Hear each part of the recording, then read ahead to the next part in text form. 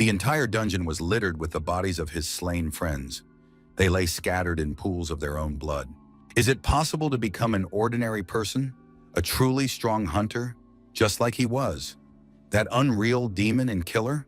Just a few hours before the tragedy, the Players' Guild building had been peaceful and quiet.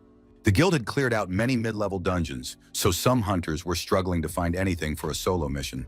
Players were choosing their quests, exchanging opinions, and chatting with one another. Soon they spotted a healer whom no one wanted to take on their missions. This guy was lonely and sad. Indeed, no one agreed to take him into their group. Suddenly, someone called out to him. The guy turned around and saw two players who, as it turned out, had been looking for him specifically. The young man greeted the pair, saying he'd heard about their promotion and congratulated them on the occasion. The girl thanked him and said they had come specifically to invite the young man to join them on a dungeon run. The young man admitted that he had found a dungeon that wouldn't be too difficult, so they could go there together. The lone young man admitted that his healing skills were still limited, and he was worried he'd hold his friends back. However, they told him not to worry and just come along with them, since the healer also had a hunter's license. Somewhere on one of the city streets was the entrance to the dungeon. The dungeon's difficulty level was normal and had a party limit of 10 people. The terrifying monster was quickly defeated and now lay on the ground with its mouth wide open. There was one monster left, which the players also dealt with without much trouble. The dungeon clear went smoothly and in sync. The young healer activated his abilities and helped his friends restore their health, as well as deal additional damage to the monsters. The players fought the monster, and everything seemed to be going according to plan. The team's health remained at a good level. It soon became clear that they needed to switch tactics and strike first, not giving the enemy time to respond. The girl activated her abilities and prepared to unleash a powerful magical attack. She directed her power against the monster, hoping to stop it once and for all. The monster froze in place, and then one of the players decided to use his new skill and activated his charge. The swordsman delivered a single sword strike, which was meant to be the final and decisive blow. The young healer looked at his comrade, realizing that the swordsman had grown even stronger once again. The monster's head flew off, severed by a single precise sword strike, and exploded in midair. The young man watched the scene with sadness, doubting that he would ever be able to become as strong a player as his companions. Soon, the monster's body exploded and scattered into tiny pieces right before the eyes of the entire group. A sword and a magic stone fell where the monster had been. These were the trophies the group had earned. The swordsman picked up the magic stone. As it turned out, it was a high-level artifact capable of being of great use in the future. After that, the player picked up the sword they had obtained after defeating the monster. The young man appraised the weapon, concluding that it was quite decent. However, he didn't have an urgent need for it. And so it was decided to give the sword to the healer. The weapon had good stats, and it could come in handy on future missions. The healer gratefully accepted the gift. It was a fine weapon, and he certainly wanted to possess it. The swordsman told the healer to accept the gift so that he could increase his strength and become a valued and useful member of the team. After that, the group was ready to return to the city since the dungeon had been cleared and the mission was complete.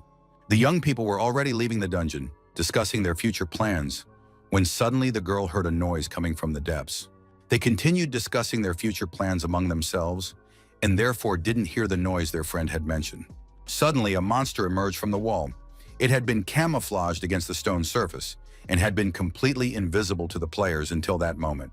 The young people immediately began drawing their weapons, realizing they would no longer be able to leave the dungeon just like that. Now it became clear to them that there was a hidden boss in this dungeon, one that had appeared, it seemed, only after the mission had ended. And soon, some kind of unreal creature appeared before the players. The stone shell shattered, and now a real demon stood before them. This hidden boss held a long weapon in his hands, resembling a scythe or an axe. Hidden bosses had never been encountered in normal-level dungeons before, but that didn't mean something like this couldn't happen for the first time.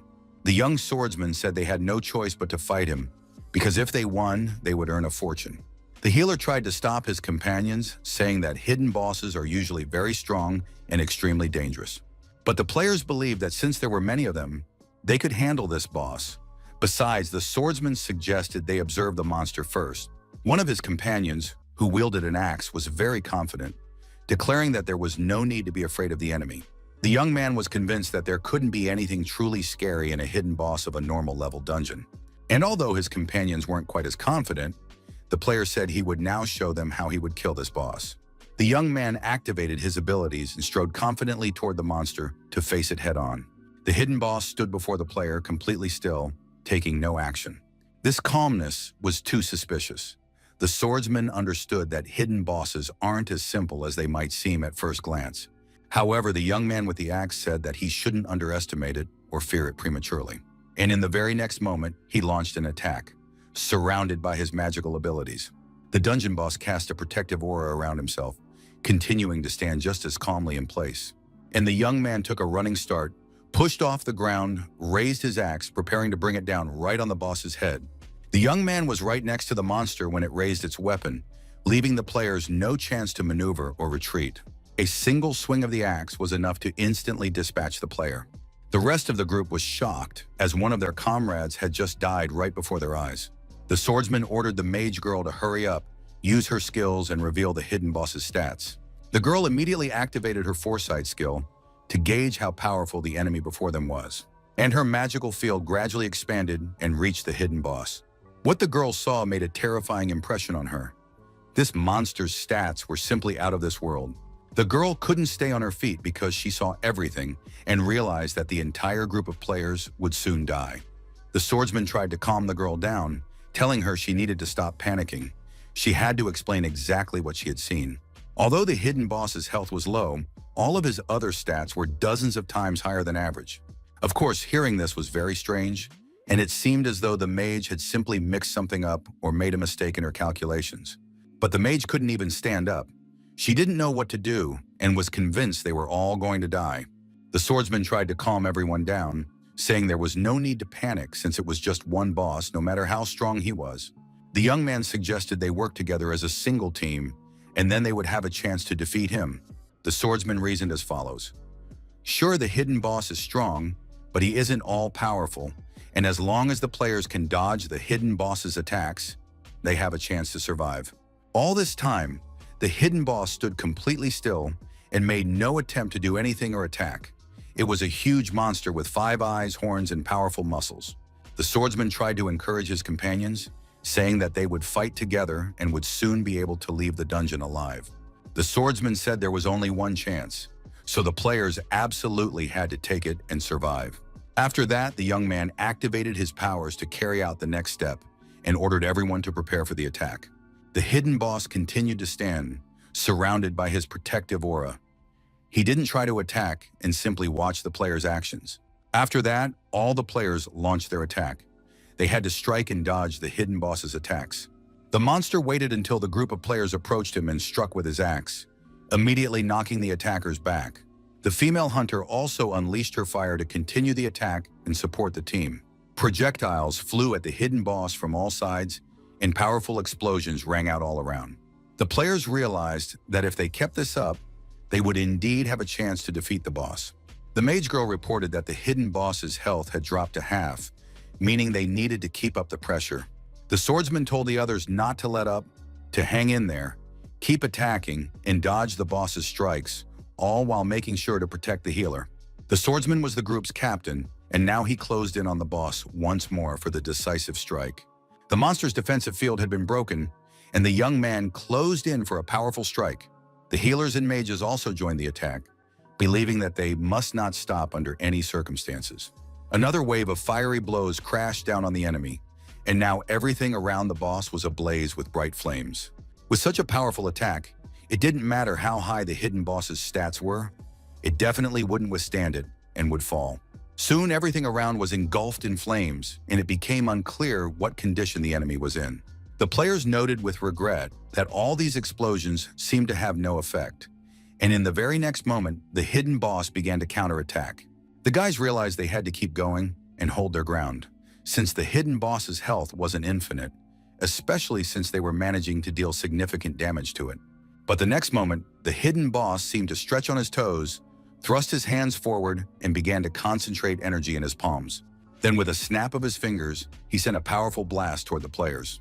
The swordsman realized this was the hidden boss's rage ability, or perhaps even a rampage. The healer had never heard of a rampage. He thought the hidden boss was supposed to just die, like regular bosses. It turned out that rampage is a special mode that activates when the boss's health reaches a certain limit. In this state, all of the boss's stats increase significantly. Only a small number of bosses have this mode, and it is extremely rare. The healer realized that the group wouldn't stand a chance against such power, and that they would most likely die right there. However, the swordsman believed they had one more chance. There was enough time for him to gather his strength and, using his weapon, kill the hidden boss. Of course, it sounded highly improbable and unrealistic, but they had to try something to save themselves. The swordsman was certain that until they tried, there was no way to know in advance whether it would succeed or not. The mage girl said she would provide all the support she possibly could. And so, closing her eyes, she began to gather all her energy and abilities to support the players. The swordsman regained his strength and prepared to deliver a single strike with his sword, one that was meant to kill the hidden boss. The young man approached his opponent and struck, believing the boss wouldn't have time to resist. However, the villain in turn swung his weapon, preventing the swordsman from completing his attack. After that, the hidden boss hung in the air, and now the swordsman realized he needed to take advantage of this opportunity. The hidden boss continued to gather his energy. He was left without a weapon, but he clearly had no intention of losing. His power grew right before everyone's eyes, and in his hand was no longer just a ball of energy, but a massive, powerful charge. The swordsman managed to dodge the attack once again, and the young man grew angrier and angrier at his opponent. So far, only he had managed to avoid the attacks, but the player himself was still practically powerless to do anything. The girl activated the Red Lotus plan and directed it at the hidden boss. This attack proved very successful. The boss hadn't expected such an onslaught and was now knocked aside by a powerful shockwave. It seemed the attack had indeed been successful, so the swordsman shouted at the others not to stop and to keep it up. He wanted to use the fire attack to get close to the boss under the cover of the flames. And just as this plan was about to be carried out, the young man closed in on the enemy and raised his sword for the decisive blow. There was a powerful explosion that lit up everything around them. The players didn't know who had killed whom or how the attack had ended. Of course, no one could have survived such an attack. The hidden boss was completely engulfed in flames. Hope arose among the players. They greeted the events with excitement and joy, convinced that they had finally managed to defeat their opponent. The swordsman was also trying to catch his breath and was pleased that, as he thought, he had finally managed to defeat the boss. But suddenly, amid the general joy, the mage girl let out a cry. She saw that the hidden boss hadn't died. Now all the players could see it. Right in the middle of the fire, a figure stood, still whole and unharmed. The female mage shouted to her companions that the boss was still alive. He hadn't died, and they needed to keep attacking. But it seemed that now it was the boss's turn to deal with the players, and he let out a piercing scream. To the horror of everyone present, it soon became clear that the hidden boss didn't have a single scratch on him. The next second, the monster was right in front of the girl, and a moment later, her head was severed and rolled across the dungeon floor. The guys were in shock. They didn't even have time to figure out what had happened. It was now clear beyond a doubt that the players couldn't handle the situation, so the captain shouted at his comrades not to stand there frozen, but to run away immediately. However, the boss was already nearby, and his next victim was the girl with fire manipulation abilities. This time, the hidden boss fought unarmed, severing the players' heads with his sharp claws. The players didn't know what to do. They had no idea what their chances were in this situation, and the monster was already standing before them, reaching out its terrifying hand. The hidden boss's speed was unreal. Leaping from one to the next, he killed everyone present without pausing for a moment. The group's captain was still alive. He couldn't understand how this could have happened to him and his comrades. His entire group had just been killed right before the captain's eyes, and now the young man rushed into the attack, perhaps not even realizing the futility of his actions. The hidden boss didn't even want to get his hands dirty. He activated his magical power once more. He dealt with the swordsman by landing a precise strike on him. Of course, no one could have withstood such a blow. The group's captain was blown to smithereens, and the captain's sword plunged from a great height into the stone floor right at the healer's feet. The young man couldn't recover from the horror. All the guys he'd been clearing the dungeon with were dead. The young man couldn't put up any resistance at all. For some reason, the boss had left him for last, probably because the healer was the weakest in the group. Everyone had always looked down on the young man and called him a weakling. No one wanted to take dead weight into their group because they'd have to look after the healer. The players didn't want to waste their resources on what they considered a worthless companion. All his life, he had heard nothing but the words, weakling, loser, a waste of time, useless, what good are you, scum. The young man was used to being treated like a non-entity, and now even this hidden boss was looking down on him. The young man looked up, saw the sword, and it seemed to him that his friends believed in him and thought he could defeat the boss. He just needed to stand up and take the sword in his hands. Of course, the boy understood that he was about to die and couldn't change anything. But it was still better to try to put up some kind of resistance before dying. The young healer rose from his knees, took his fallen comrade's sword, and said he would fight for his life. The hidden boss watched the young man with interest and a strange smile on his face. The young man believed that even if he were to die, it would be better to do so as a warrior rather than a coward. Of course, absolutely no one wanted to die, but circumstances had unfolded this way, and the young man found himself in a dead-end situation. He could simply die like a coward or a piece of trash, or he could try to die with a sword in his hands. And so the young doctor, armed with a stranger's sword, charged at the hidden boss. The enemy, of course, knocked the player back before the young man could do anything. However, the healer didn't want to die alone. He managed to get a quick strike in and stabbed the hidden boss with the sword. It's unclear how it happened, but the sword struck the monster right in the heart, and the hidden boss let out a loud scream. The blade stuck out of its chest, and the monster responded by delivering a crushing blow to its attacker, the healer. The young man knew he was dying, but he was satisfied that he had avenged his comrades. Now they could rest in peace. Something strange was happening to the monster. It turned out that lightning and electrical discharges were shooting out of its chest. Everything around him turned white, and the young man couldn't figure out where he had ended up. He thought he had died and was now experiencing the sensations that came with it. Most likely he would now meet his friends since they had all died together. Opening his eyes, the young man saw that he was still wearing the same clothes. He had thought he would look different, but apparently he wasn't quite dead yet. Soon a dungeon notification appeared before him. The guy was congratulated on his achievement.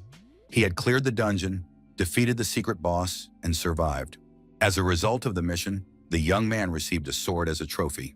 The boss held the human heart in his hand. His long claws gripped the organ tightly. The hidden boss was about to eat it to sustain his strength and abilities. The monster sat over the slain player's body and devoured his still beating heart. The young man was in shock at what he saw. The monster had just devoured his friend's heart right before his eyes. Having finished with the swordsman, the hidden boss headed toward the young man. His face was smeared with blood, and one of his eyes glowed with a bright light.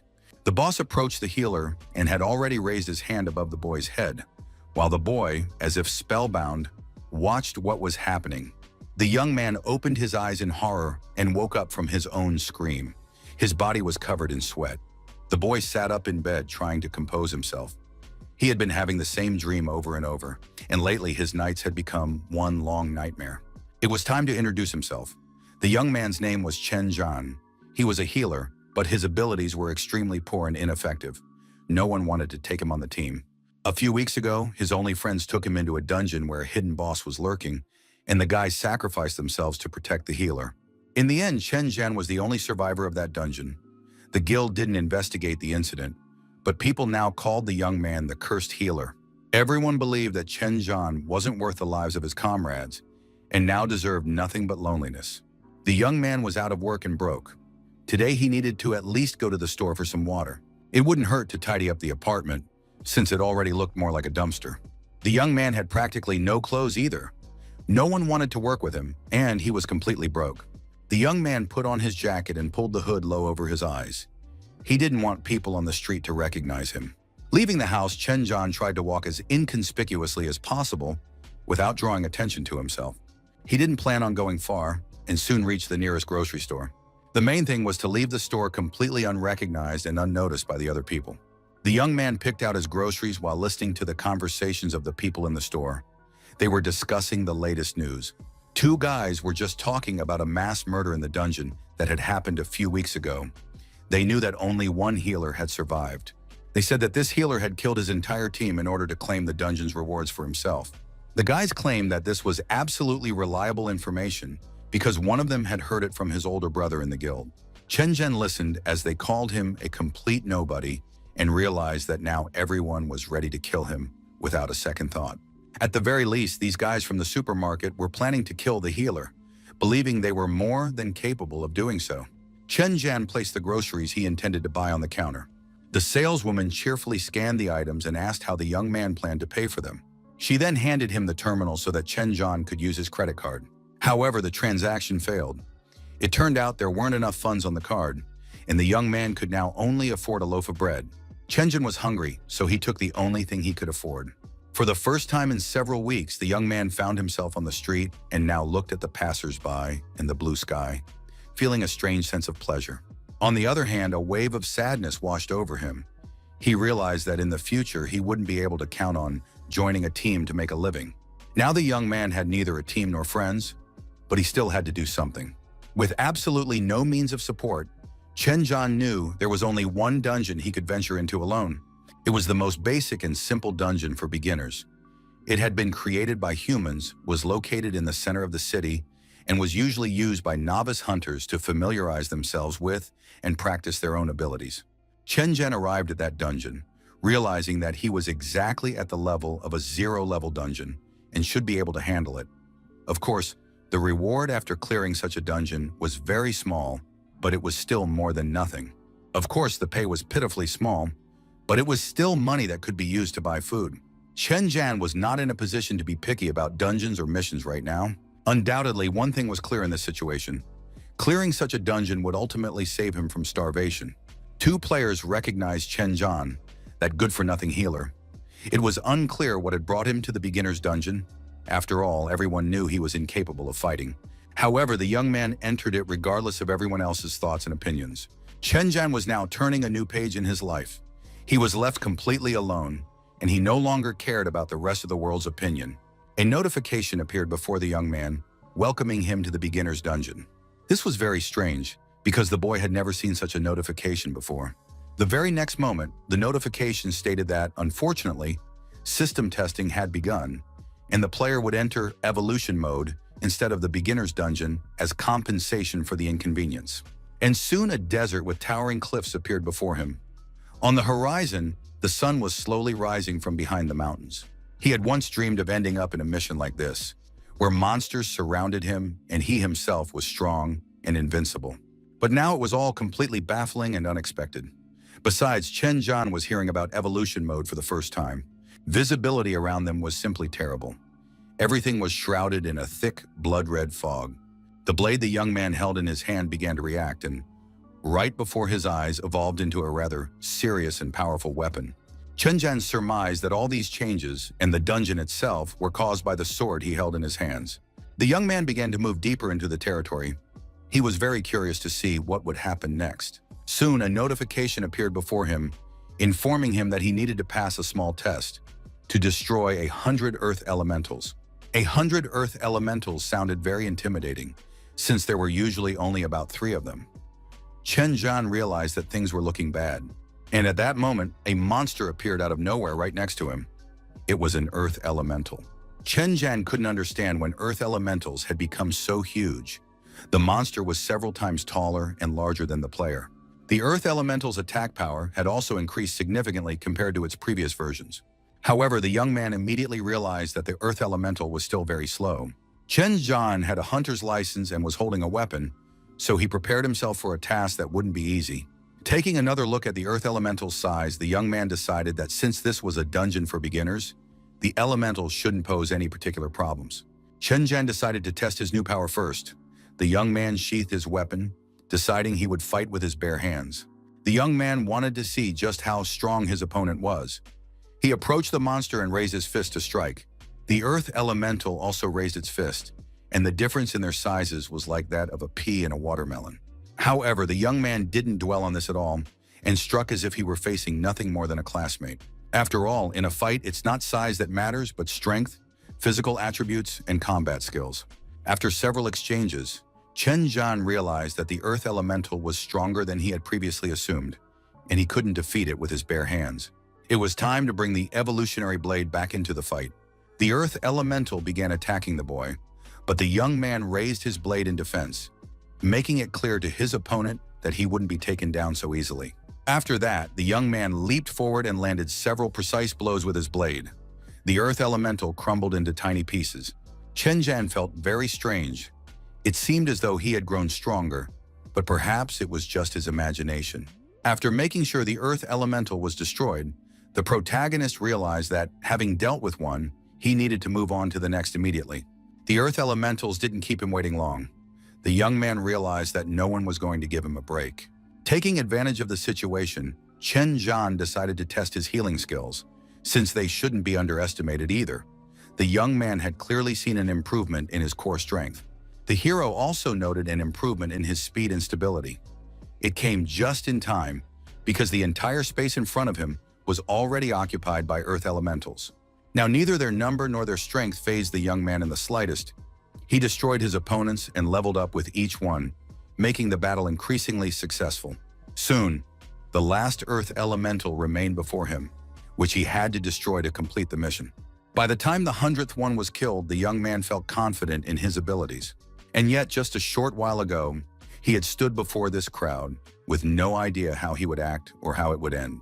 Chen Zhan cut them down with his sword, realizing that his abilities as a hunter were growing right before his eyes, along with his strength and agility. What had seemed absolutely impossible and unreal just a short while ago was now a thing of the past. Of course, it wouldn't be accurate to say the young man felt no tension at all. After all, defeating 100 earth elementals was no easy feat. Standing among the slain monsters and leaning on his sword, the young man received a message from the game stating that the test had been completed, and for this he would receive a reward. Chen Zhan was very pleased to have gotten rid of all the monsters. It had been exhausting, because he hadn't fought much lately and had lost his skills. However, now he could safely leave the dungeon. But the next moment, a game notification informed him that he had been assigned a new test task. He needed to destroy 100 water elementals. For completing the first test, the young man received an earth essence. It was the only reward for completing the quest. Chen Zhan had never heard of this essence before, and in general it was a very strange reward for destroying such a huge number of elementals. The earth essence was crystallized earth energy.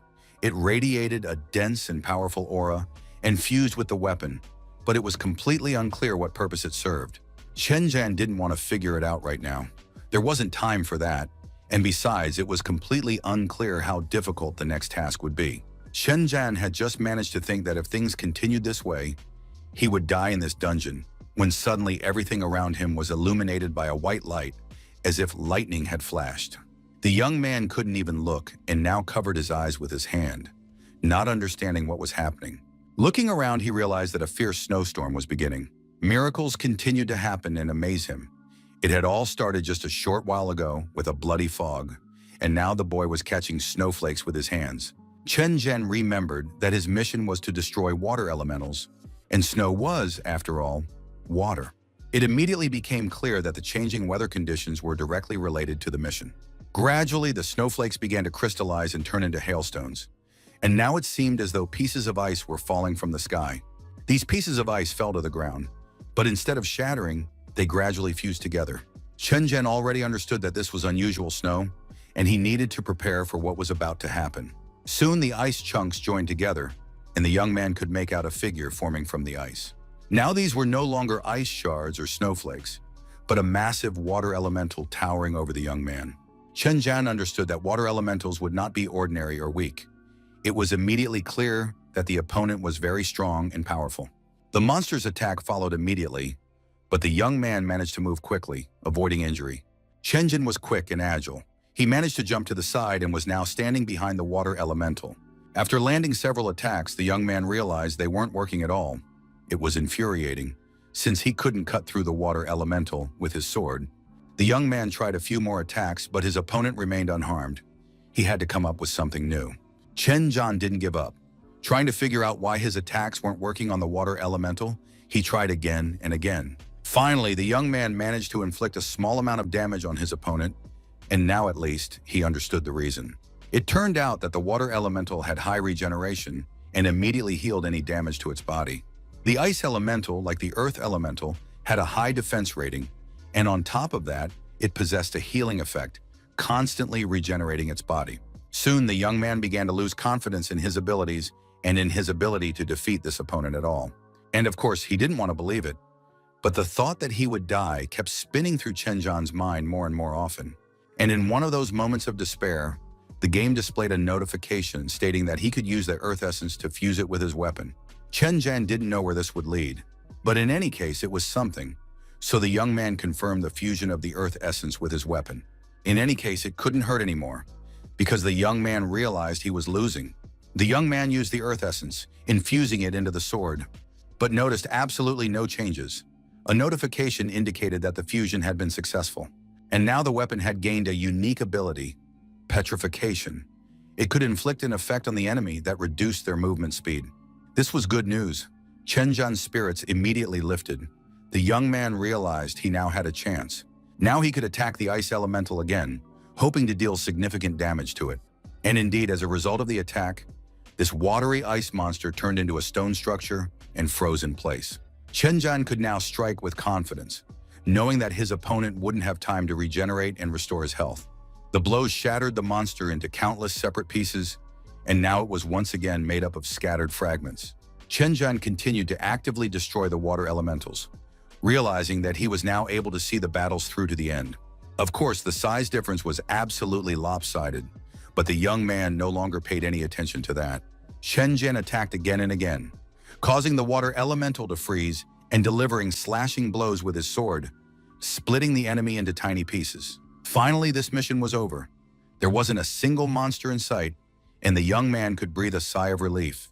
However, the objective of the quest was to destroy 100 water elementals, and at this stage one was still missing, yet the young man saw no one else around him. But he didn't have to wait long. A noise rang out in the distance, catching Chen Zhan's attention. It wasn't immediately clear what was happening, but the battlefield, littered with the bodies of slain water elementals, began to glow and regenerate. And all the dead ice elementals gradually merged together, and soon a new water-based creature appeared before the young man. It was a beautiful icy maiden with an equally icy gaze, and the young man immediately realized that this was the Snow Queen. The Snow Queen's primary element was ice. She was a hidden boss, and it was now clear that Chen Zhan was very lucky when it came to hidden bosses. The Snow Queen was an upgraded version of the ice golem, just as strong, nearly indestructible, and powerful. Chen Zhan knew he was facing another formidable opponent, and this battle would be tough once again. The young man felt extremely tired. He wasn't sure he could endure the battle this time. Perhaps he had enough physical strength, but his health after the previous battles didn't inspire confidence. Chen Zhan had grown very tired over the last few fights. The young man checked his stats and realized he would have to use his class skill. And so he activated the basic healing skill, Healing, to restore his physical condition and health to normal. Chen Zhan could literally feel his wounds filling with strength. He stood within this healing cloud and gradually regained his breath. When the healing process was complete, the young man told himself that now he would find out if this battle would be his last. Chen Zhan looked at the Snow Queen and told her that he had already survived countless attacks, so the queen should try to kill him if she had the strength. The young man tried to analyze his opponent. The Snow Queen and the ice golems were varieties of ice elementals, and that meant the petrification effect should be quite effective against the Snow Queen as well. Chen Zhan didn't hesitate and rushed to attack the Snow Queen. First and foremost, he needed to break through her defenses. The young man hoped that the Snow Queen would turn to stone, just like all the previous water elementals. However, immediately after the first attack, it became clear that the protagonist had underestimated the Snow Queen's defenses. He had barely managed to inflict any damage on her. The situation was tricky. Petrification wasn't working, and the player's attacks weren't strong enough, so the young man decided to use regular strikes. At that moment, the Snow Queen went on the offensive herself. She raised her hand, and an icy sword appeared in her palm. The Snow Queen held it high above her head, and it was clear that the attack she was about to launch would be extremely powerful. Chen Zhan understood. If the Snow Queen used such attacks from the very beginning, this duel was doomed to end in defeat for him. And now a vast multitude of ice shards rained down from the sky. They were bound to destroy everything around them. Chen Zhan managed to jump out of the way at the last moment, and the ice chunks slammed into the ground with such force that the rocks shattered into dust. The young man rushed away at breakneck speed because the entire area was littered with ice shards. It was impossible to withstand such an attack. His only option was to flee. Chen Zhan managed to dodge the ice chunks quite successfully if he didn't want to be torn to pieces. However, it was clear that he couldn't keep dodging the attacks forever, so he had to wait for the right moment. Taking advantage of a pause between attacks, Chen Zhan waited for the moment when the ice blocks were still high in the air and realized this was his only chance. The young man ran right up to the Snow Queen. This way, he was able to hide using the monster's body as a shield. And when he no longer needed to dodge the ice attacks, Chen Zhan was able to strike the Snow Queen. As expected, the player's strikes not only interrupted the boss's current attacks, but also affected the ones that followed. Chen Zhan realized that if he only used normal attacks, the Snow Queen wouldn't have time to use her ultimate moves. And so he had to dodge her single attacks and land his own precise counterattacks. Chen Zhan knew that by using this tactic, he was fully capable of defeating the Snow Queen. Of course, no one had promised it would be easy, but at least now he had a chance, and he had to make the most of it. Soon, the young man decided to test whether his combo attacks were stronger or weaker than the boss's ultimate attacks. Chen Zhan got ready and started landing combos, counting them in his head. He wanted to know how many attacks it would take to win. No one had promised it would be easy, and the Snow Queen was successfully parrying his attacks. Time passed, and the number of combos the young man had performed was now approaching 900. When the count exceeded 400, the Snow Queen continued to withstand the blows and launch counterattacks of her own. The number of combos performed had surpassed 9,000. The battle continued, and the young man barely felt alive anymore. He had become a machine for delivering attacks. The 10,000th attack seemed to be the last. Chen Zhan could barely stay on his feet, and the sword in his hand seemed to have grown into his wrist, becoming one with him. The game notified him that he had successfully executed 10,000 combos, and thanks to this, the player unlocked the Fatal Attack ability. It couldn't have come at a better time given the situation. Chen Zhan knew that the time had come to risk his life. And now armed with the new Deadly Attack, the young man decided to test how much the Snow Queen could withstand in this situation. The Fatal Attack the player used nullified the enemy's defensive properties. He could only hope that this would be enough to defeat the Snow Queen. Chen Zhan prepared himself, activated the Fatal Attack, and knew that only one of them would emerge alive from this battle, either him or the hidden boss of this dungeon, the Snow Queen. He disabled his opponent's defenses and struck with his sword, pouring all his remaining strength and hope for victory into the blow. And the expected miracle happened. The blow struck her arm, which immediately, right before the young man's eyes, split in two. The Snow Queen was furious. With surprise, anger, and rage, she stared at her severed hand as it fell to the ground. Chen Zhan was pleased that his attack had worked.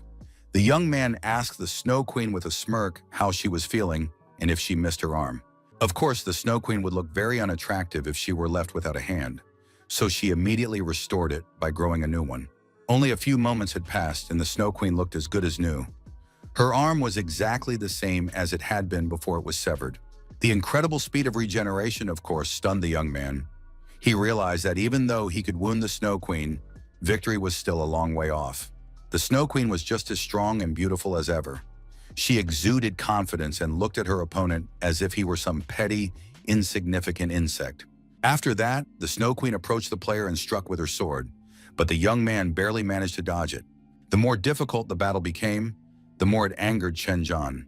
He didn't lose heart and declared that he would finish off the Snow Queen with a single blow. The Snow Queen launched another attack, and the young man barely survived that powerful blow.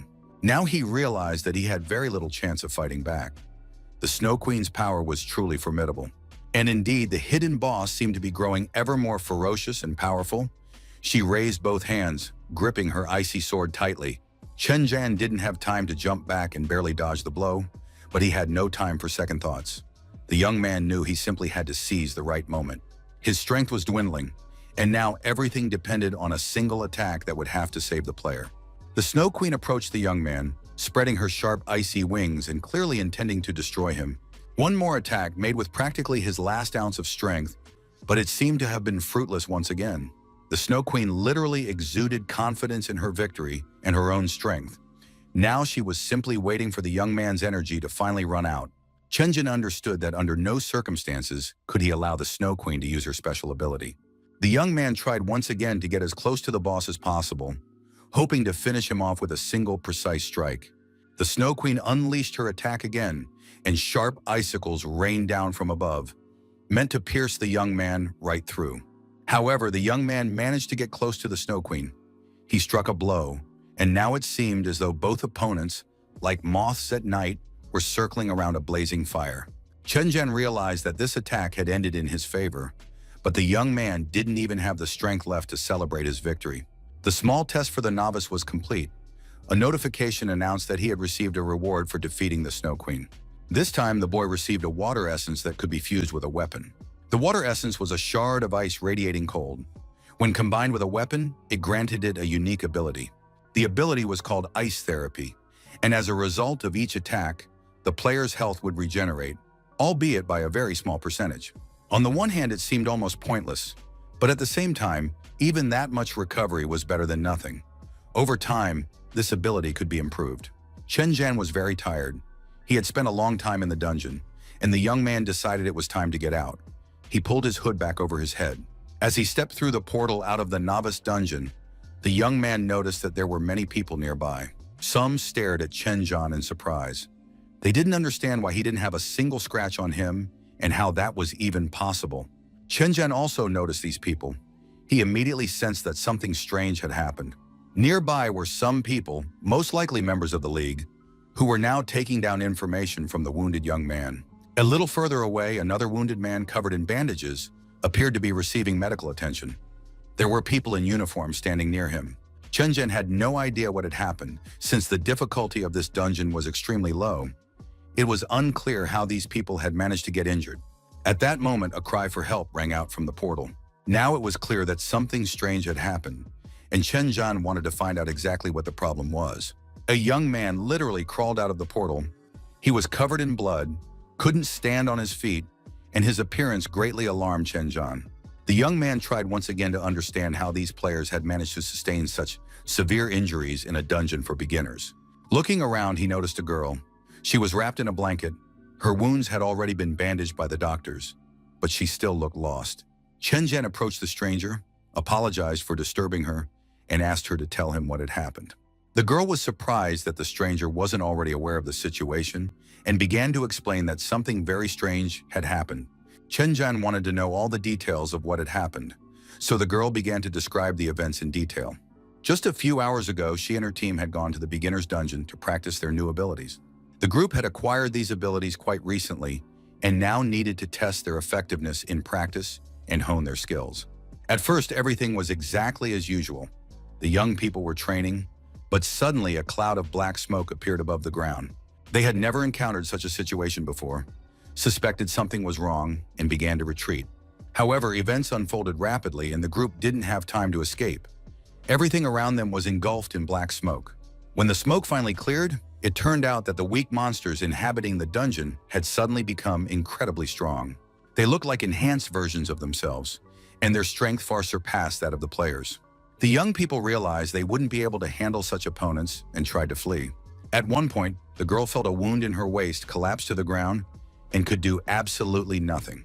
Fortunately for her and a few other players, they were forcibly returned from the dungeon due to exceeding the time limit. Otherwise, they wouldn't have made it out alive. It turned out that all this happened the moment Chen Zhan entered the dungeon. The young man wondered if his presence could have affected the others. He didn't know if his appearance could have triggered some hidden mechanisms in the dungeon and decided to pay special attention to this matter. Chen Zhan thanked the girl for her story and wished her a speedy recovery, but he realized that he wouldn't be able to enter the dungeon whenever he pleased. At that moment, a large group of players approached. The guild had sent them here to sort out the situation. It was the city's largest guild, led by Huang Tu. This time, nearly the entire guild had turned out. They strode confidently toward the portal. Right now, it seemed like there were even more of them than necessary, especially if Chen Zhan's assumption turned out to be correct, and everything in the dungeon would be quiet and peaceful again. The players immediately called on the team of healers to assist the wounded. An order was also given to the strike team to get ready because they were about to enter the dungeon. Chen Zhan watched the proceedings from the sidelines. He understood that in this situation, his help would most likely not be needed. Chen Zhan stepped slightly to the side, looking around and surveying the area. He knew he had to leave before anyone noticed him. But at that moment, the girl turned to him, saying she was glad to see an old acquaintance, and asked what Chen was doing here all alone. She also offered to take a closer look at him. Maybe he was injured and she could help. Before Chen Zhan could say anything, the chatterbox assumed that no one had wanted to take him into their group again, and of course, that was all very sad. The young man remained silent, and now the girl began to get angry, feeling that this loser was ignoring her. Chen Zhan turned around and walked away. The girl assumed he was running off to his nanny, but the boy couldn't go to his nanny since she was already dead, and after that, the girl started laughing. Chen Zhan acted completely on autopilot. He drew his sword without uttering a sound and turned toward the girl. Holding the weapon to her neck, Chen Zhan demanded she take back her words. Otherwise, the girl would die right here and now. The girl was terrified. She stared in horror at the sword resting on her shoulder and knew full well that Chen was a healer, though she couldn't understand how he had acted so quickly. At that moment, the second blade intervened to prevent the situation from becoming too dangerous. The young man asked them to calm down. After all, this was the novice's territory and killing players here was forbidden. It was the guild leader Huang Tu. He said that in case of disobedience, he would kill anyone. And if anyone disobeyed, they would regret it later. After these words, the man sheathed his sword. Chen Zhan remained silent, studying the young man. He recognized this one-eyed player. He really was one of the guild leaders. Huang Tu, the head of guild affairs, held at least a diamond rank. Of course, it wasn't worth courting trouble and getting into a conflict with such a person. Chen Zhan said he understood perfectly and hoped they would never meet again. Huang Tu wouldn't let the guy leave, saying that killing players was forbidden in the city, but absolutely allowed elsewhere. Now the girl joined the conversation. She confirmed that killing players was allowed in the arena. She was upset that some primitive healer had managed to scare her. She began to provoke Chen and challenge him to a duel. However, her red-haired partner tried to stop her, saying that it was nonsense and not worth doing. Chen Zhan responded to all these provocations and jabs by simply saying that he was ready to face them whenever they said so. Huang Tu was very pleased that the young man hadn't tried to leave. It wasn't clear why he would want to. Chen Zhan confirmed that they would meet in the arena. The arena was a place where hunters were allowed to engage in deadly duels. Most hunters came there to hone their combat skills. There were two types of battles: friendly sparring, limited in time, and a fight to the death, which ended only after the death of one of the fighters. Chen Zhan followed his new friends, if they could be called that. It was unclear how he had managed to get himself into trouble. Chen Zhan watched the proceedings with interest. He saw the sparring match currently taking place in the arena. A young man was fighting. He held an axe in one hand and a spear in the other. He was with a girl who appeared to be a mage. Chen Zhan slowed down to watch them, but immediately they started urging him on, saying he was just wasting other people's time. The guys from the guild thought Chen was really nervous, since it was his first time. The girl who had started the commotion kept laughing at Chen, saying that it was written all over his forehead what a wimp he was, and that he needed to be treated more gently. Chen Zhan remained silent most of the time, and didn't react to the young people's words at all, making no attempt to argue with them or explain anything. The girl took this as cowardice. She thought the guy was scared, but if Chen got down on his knees and started begging for forgiveness, maybe she would forgive him.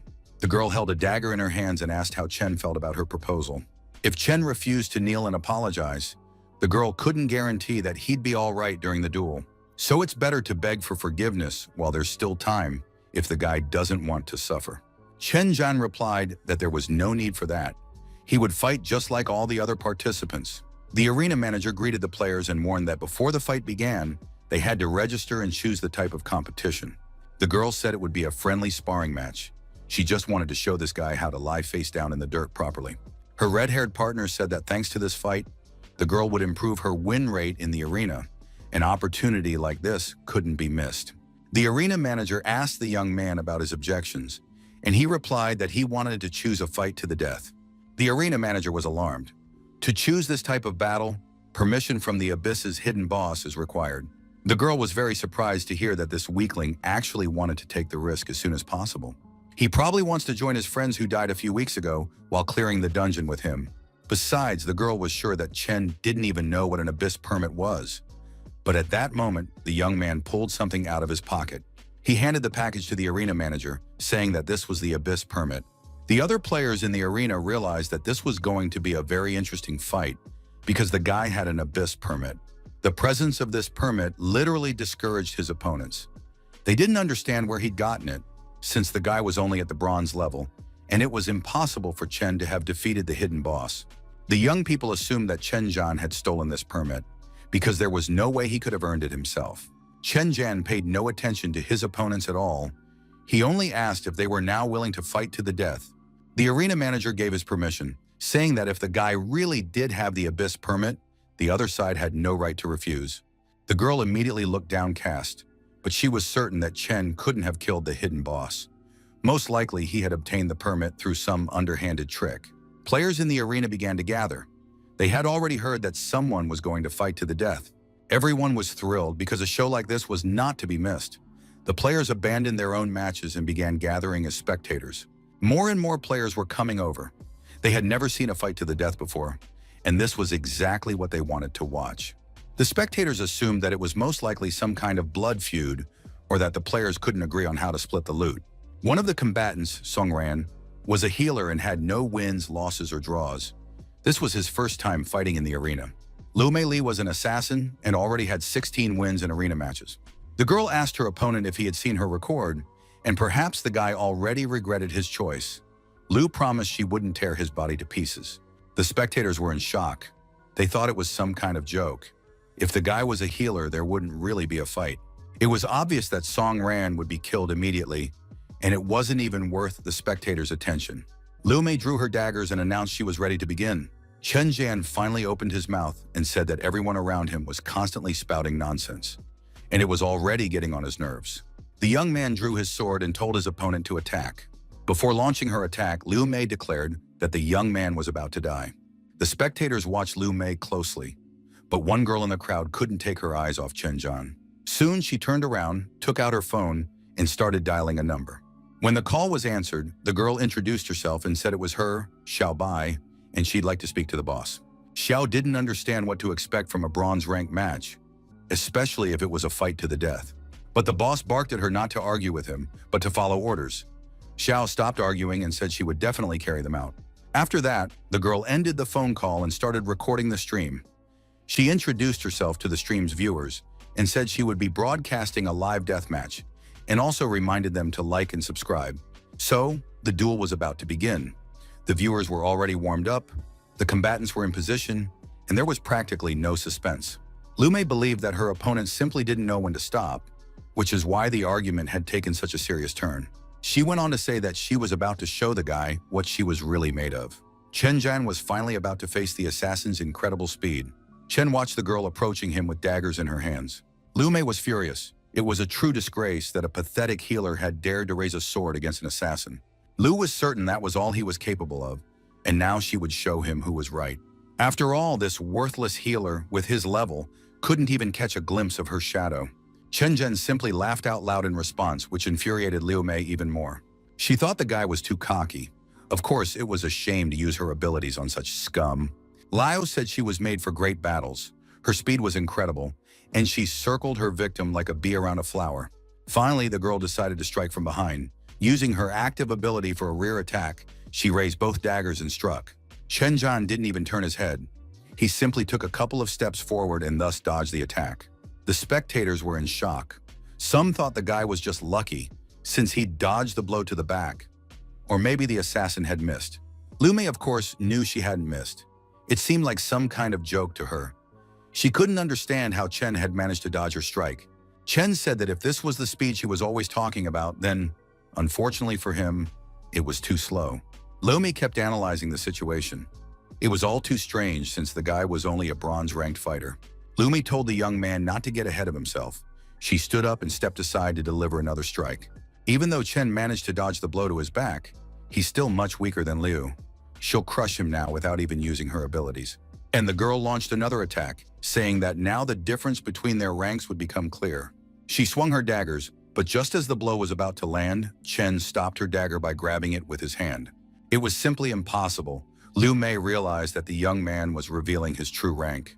The spectators were already watching the duel closely and realized that the healer was strong and confident in his abilities.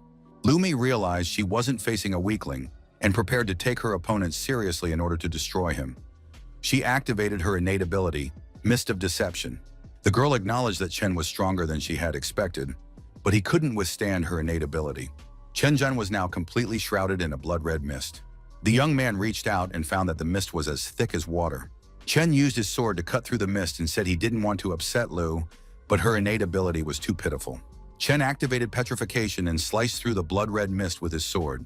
The spectators didn't understand what the player was doing or why he was swinging his sword in front of him. Perhaps the guy was acting out of desperation because he couldn't oppose the legendary fog with anything. The spectators realized that the assassin's ability was simply incredible. Her fog had filled the entire arena, and the guy was just waving his sword as if swatting away flies. But then a girl shouted to everyone that they needed to look closely. It seemed like the fog was starting to dissipate. The spectators really did start watching and realized that it was working. It looked like a joke, but the fog began to disappear. Soon, almost nothing remained of the fog. It was dissipating, and pieces of stone were falling to the ground. Lume was already terrified and furious. This was simply impossible. Her innate ability had been nullified. Lume now watched her opponent with interest. She crept up on him, intending to take advantage of the remaining fog and stab him in the back with her dagger. Chen turned toward his opponent at the last moment and struck her. As he did so, the young man said that arrogance could cost her dearly, and blood gushed from the girl's throat. She fell to the floor of the arena, dropping her weapon. The audience was in shock. The young people hadn't expected such a turn of events, though. Of course, they were watching a fight to the death and should have understood where it would lead. Xiaobai, without moving, continued filming her live stream. She had never had such interesting content before. Chen Zhan approached his opponent, pressed his sword to her throat, and asked if she wanted to stop being sarcastic and mocking. Lu Mei stared at the guy and couldn't wrap her head around the fact that this had actually happened, since he was just a bronze-rank player. Even as she lay in a pool of her own blood, Lu Mei wanted to understand how he could have done this to her. Chen Zhan replied that he had merely been passing by and that she shouldn't have insulted him. The girl continued to gasp, tormented by the question of how this could have happened, but the fact remained. Chen Zhan received a notification that he had unlocked a new weapon form called Bloodbath. The weapon's mastery mode had been activated. Now he could use 2 swords or a dagger. It was very ironic, especially considering that the guy had to kill a murderer to do so. The players from the Huangshu Guild, who had come to cheer on their friend, realized they had underestimated the kid, but now had no idea how they were going to explain themselves to the guild leader. Xiaobai was still live streaming and commented that right before everyone's eyes, the bronze hunter had dispelled the assassin's illusion and killed her instantly. But what was most strange and surprising, this guy was just a healer. The live stream filmed by Xiaobai was being broadcast on one of the city's largest screens. She was showing a deadly duel in which a bronze-rank healer had taken down a silver-rank assassin. Passers-by on the street watched the astonishing duel with interest. How a bronze-rank healer could defeat a silver-rank assassin, especially since the guy was just a healer. The spectators in the arena were ecstatic. They demanded that Chen Zhan finish off the assassin. But Chen hadn't yet decided what to do with the girl. No one needs unnecessary casualties. Chen Zhan turned to his opponent and said that her life was now in his hands so she could beg for mercy if she wanted to live. The girl immediately fell to her knees and asked Chen to forgive her. She apologized for the insult she had hurled at him and his friends, and begged him to spare her life. Chen said that if Lu Mei were in his place, she would have killed him without a second thought. The guy was just passing by. Was it really that hard to leave him alone? Their entire argument and fight stemmed from a crude insult the girl had hurled. She was told to call herself a shameless bitch and write her name. Or she could have chosen death rather than do it. The stream's viewers were both thrilled and shocked. Lu Mei said she understood everything that was required of her. At that moment, one of her companions couldn't bear the insult and jumped up, preparing to leave the arena. Now all the players from the Huangtiu Guild knew just how furious their leader would be when he found out about the disgrace. And at that very moment, on every smartphone in the country, Liu Mei was telling everyone what a bitch she was. The girl didn't just call herself a bitch, she called herself a shameless bitch. Now it was clear just how brilliant Xiaobai had been to start the stream. The number of viewers broke the guild's record, but that wasn't even the main point. First and foremost, one had to understand what this bronze rank player was trying to achieve by challenging the silver rank. The girl speculated that perhaps Chen Zhan had his sights set on the top spot in the player rankings. It was a very logical conclusion, and perhaps this guy would be the key to the revival of a new guild. Outside the arena, Chen Zhan found himself surrounded by fans. They called him a genius, admired him, asked to add him as a friend, and were also curious about how a healer had managed to dispel the fog of deception. Chen Zhan understood that in the future, the Huangtu Guild would try to avenge this disgrace. That day would surely come once all the commotion had died down. Chen knew he had to do everything in his power to become stronger.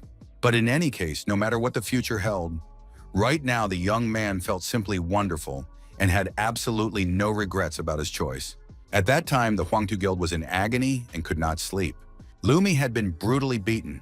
Her clothes were torn to shreds and her entire body was covered in bloody bruises and injuries. She was tied up and handcuffed. She was being punished for bringing such shame upon herself. The punishment was carried out personally by Boss Huang Tu. he beat the girl with a leather whip. The boss believed that the players had disgraced the guild today and then had the audacity to return. It's unclear how this bronze-ranked player managed to defeat Liu Mei and bring her to such disgrace. The whip struck the girl's face with full force. Liu didn't try to hold back. She screamed loudly and desperately while the boss beat her, blood spattering everywhere. The boss said he was treating her like a real bitch, since she had called herself that. All players need to understand once and for all, their lives are worth absolutely nothing compared to their reputation. A huge dog sat next to the boss, just waiting for permission to tear the girl apart. It was a fighting dog, strong and merciless. The red-haired guy realized things were bad. The boss had simply lost his mind and was about to kill the unconscious Liu Mei. You can't treat your guild members like that. At that moment, a blue flash erupted right next to the guy. The next moment, he felt a sharp pain that literally paralyzed his body. The young man's arm was torn off, blood spurting in all directions. He was terrified, not understanding what had happened. The next moment, as the young man tried to staunch the bleeding and screamed loudly, Boss Huang Tiu bowed respectfully to the stranger and asked for forgiveness. Huang Tiu expressed his respect to Mr. Merchant and said he was glad to be of service and assist in any matter. He added that his men had behaved appallingly today. It seemed they hadn't understood what was going on at all. Now the boss was apologizing to the merchant for their behavior. The merchant rose from his chair and said he wanted to buy the girl who had caused trouble and so disappointed her boss. The merchant had a very striking appearance. Long red hair, a crimson suit and hat, and round glasses on his nose. Huan Tu replied that from that moment on, Liu Mei belonged to the merchant, who could do whatever he wanted with her. The merchant stroked the girl's face and told her boss that the money would be delivered within the next few days. After that, the merchant announced that they would see each other later, but for now he had to leave. And just as he had appeared, from absolutely nowhere, and in a completely inexplicable manner, the merchant vanished. The young man, now missing an arm, asked his boss for help. But Huan Tu was also confused. He didn't understand why the merchant needed Liu Mei. Huang Tu ordered the men to take her to the hospital to stop the bleeding and provide medical care. Byron, the merchant, was an underground trader operating among various guilds. No one knew who he worked for. He always appeared out of nowhere and offered deals. These deals were often unfavorable, but it was impossible to refuse them. Once, the guild refused to deal with Byron. As a result, the entire guild was wiped out after refusing to make the deal. The merchant always left, leaving contact details and payment. If money wasn't of interest, one could ask him for services or items. Huan Tu spent the entire evening in thought. The deal with the merchant hadn't been such a complete failure, but he had still lost 2 guild members. It was all the fault of that unknown bronze-rank healer who now had to die. Somewhere in another part of the city, the merchant appeared out of nowhere, carrying the lifeless body of the beaten-up Liu Mei on his shoulder. Byron lowered the girl to the ground and pulled a magic stone from his pocket, a legendary-grade transformation stone. The man activated the stone. Next to Liu Mei's body, the girl barely moved and appeared to be dead. When the magical effect ended, the merchant began to smile happily and laugh, examining his stone. It seemed as though all the life energy and innate abilities had been sucked out of the unfortunate victim's body by the stone. Chen Zhan finally made it back to his apartment. He was able to clean himself up and wash. The young man understood that he was no longer the same person. All this time, those around him had constantly humiliated him.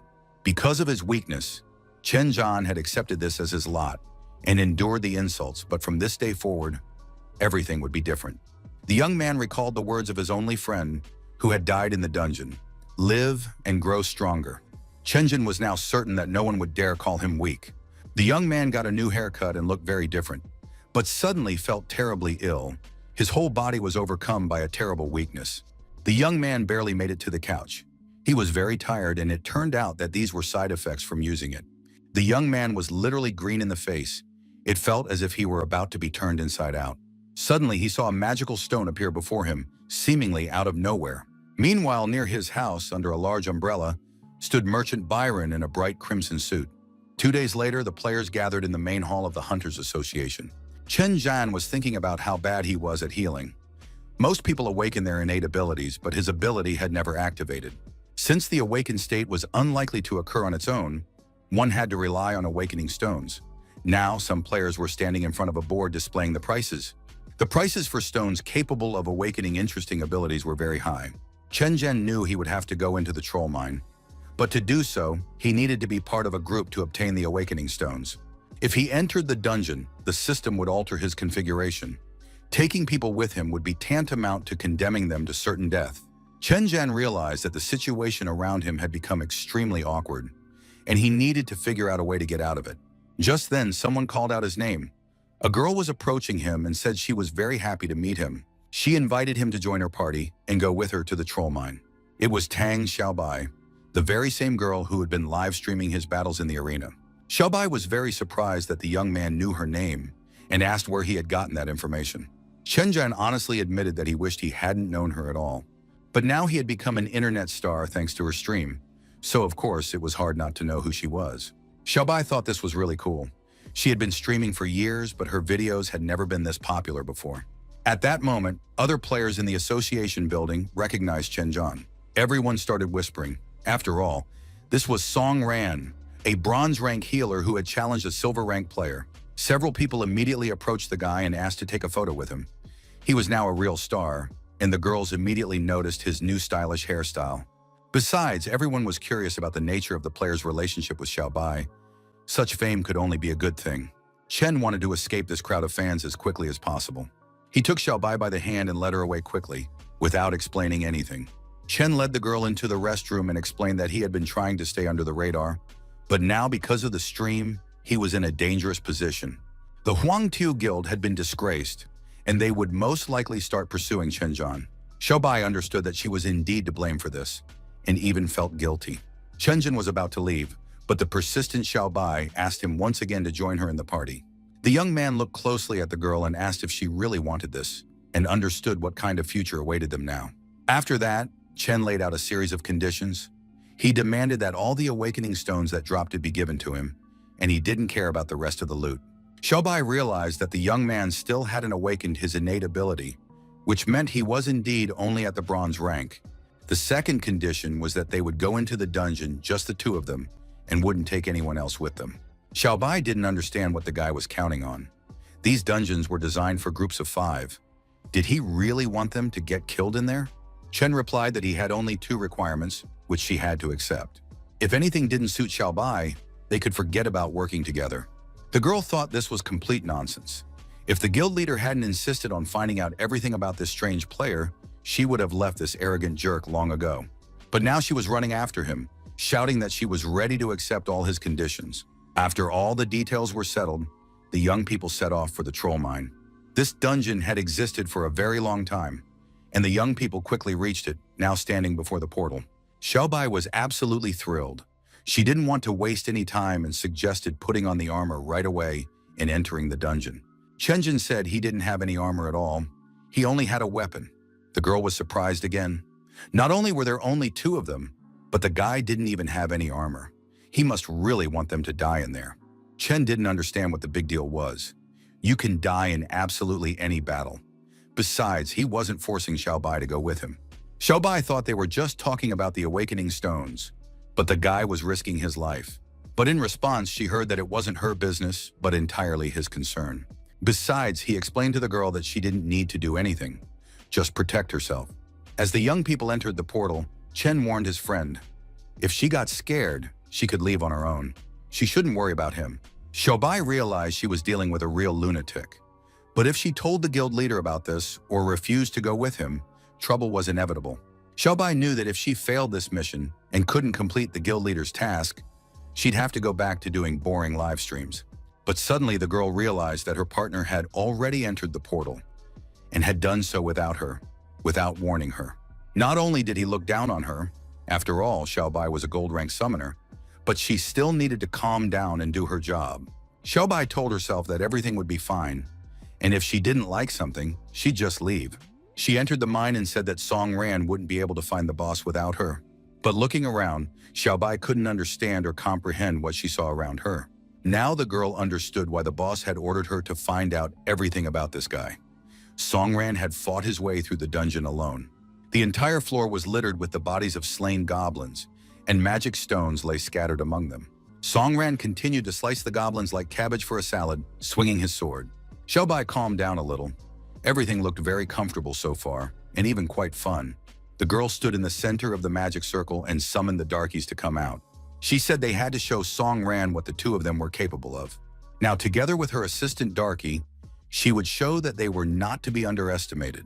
Moans and screams of dying goblins echoed through the dungeon. Chen noted that thanks to his level increase, these silver-rank monsters no longer posed a threat to him. The young man was glad that the evolution mode hadn't activated this time, so there shouldn't be any problems. Shobai told her friend Darky that they should join the battle, but Songren replied that there was no need to do anything because all the monsters had already been destroyed. The girl said she had stumbled upon a huge pile of corpses along the way, and now she was ready to admit that Songran was capable of clearing the dungeon single-handedly. However, she was certain that Songran wouldn't be able to handle the dungeon boss on his own. The young man replied that until he tried, no one would know for sure. The young people made their way through the dungeon and soon saw two elite monsters ahead. Most likely, the dungeon room was located behind the gates guarded by the elite monsters. Although the previous goblins hadn't been too strong, gatekeepers were always higher in level. Songran assumed that the boss was right behind these two elite monsters and suggested that the girl get ready. If she understood everything, he would leave these two opponents to her. After all, he wanted to see how Xiaobai handled her enemies. Xiaobai was completely calm. She demanded that the young man stop looking down on her. The girl pointed her staff forward and ordered Darky to attack the monsters to show this know-it-all what they were capable of. Darky was a massive demonic hound and immediately charged into the fray. The girl ordered Darky to attack the enemies head-on and tear them to pieces. The dog leaped high into the air and activated his shape-shifting ability, transforming into a werewolf. After that, he landed near the elite monster and struck it with his clawed paws. Xiaobai activated an attack boost to make Darky's actions more powerful. Now the dog looked like a real monster, and the claws on his paws had grown even longer and sharper. A single blow was enough to shatter the shield and tear the monster to pieces. Finishing his attack, Darky stood on his hind legs and growled loudly with pleasure. Chen-Jan was already getting bored. It seemed to him that the battle was dragging on too long, and he had no idea how much longer he'd have to wait. The young man had said he was in a great hurry, and his companions were too slow, so he would most likely have to get his hands dirty. Chen-Jan continued to comment on the fight. He thought everything was moving too slowly. With Xiaobai's abilities, this place was practically an amusement park. Only then did the girl notice that the second elite monster was already dead. She didn't understand how Song Ran could be faster than her, since he was only bronze ranked. Chen-Jen confirmed that he was indeed bronze ranked, and although his level had already reached 37, which was comparable to gold rank, he simply hadn't been promoted yet. Xiaobai was very surprised. She couldn't understand how it was possible that a player hadn't been promoted. Chen didn't sweat it at all. He said it didn't matter. The main thing was that now he knew the girl would be able to defend herself in case of danger. Most likely, danger would arise during the battle, because now the young people were about to fight the dungeon boss. Standing in front of the door, she needed to think it over carefully one last time. If she went in, there would be no turning back. Xiaobai was seriously angry. She had already been through countless dungeons like this, and her assistant, Darky, was much stronger than anyone realized. It was a magical wolf, a very powerful summoned beast. It could easily tear opponents of its own level to pieces. Chen-Jen listened to all this and said that in that case, he would open the door. The door swung open, and the young people stepped inside the room where, they assumed, the dungeon boss was waiting. Chen really hoped everything would go smoothly. He wanted to get rid of those annoying sounds as soon as possible. Xiaobai called on Darky to follow her. She wanted to show that cocky guy just how strong they were together. The young people entered the hall and were blinded by a bright white light. This did not bode well. Notifications reported that evolution mode had been activated and a boss was being generated. Chen realized that everything had happened exactly as he'd thought. Soon the boss generation was complete, and a gigantic monster appeared before the young people. It was simply enormous. It was a troll, possessing immense strength and a high rank. It was terrifying and growled loudly. Xiaobai was in shock. She knew that bosses like this shouldn't exist in dungeons of this level. In the hands of this gigantic beast was a massive spiked mace. He himself possessed immense power and seemed completely invulnerable. Chen-Jin said that nothing else mattered now. Since they had entered the room, they would have to kill this boss. Judging by all appearances, the boss's main attribute was strength. With such immense power, he must be extremely slow. At that moment, as if wanting to show off in all its glory, the boss let out a loud roar and swung its club. Chen said he had a bad feeling. It seemed this battle would be far from easy. Xiaobai looked alarmed. Her partner was scared and had frozen in front of the boss, not even drawing his weapon. At that moment, the giant boss swung his club several times, and stones flew in all directions from the gusts of air, while the young man remained standing in place. Xiaobai couldn't stand the tension any longer and ordered Darky to launch an attack. Darky braced for the attack, tensed up, and let out a loud, vicious growl. After that, the werewolf sprinted forward, leaped high into the air, and flew toward the boss. The giant monster raised its bat above its head, preparing to strike, but Darky managed to leap toward it and even graze the giant. The monster swung the bat, trying to hit the werewolf, but Darky was agile and fast and dodged the blows perfectly. When the monster raised its arms once more to slam the bat into the ground, Darky dodged and remained unharmed. After that, the werewolf began to tear the monster apart with his sharp claws, and shreds of flesh flew in all directions. It seemed that Darky was about to gain the upper hand. Xiaobai was captivated by her pet's battle, cheering him on. At first, the boss had seemed incredibly strong, but now it all turned out to be too easy. And soon Darky stood proud and undefeated, dusting off his clawed paws. Xiaobai was very pleased. Her pet hadn't even had to do anything, and the girl smiled happily. But Chen was completely calm and thought she was being too naive if she believed that was the end of it. And indeed, just at that moment, the defeated dungeon boss began to reassemble himself from separate pieces, and he was once again whole and unharmed. Moreover, he had become even more powerful and ferocious. Xiaobai didn't understand what the hell was going on, since Darky had just finished him off. Chenjin said that now, as expected, the real battle was beginning, and they could officially welcome the dungeon boss.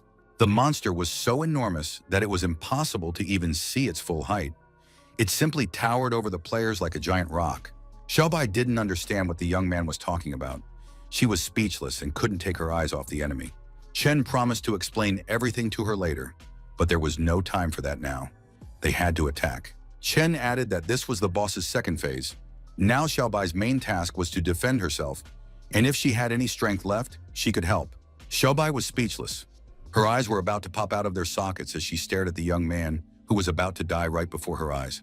At that moment, Songran had already closed in on the monster, leaped high above it, and prepared to strike the boss's head from above. He landed a few blows, but soon realized that the dungeon boss was taking almost no damage. Chen realized that his attacks weren't doing any real damage, and he needed to come up with something else. It was as if the boss were shielding himself with his own hands, and no blows could cause him pain or discomfort. Xiaobai watched the guy. He looked as if he knew the boss's power-up was coming. It seemed as though he had foreseen everything from the very beginning. It was unclear how many more secrets this guy held, but judging by what the girl saw, Song Ran was indeed bronze-ranked. After all, he didn't even know that swords were ineffective against armored bosses. He needed a little hint. Xiaobai hinted that only assassins and mages could kill such a boss. Most likely, Song Ran, in his current state, was incapable of winning. But then the girl saw that her pet, Darky, ignoring her instructions, had rushed to attack the monster. The werewolf leaped up, intending to rip open its unarmored belly. However, this time the attack failed. The boss landed a powerful blow with his spiked bat, and poor Darky was sent flying to the far end of the dungeon. He fell onto his back, and a pool of blood formed around him. The animal lay there with its tongue hanging out, showing no signs of life.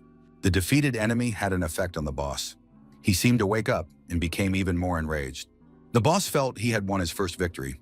He raised his arms with the bat high above his head. The bat approached the young people at tremendous speed. Chen stepped forward, trying to shield the girl with his body. Xiaobai watched the bat approaching her head and realized it was all over. She hadn't expected to die here today. Chen remembered what his friend had told him.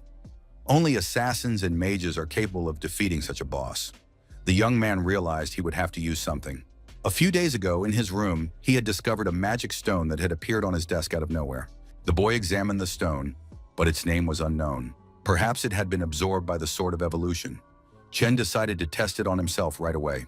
Of course, he couldn't be sure of anything, but Chen hoped this thing didn't have any negative effects. Chen combined his sword with the magic stone and soon received a system notification stating that he had mastered the assassin's form. The Sword of Evolution transformed into 2 blades. This form grants the assassin's abilities and increases the chance of a critical hit. Xiaobai didn't understand what was happening right before her eyes with Song Ran's sword. For some reason, it had started glowing red. Now, instead of a single sword, the guy had 2 powerful blades in his hands. Song Ran was no longer just a healer. He had become a dual-class hunter. Chen glanced back at the girl and asked how she was feeling. Xiaobai no longer knew what was making her faint. Fear or surprise, she didn't understand where the healer had gotten a second class from. Of course, in the current situation, that was completely irrelevant. First, they had to deal with the boss. And the boss was just trying to attack the player. He was bringing his huge, powerful hand down on the young man. But the boss's fist slammed into the stone floor with all its might. And at that moment, the player leaped out and jumped high into the air. While still in midair, Songran landed several blows to the enemy's torso. The boss had created a protective field around himself, and Songran's attack had almost no effect. Xiaobai knew what this technique was. This ability, called Tyrant, belonged to major bosses and was their unique power. Chen didn't have time to dodge, and soon the boss's enormous hand grabbed him, as if he were not a human being, but a tennis ball. The dungeon boss pinned the young man to the floor, completely immobilizing him. After that, the gigantic monster raised its hand over the girl, intending to simply kill her, like driving a nail into wood. Xiao Bai was completely defenseless and resigned herself to her death. But at that moment, something flashed through the young man's mind, and he heard the phrase, "Fight to the end." It's unclear how Chen Zhan managed to get up, leap forward, and save the girl at the last moment, preventing the boss from landing a blow. Song Ran turned to the girl, saying that if she couldn't defend herself, she needed to retreat to a safer place. Xiaobai, having once again escaped death, replied that she wouldn't listen to nonsense. She wouldn't back down for anything. Chen Zhen knew he couldn't put the girl in danger, so he had to end this fight right now. And so the opponents faced off.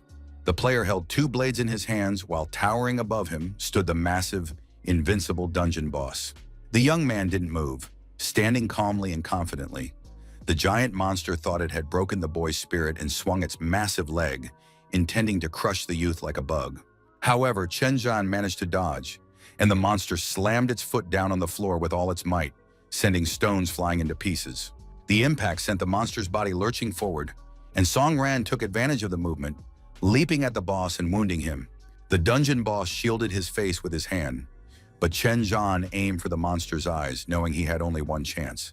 After making a few feints, the young man landed on the monster's head and pierced it with his blades. His strikes proved effective. The player managed to cleave the boss's head in two and deal catastrophic damage.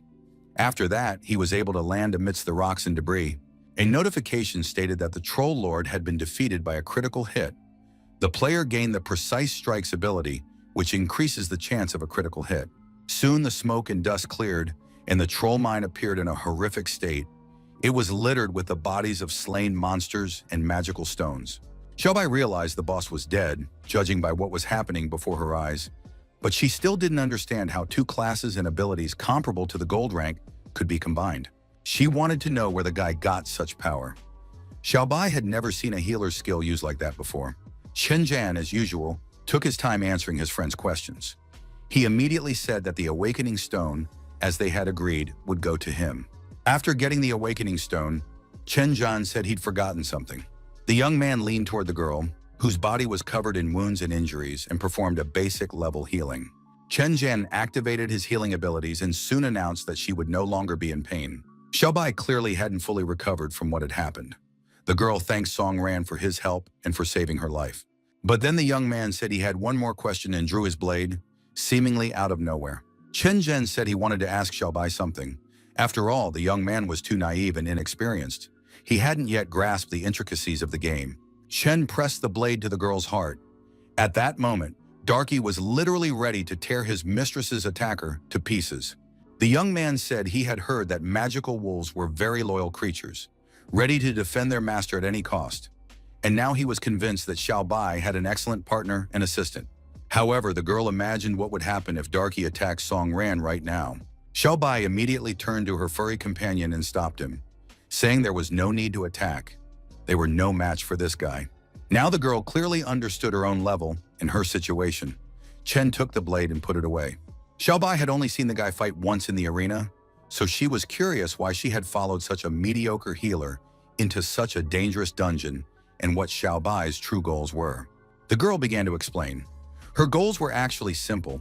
She was a member of the Clover Guild and had to find out if the guy was worthy of joining them. Chen had heard about the Clover Guild, that it was rather strange and operated in the media sphere. Xiaobai said that wasn't quite true. Indeed, the players had chosen the entertainment industry to keep the guild afloat. To understand all the details, we need to talk about the siege campaign that was waged against them 2 years ago. At that time, the Clover Guild was the best guild in the city, and even in the entire region. Back then, the leader was an alpha-class hunter. There were also many elite hunters, the strongest in the entire association. That was the case until a new boss appeared in the area under the Clover Guild's jurisdiction. It was an unbalanced boss, a powerful plant monster. Its power exceeded all the players' expectations, and they were unable to stand up to it. In the end, the players of the Clover Guild had to flee in terror. Many elite hunters were killed by this monstrous plant at that time. Seeing the growing number of casualties, the guild leader bravely stepped to the front lines to personally protect her people. Thanks to her strength as an alpha hunter, the guild leader personally defeated the boss, thereby saving the guild from total annihilation. The girl fought very bravely and desperately, and ultimately emerged victorious. But only one of the elite hunters survived. As a result, the Clover Guild simply lost its members and ceased to exist in its former form. All of this led to the Hunters Association completely forgetting about the Clover Guild.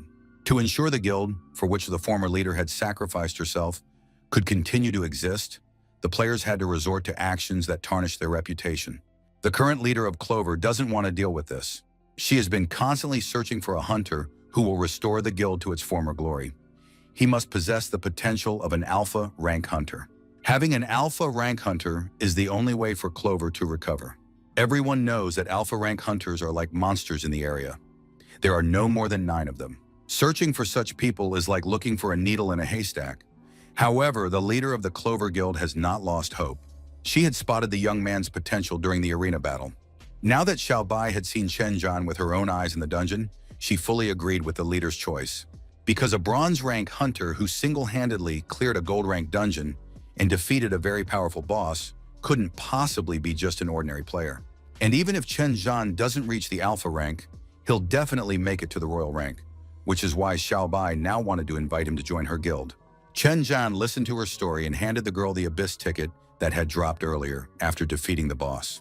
Xiaobai didn't want to accept it, since according to the agreement, the magic stones belonged to Chen. However, the young man had no intention of taking the stone. In turn, he asked her not to look for him anymore. Of course, he was flattered that the Clover Guild saw potential in him, but the young man said he wasn't the one the guild was looking for. He wasn't an alpha hunter. Memories of his slain friends flashed before Chen Zhan's eyes, of everyone he had ever been close to. Chen Zhan was convinced that he was a man who brought misfortune. Xiaobai completely disagreed with that interpretation. If that were the case, it was unclear where the boy's strength came from, since just a few days ago he had been considered a weak outcast. Chen Zhan looked closely at the girl. It seemed her words had deeply upset him. But at the same time, it was true. Chen Zhan turned and walked away, saying that their conversation was over. Xiaobai clenched the magic stone tightly in her hand and said that this smug jerk would definitely join the Clover Guild anyway. Xiaobai shouted after the guy that she would never let him get away. The leader was informed that the troll mine had been cleared, and it was just a party of 2 people. One of those people was the very guy they were looking for. The girl asked who they were talking about and confirmed that they were referring to Song Ran. According to the guild's records, he had become very active after the novice dungeon trial, followed by an open battle in the arena against a member of the Huangtu Guild. After that, the Goblin Camp dungeon was cleared, but the guy was still only a bronze-ranked healer. In just a few days, he cleared 11 dungeons single-handedly. Aside from sleeping, he didn't rest at all, and such persistence is truly impressive. In the past, everyone called him trash. That explains the young man's persistence. However, watching how hard he's trying immediately brings back memories of that person. The leader replied that Song Ran could develop what we would need in an uncontrollable way. Therefore, it was time to meet him in person. The leader was certain that this guy was the very one who had awakened, and the car sped off at full speed. Chen Zhan had stopped briefly to rest in his apartment. Now he didn't even make it to his bed. The young man thought about recent events. Only 3 days had passed, but his life had already changed dramatically. Of course, he had been working very hard all this time, clearing one dungeon after another, increasing his abilities and honing his skills. And although the player's strength had increased dramatically, after the troll mine he had cleared, his level had risen by only 1 point. It seemed that the further he went, the slower his level would rise. The only consolation was that the young man had managed to accumulate a lot of hunter points. With his current abilities, he should be at least in the upper stage of the gold rank. The young man decided to spend the next couple of days resting and planning his next moves. Besides, Chen didn't know what innate ability he would get after using the Awakening Stone. He still hadn't activated it. Usually the ability granted corresponds to the player's class. But right now, Chen had no idea what his class was. All of this was frustrating him. The young man decided not to waste any more energy on doubts and assumptions. He decided to activate the stone and find out immediately what had been awakened within it. Chen took the Awakening Stone and crushed it in his hand with all his might. Immediately, waves surged through his body, and everything around him was bathed in green light. When the young man came to his senses, he discovered that he possessed a healing ability. It consumed a few mana points and restored lost health every second after activation. At the same time, his body's resistance to negative effects was halved due to the properties of the healing shield. There was a huge difference between resistance to negative effects and invulnerability. Looking at this paltry amount of healing, Chen realized that in the end, he really had turned out to be a lousy healer. Just then, the doorbell rang. It was already quite late, and besides, the young man wasn't expecting any guests. The young man opened the door. Two men in suits were standing on the threshold. They greeted him and said they would like to speak with Mr. Ran. Chen confirmed that he was indeed the player named Song Ran and asked who they were. The men introduced themselves and said they were from the Hunters Association. They then presented their credentials. One of them was the leader of the Central China investigation team, named Liu Xiaodong. The man made a request saying that since Song Ran was a hunter, he could assist with the investigation. Chen couldn't understand what exactly these strangers wanted from him. The young man said he would be happy to assist the Hunters Association, but didn't understand what he had done to warrant people breaking into his home in the middle of the night. Mr. Liu said there was no need to play dumb. Everyone knew what had happened. A group of two people had cleared out a troll mine, and it was a very strange situation. Chen replied that the Hunters Association was well aware of him, but if that was really the case, what did they want from him now? He thought about the fact that he had just consumed an Awakening Stone, which had awakened yet another, most likely useless, ability within him. The young man still considered himself a talentless healer and thought that nothing in his life had changed. Mr. Liu understood that the young man had no intention of helping with the investigation and therefore needed to be encouraged to do so. At that moment, a young woman joined the conversation. She said that Mr. Liu was very aggressive and that the young man wasn't just some random stranger. Chen couldn't figure out who she was, but the woman added that Song Ran had changed a lot and wasn't acting the way he used to. It was Zhao Jin Yan, head of the Hunters Association's investigation department, in person. After the young man finally led them into the apartment and everyone had settled in, a flood of unanswered questions arose in Chen's mind. Could it be that they had come to see him simply because he had cleared out the troll mine? And it didn't matter at all how quickly he was growing stronger. After all, there was nothing wrong with that. Or maybe they came because of the dungeon mutation that happened to the newbies a few days ago. Or because of the incident with the hidden boss.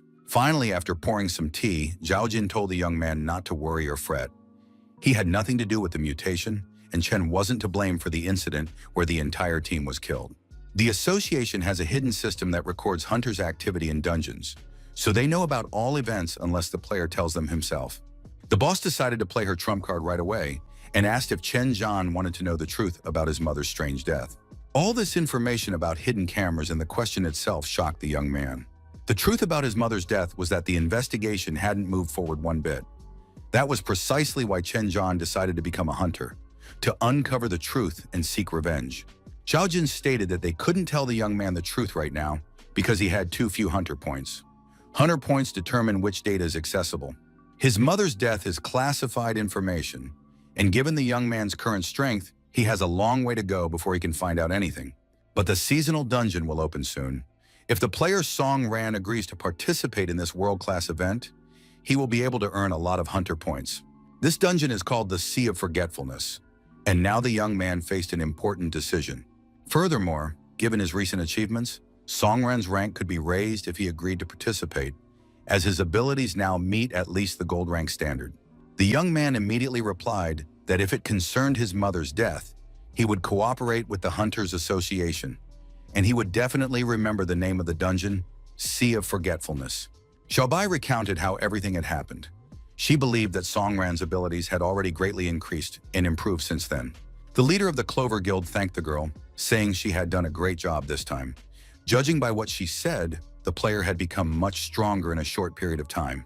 Moreover, he had encountered an incredibly powerful boss whose level was far higher than the dungeons, and he had even managed to defeat it. The leader was convinced that he could be considered a potential candidate for the Alpha League. In fact, according to the previous guild leader, an alpha player must have a red interface. It's an exclusive feature. The dungeon system is different for them, so now they need to keep a close eye on this guy. Of course, it's a shame he didn't want to join right away, because Songran really is a great opportunity to boost the guild. But when it comes to such important matters as joining a guild or raising its rank, you have to be very careful. After all, you never know in advance how a player will behave or what they'll show in the future. However, right now the Clover Guild had other, more important matters to attend to. They had fallen to the level of a minor media guild, and when their influence is finally used to its fullest, all players will face an important task. They would have to stay in the rankings of serious and reputable guilds at all costs. And to do that, they would have to clear the seasonal dungeon. This time, it was the Sea of Forgetfulness. Xiaobai listened very carefully to everything she was told. The girl was an excellent fighter and a loyal team member. The Hunters Association lobby was very crowded. Players were chatting among themselves, discussing plans and dungeons they'd cleared. Among them, Chen Zhan stood alone as usual. Today, the guy was wearing a cap, glasses, and a hooded jacket, hoping to go unnoticed. The young man felt like a superstar trying to hide from his fans. The night before, when he was talking with representatives of the Hunters Association, the young man asked what exactly he needed to do for them. The head of the association said she couldn't update or evaluate Hunters' ranks remotely. Therefore, considering Songran's situation, she could make a reservation for him. And when the time comes, representatives of the Hunters Association will contact Chen Zhan and tell him about the next steps. After that, dressing as inconspicuously as possible, the young man headed to the Hunters Association office. But as he walked toward the right office, still shy and modest, the young man opened the door, greeted them, and was about to introduce himself by name. Sitting at the desk in the office was the merchant Byron. He was smoking a cigar with his feet up on the desk and said he'd been waiting for Songran for what felt like an eternity. After that, the man did something very strange. He threw the ashtray with all his might in the direction of Chen Zhan.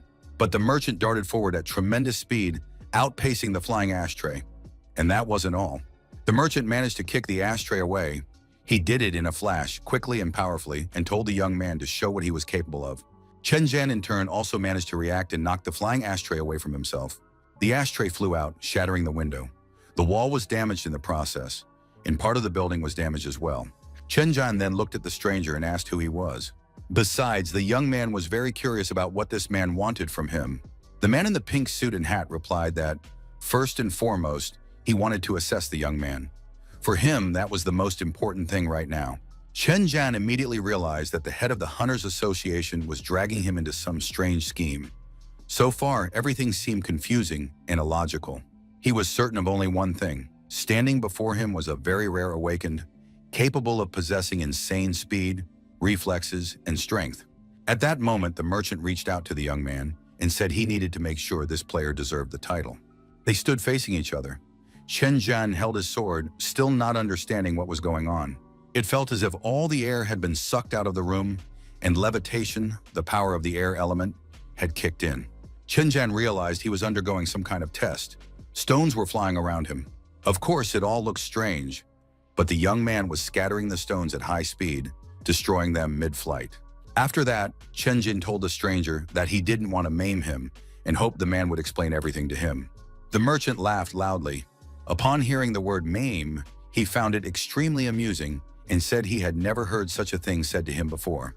At that moment, the young man activated his balanced sword and tried to use it to smash all the flying stones with a single strike. But just then, the stranger reached out and stopped the sword with a single finger, saying that the young man was too cocky. Chen Zhan realized with horror that the sword's effect hadn't worked. He was stunned by what was happening. The stranger deflected the player's sword with his finger and said, "Did you really think you could hurt me?" The stranger in the pink suit explained that the world was too cruel, and the slightest hesitation could lead to a crushing defeat. The merchant noted that Chen Zhan prefers not to kill his enemies or even punish them, because that seems arrogant. But in reality, this was an insult to any rival. The man delivered a powerful blow to the solar plexus and sent Chen Zhan flying. Now the guy was lying curled up on the floor, thinking about how infuriating everything he just heard was. The young man didn't stay down long. He immediately got to his feet and said that this guy in pink kept talking and talking, and that was infuriating too. Chen Zhan got up, looked out the window, and couldn't figure out what had happened. Now he realized that somehow he had ended up on the roof of the Hunters Association building. The man in the pink suit said that there was too great a difference in strength and abilities between them, since he hadn't even started trying yet. Chen Zhan looked at the stranger and thought that, on top of everything else, this guy could also fly. That was cool, of course, but it was completely unclear what their relationship was now. The merchant announced that the player was currently no match for him, so he could make the trial easier. The man in the pink suit said that if the player could withstand a single blow from him, the trial would be considered passed. Chen Zhan sensed that this stranger wasn't treating him as an equal. Recently, everyone around him had behaved exactly the same way. So Chen Zhan decided to switch his abilities and activated his assassin form. After that, he used the draining treatment and increased his strength. At the same time, his speed and resilience increased. Chen Zhan was certain he would no longer back down and would not let anyone speak down to him. The merchant noticed the changes taking place in the young man and realized that there was indeed something special about him. If that was the case, then Song Ran had been a worthy opponent. He shouldn't have been spared, for to spare an opponent is to humiliate him. Song Ran thought that every person's fate was like a stone carried along by the flow of time. He had to pass the test by proving his strength. The merchant activated his lightning technique and summoned a rising tornado. Chen Zhan watched the whirlwind, not understanding why he had to fight it. Soon the tornado engulfed the city so that the entire city felt the blast. It seemed as though the earth had shaken, just as it would after a nuclear explosion.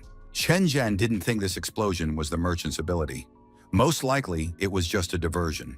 The merchant was convinced that continuing the trial was absolutely necessary, and now he had already landed on the roof of the building.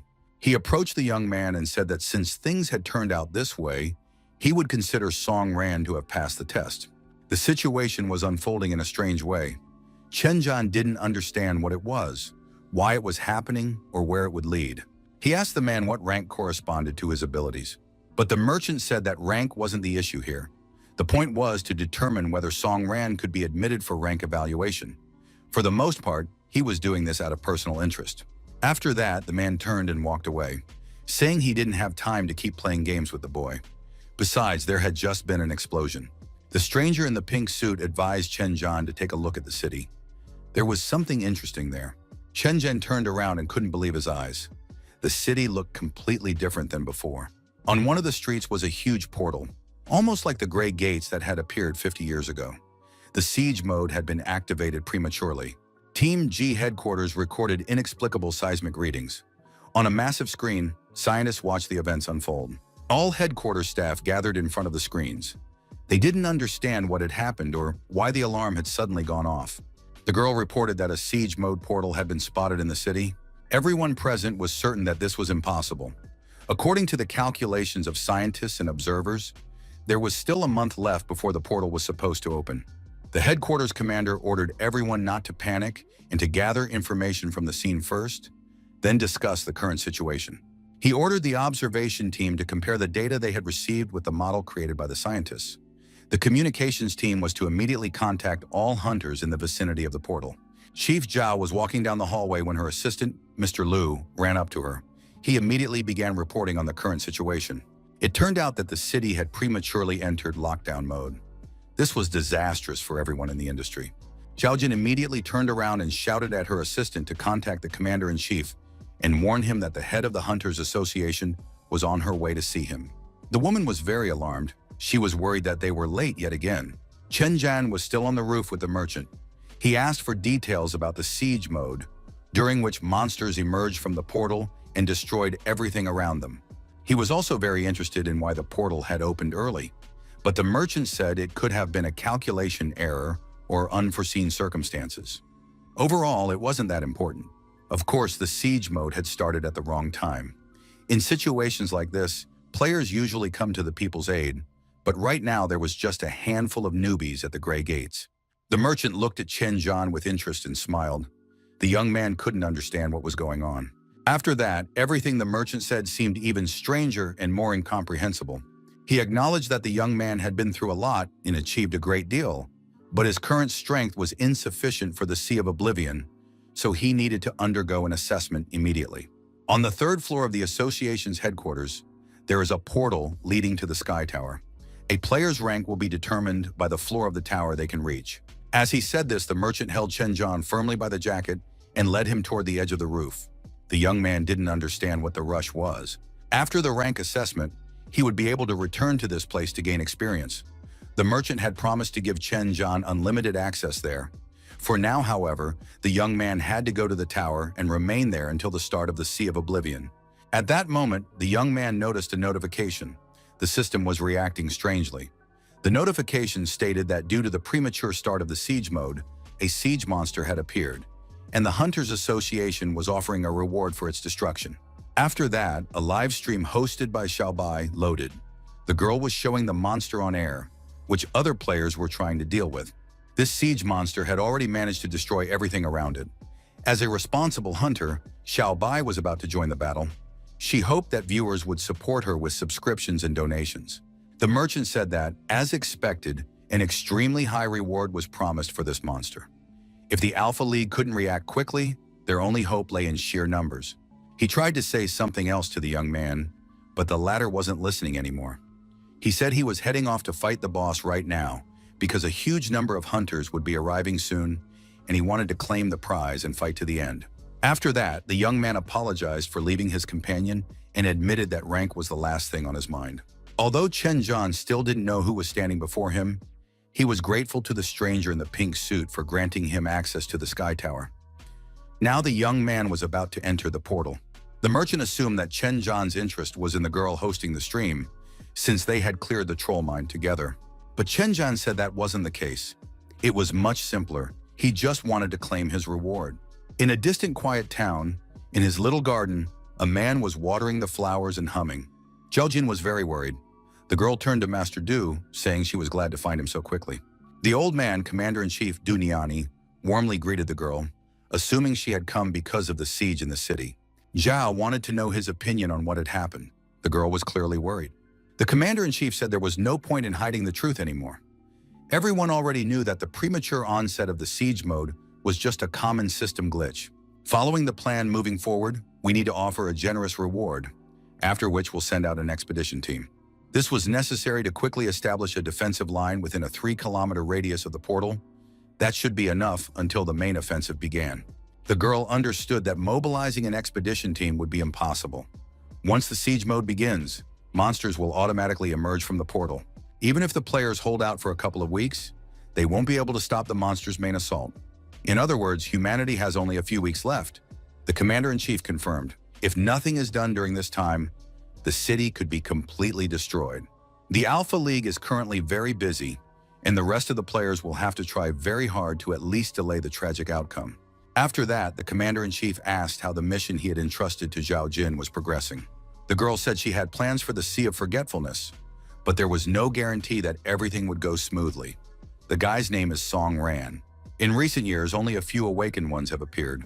The Hunters Association is hiding many facts from Song Ran. Clearing out the Sea of Forgetfulness would allow the young man to move forward and develop his abilities. Just still wanted to clarify the information about the portal in the city. The girl wanted to return there urgently, but the Commander-in-Chief said there was no point. The merchant Byron was there now. They simply needed to transfer authority to him. Jay reported that she had just received a request from Byron for unlimited access to the Sky Tower for Song Ran. It seems the merchant also understands that the situation is critical. If the players fail in the sea dungeon, Byron will have to be sent on a suicide mission. At that moment, the Commander-in-Chief began to cough. The coughing prevented him from continuing his speech. The man looked frail and sick. He caught his breath and invited Zhao Jin to spend some time with him and have some tea. He understood that now was not the time for such moments, but the right moment in anyone's life rarely comes. Meanwhile, in the city center, it was a complete disaster. People were running through the streets in panic, trying to hide from the enormous monster that had burst through the portal. The gigantic beast was smashing the city with its massive axe, paying absolutely no attention to the tiny humans. The players who had engaged the monster in battle could do nothing. They couldn't even break through the boss's shield. The leaders ordered them to keep attacking and give it their all. The taxi finally pulled up to the dangerous spot. The driver tried to warn the passenger not to go there, and didn't even take the fare, realizing he'd likely never work as a taxi driver again. Chen Zhen made his way through the city, pushing past crowds of people and past ruined buildings, realizing that the situation was far more serious than he had thought. Soon the young man was standing before the beast, which turned out to be the siege monster. Chen Zhen immediately realized that the healer class wasn't suitable, so he activated his assassin form. At that moment, he heard people shouting nearby. They had spotted a girl locked inside one of the windows. The building where the girl lived began to collapse, and the child took a desperate leap, jumping out of the high-floor apartment. The child's fall and death were inevitable. Chen Zhen watched this nightmare unfold, unsure of what to do first. At that very moment, someone used the pet ability, granting him incredible speed. The summoned pet immediately transformed into a werewolf to enhance its physical abilities and was sent to intercept the child. The girl was falling from a great height at tremendous speed, but soon the werewolf's huge, powerful paw reached out toward her. A few moments later, Darky had already landed on the road, holding the terrified child close to him. This time, everything ended perfectly for the girl. Chen Zhen knew exactly who he would see on the city streets now. On top of that, the girl was still live streaming. Xiaobai said that the guy could be seen from a distance because he stood out with his two blades. Besides, viewers absolutely had to donate to Darky for saving the child. Chen turned to the girl and asked how she was feeling and what she thought about the situation. Xiaobai said she was in great spirits and had wonderful plans for such a battle, plus she had a confident and loyal friend by her side. But to be honest, she had already sustained a scratch, though that was nothing compared to what the escaped boss had been doing on the city streets.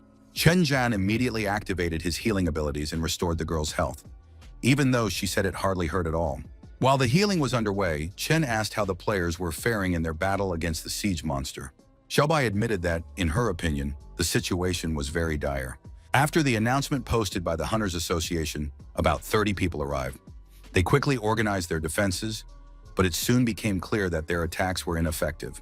There were many high-ranking hunters among those who had come, but the monster had a defense that significantly weakened physical and magical attacks. In addition, the monster was immune to negative effects. The players still didn't know how to break through its shield. Chen Zhen thought for a moment and then turned to Darky, saying that he would now need the help of the werewolf and his mistress. He wanted them to throw him high into the sky above the besieging monster. Xiaobai began to say that all this was useless since they were facing a supreme rank monster.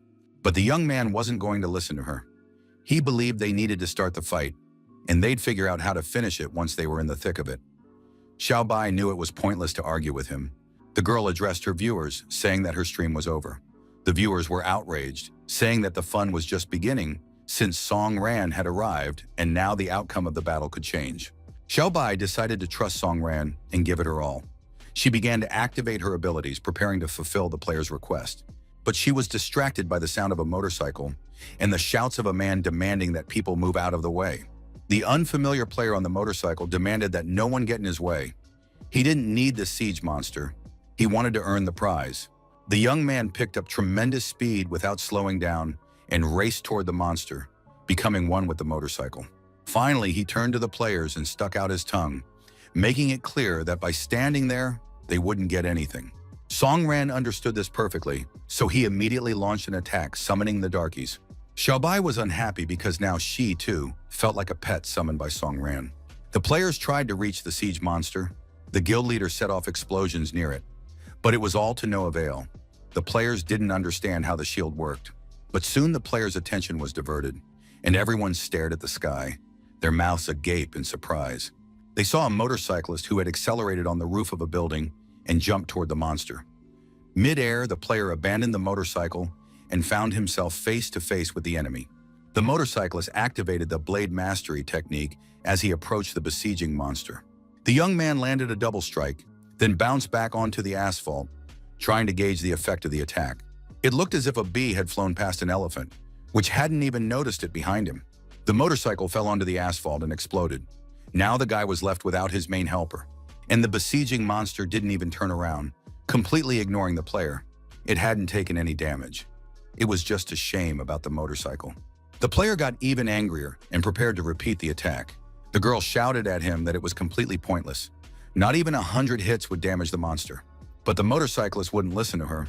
He said they needed to stop talking and keep attacking, then they'd get results. Song Ran paid no attention to anyone. He wanted to deal with the monster and was closing in on it, picking up speed. Darky followed close behind the player, ready to play his part in the attack. Xiaobai activated her werewolf transformation ability once more and prepared to help Song Ran rise as high as possible above the siege monster. The siege monster was still inside its protective dome. Song Ran and Darky took off into the air, gaining speed and pushing off from the asphalt. When it became clear that Song Ran wasn't rising any higher, Darky extended his paws and pushed the player, giving him a boost and allowing him to rise even higher. Song Ran flew high, preparing to attack the monster, though he didn't understand how the shield worked. The motorcyclist glared at the player, unable to understand how he had managed to get ahead. He immediately activated the blade mastery technique, intending to claim the prize and not let victory slip away. Song Ran approached the protective dome and tried to pierce it with his blades, but, as expected, it had no effect. But the young man decided not to give up. He activated a critical attack, then added the precision strikes ability. It seemed as though his blade had sunk into the protective shield, and it worked. The young man managed to reach the siege monster's chest and plunge his daggers into it. Blood spurted in all directions, and the monster let out a loud scream. The protective shield shattered into tiny fragments, like a department store window, and Song Ran felt himself falling from a great height. Xiaobai watched the battle closely and sent Darky to rescue Song Ran. Darky, a swift and powerful werewolf, immediately leaped toward the player and grabbed the young man under his arms with his massive paw. Soon, both the werewolf and Song Ran landed safely on the asphalt. The siege monster's shield was shattered. The battle could continue. The players present at the scene of the battle were overjoyed. They had managed to defeat the shield, and now everyone had a chance to survive. The motorcyclist was shocked. Seeing the destroyed shield, he couldn't believe his eyes. He told everyone that this guy was incredibly strong, and that was exactly why he'd been able to take down the shield. The young man decided to attack again immediately, before the daggers had cooled, and rushed into battle. The other players seemed to have regained their composure as well. They decided to attack the siege monster from all sides at once. Various techniques were employed: wind attacks, blade thrusts, and fire spells. The motorcyclist used a blade technique, hoping to land the winning blow. But before the blow reached its target, the motorcyclist's face twisted into a grimace of anger. It turned out that the siege boss was already dead. All the players present looked on in surprise as the motorcyclist began to make a scene, demanding an explanation and justice. The motorcyclist claimed that he was the one who had broken the monster's shield, and no one had the right to kill it. He hurled a barrage of insults and would have continued doing so. But one of the players grew tired of listening to the outburst and said that the siege monster had been killed instantly, and the shield had been broken by someone else entirely. Now everyone's eyes were fixed on the player, who was quietly trying to leave the scene with two blades in his hands, pretending he was just walking his dog. Finally, it dawned on the motorcyclist that not only had he lost his motorcycle in the grand prize, but he had also been humiliated in front of everyone. He immediately vowed to kill Song Ran. The young man was furious, but his tormentor ignored all the threats, showing that he could do whatever he wanted. It was clear that the guy in the cap and sunglasses wasn't scared at all. A girl appeared next to the motorcyclist and told him that instead of getting angry, he'd better run away while he still had the chance. After that, the girl activated her drone, asking Bixie to switch to attack mode. She immediately transformed it into a quantum cannon and now stood with a massive weapon in her hands. This was a new technology from the Huan-Tu Guild, an architect named Su Kei. The girl looked confident and menacing. She told herself that the time had finally come. Her palms were sweaty and her hands trembled slightly. Due to the stress, her heart was pounding as if it were about to burst out of her chest, but she had already reached the appropriate stage. Taking a few deep breaths, the girl told herself there was no turning back. A few days ago, Suke came home hoping to find her brother, but the apartment was completely empty. It was strange, since he had gone into a simple dungeon and should have already returned home. Suke was very worried about her brother, so she immediately started calling him to make sure he was alive and well. But unfortunately, the line was constantly busy, and she was told to call back later. She spent the entire evening doing nothing but that. Judging by the late hour, some kind of tragic situation had occurred. Perhaps difficulties had arisen during the dungeon sweep. Suka realized she had to do something. Even if the results of the sweep were delayed, she had the opportunity to find out about them before anyone else. Suki planned to hack into the association system and view the records from the dungeon. Once she was in the computer room, she was confident she would find what she was looking for. The girl activated the hacking program, her voice was resolute, and the computer launched the Jerusalem program. After connecting to the Hunters Association system, she began searching for information on Su Yuhai's dungeon raids. Access was soon granted. The number of dungeon raids her brother had participated in was recorded as 1. The girl began a thorough analysis and obtained the raid details. Then a reverse decryption was launched, but at the last moment a warning window popped up. The girl did not have access rights, and the Hunters Association system had activated the 3rd security protocol. Suka didn't understand how this could have happened, since it was a routine raid on the dungeon, yet access to it was restricted for some reason. The girl immediately terminated the connection and initiated the self-formatting process, realizing that a system rollback was being triggered. Suke was very upset. She didn't have access rights, and she didn't understand what had happened to the dungeon. This only meant that something bad had happened to her brother. But even without access rights, she could find other raid members and, with their help, track the dungeon's cleanup process. The girl reminded herself that she was an architect, and she needed to find another way to figure out what had happened there. Suke spent the entire night at her computers, but the result was clear. None of the players had access rights to the information. Data on everyone who was participating in the dungeon clear at that moment was classified and inaccessible to users. The girl was in despair. She didn't know what to do and couldn't imagine how to find her brother or even get any information about him. But at the same time, she had to believe in herself. She couldn't panic. She had to look for new options and possibilities. Suke didn't notice how time had flown by. When her empty stomach made itself known, she realized it was time to stop. Glancing at her watch, Suke saw that it was already late morning. She needed to calm down and not get nervous. Then a way out would surely be found. It couldn't be any other way. Usually her brother always cooked for them, but right now Suka had no time for that. She decided to order in. She installed the app on her phone for the first time, realizing that all she had to do to get a delivery was enter her address. After a nightmarish night and intense stress, Suka couldn't remember her address, so she decided to open the map and just tap her location. Who would have thought that a hacker and an architect would run into such difficulties when ordering food delivery? Another problem arose. She wasn't at home, and the food had to be delivered there. Tears streamed down her face, but she just couldn't remember the address. Frustrated, the girl threw her phone on the floor, smashing it, unable to understand why she couldn't recall such basic information that any ordinary person would know. At that moment, the Bixie drone approached her. It greeted its owner and smiled at her. Suka hugged the drone close and suddenly realized the terrible truth. She had always relied completely on her brother, and now she was utterly helpless. She couldn't even order food because she didn't know the address. Tears streamed from the eyes of the distraught Suke, but her attention was drawn to the sound of a notification. Streamer Xiao Bai was starting a live broadcast. Xiao Bai greeted the viewers and announced that she would be showing an incredible battle between a bronze-ranked player and a silver-ranked one. Suki saw the moment when Liu Mei was about to announce something extremely risky in order to stay alive. Suki was stunned to notice that a player named Song Ran was acting very viciously and vengefully, as if he wanted to take revenge on the girl. She immediately found all the available information about Song Ran, who was taunting his opponent live on air. There was information about this stranger online, but why was there no data about her brother? The girl began to get nervous again. Soon she found information about the sole survivor, who had likely escaped at the expense of the other participants.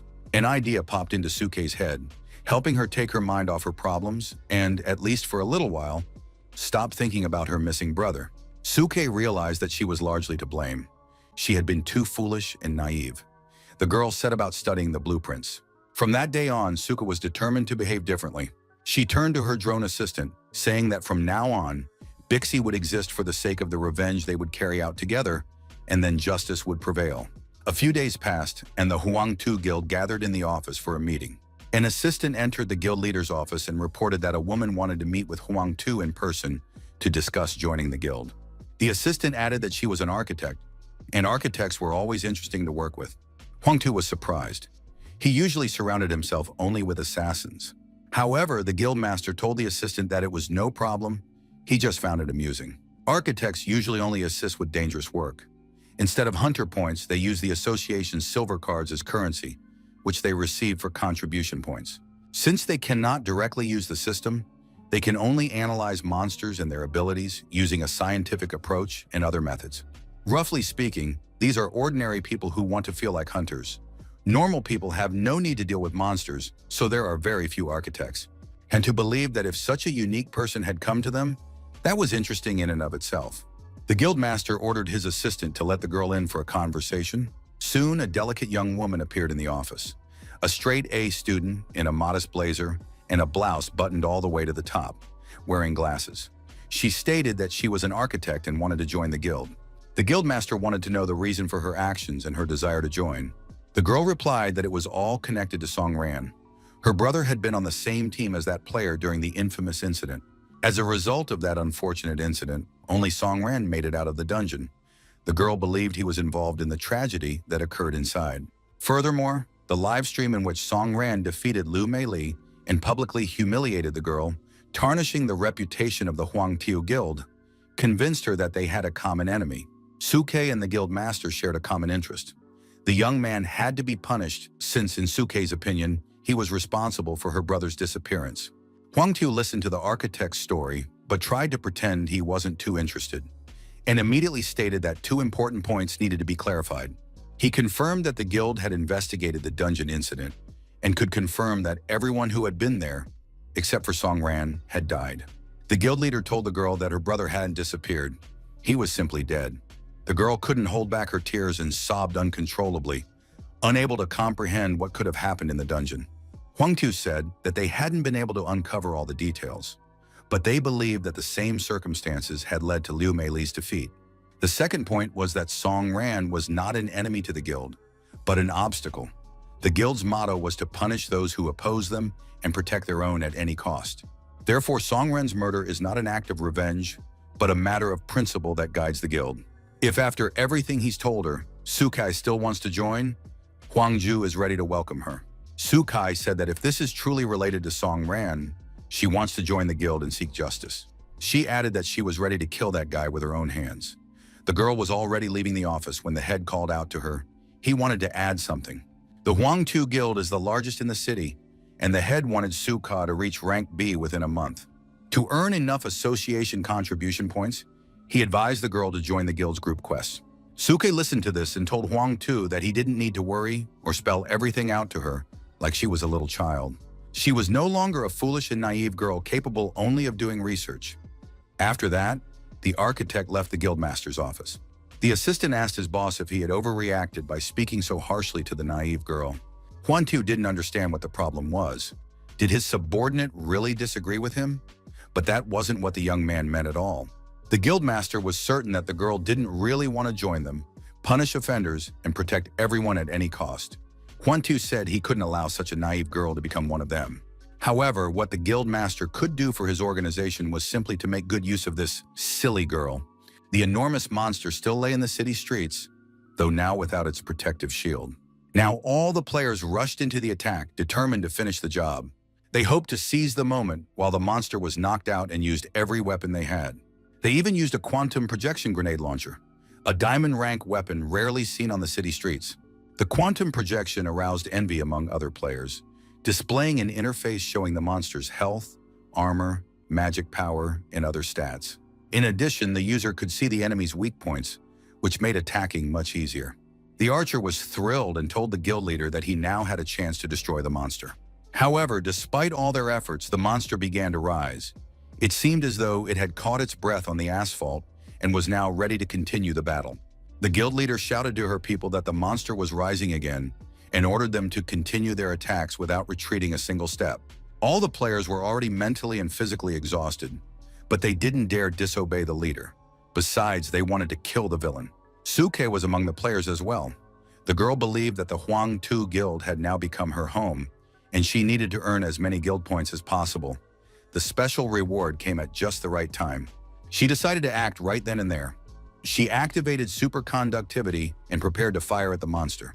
Standing directly in front of the enemy, the girl fired a powerful shot that was supposed to tear the monster to pieces. She immediately saw a huge amount of damage points and realized her tactic was working.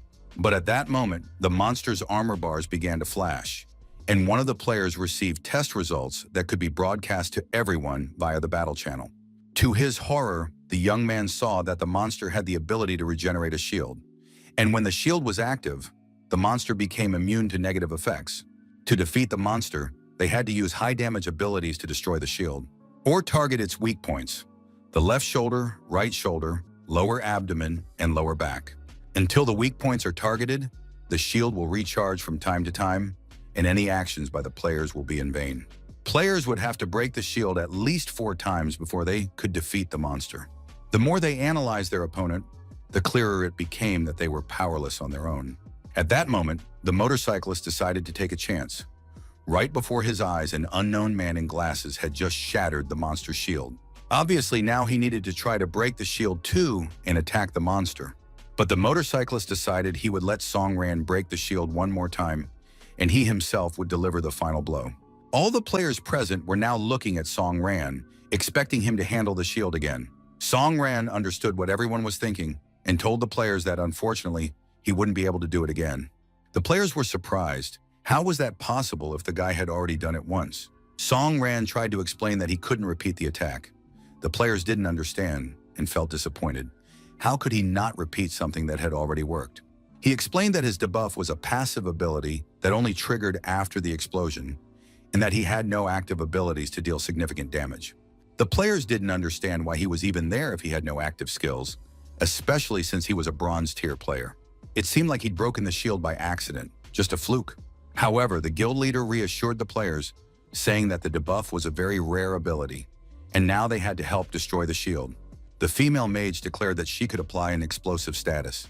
A massive swordsman wielding a gigantic sword added that he would amplify Song Ran's attacks.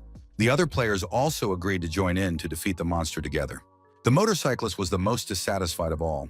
He realized that Song Ran had taken all the glory, even though he himself had sacrificed his motorcycle. The guild leader said the decision was made. Everyone would join forces to help the guy. It was decided to go all out and destroy the shield. Song Ran breathed a sigh of relief. Now it would be easier for him and Darky than last time. The young man gathered speed, prepared himself, and charged into the attack, while Darky ran alongside him. The players began to support Song Ran's attack.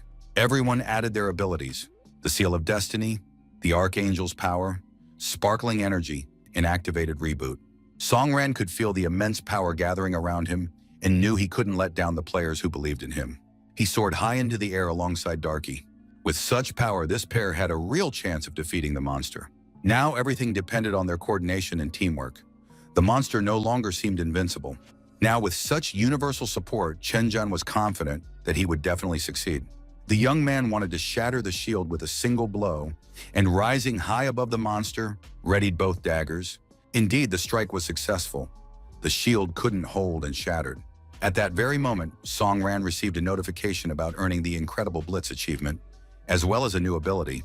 It was called Phantom Shadow and allowed the assassin to temporarily hide in the shadows. But the most amazing thing was that this was the player's first active ability. But the young man knew his mana pool was quite small, so he wouldn't be able to use it for long. Song Ran looked at the monster, thinking about which side he could approach it from now. Song Ran realized that the shield had begun to shatter. It was just in time. He plunged his dagger into the monster several times. After that, the player used the new ability Shadow, which allowed him to hide from the enemy's sight. The shield was shattered. The monster couldn't see the player, and now he could calmly approach one of its weak spots. Shards from the monster's shield flew in all directions, and Song Ran felt a shard fly through his body. But instead of killing the guy, gravity seemed to vanish.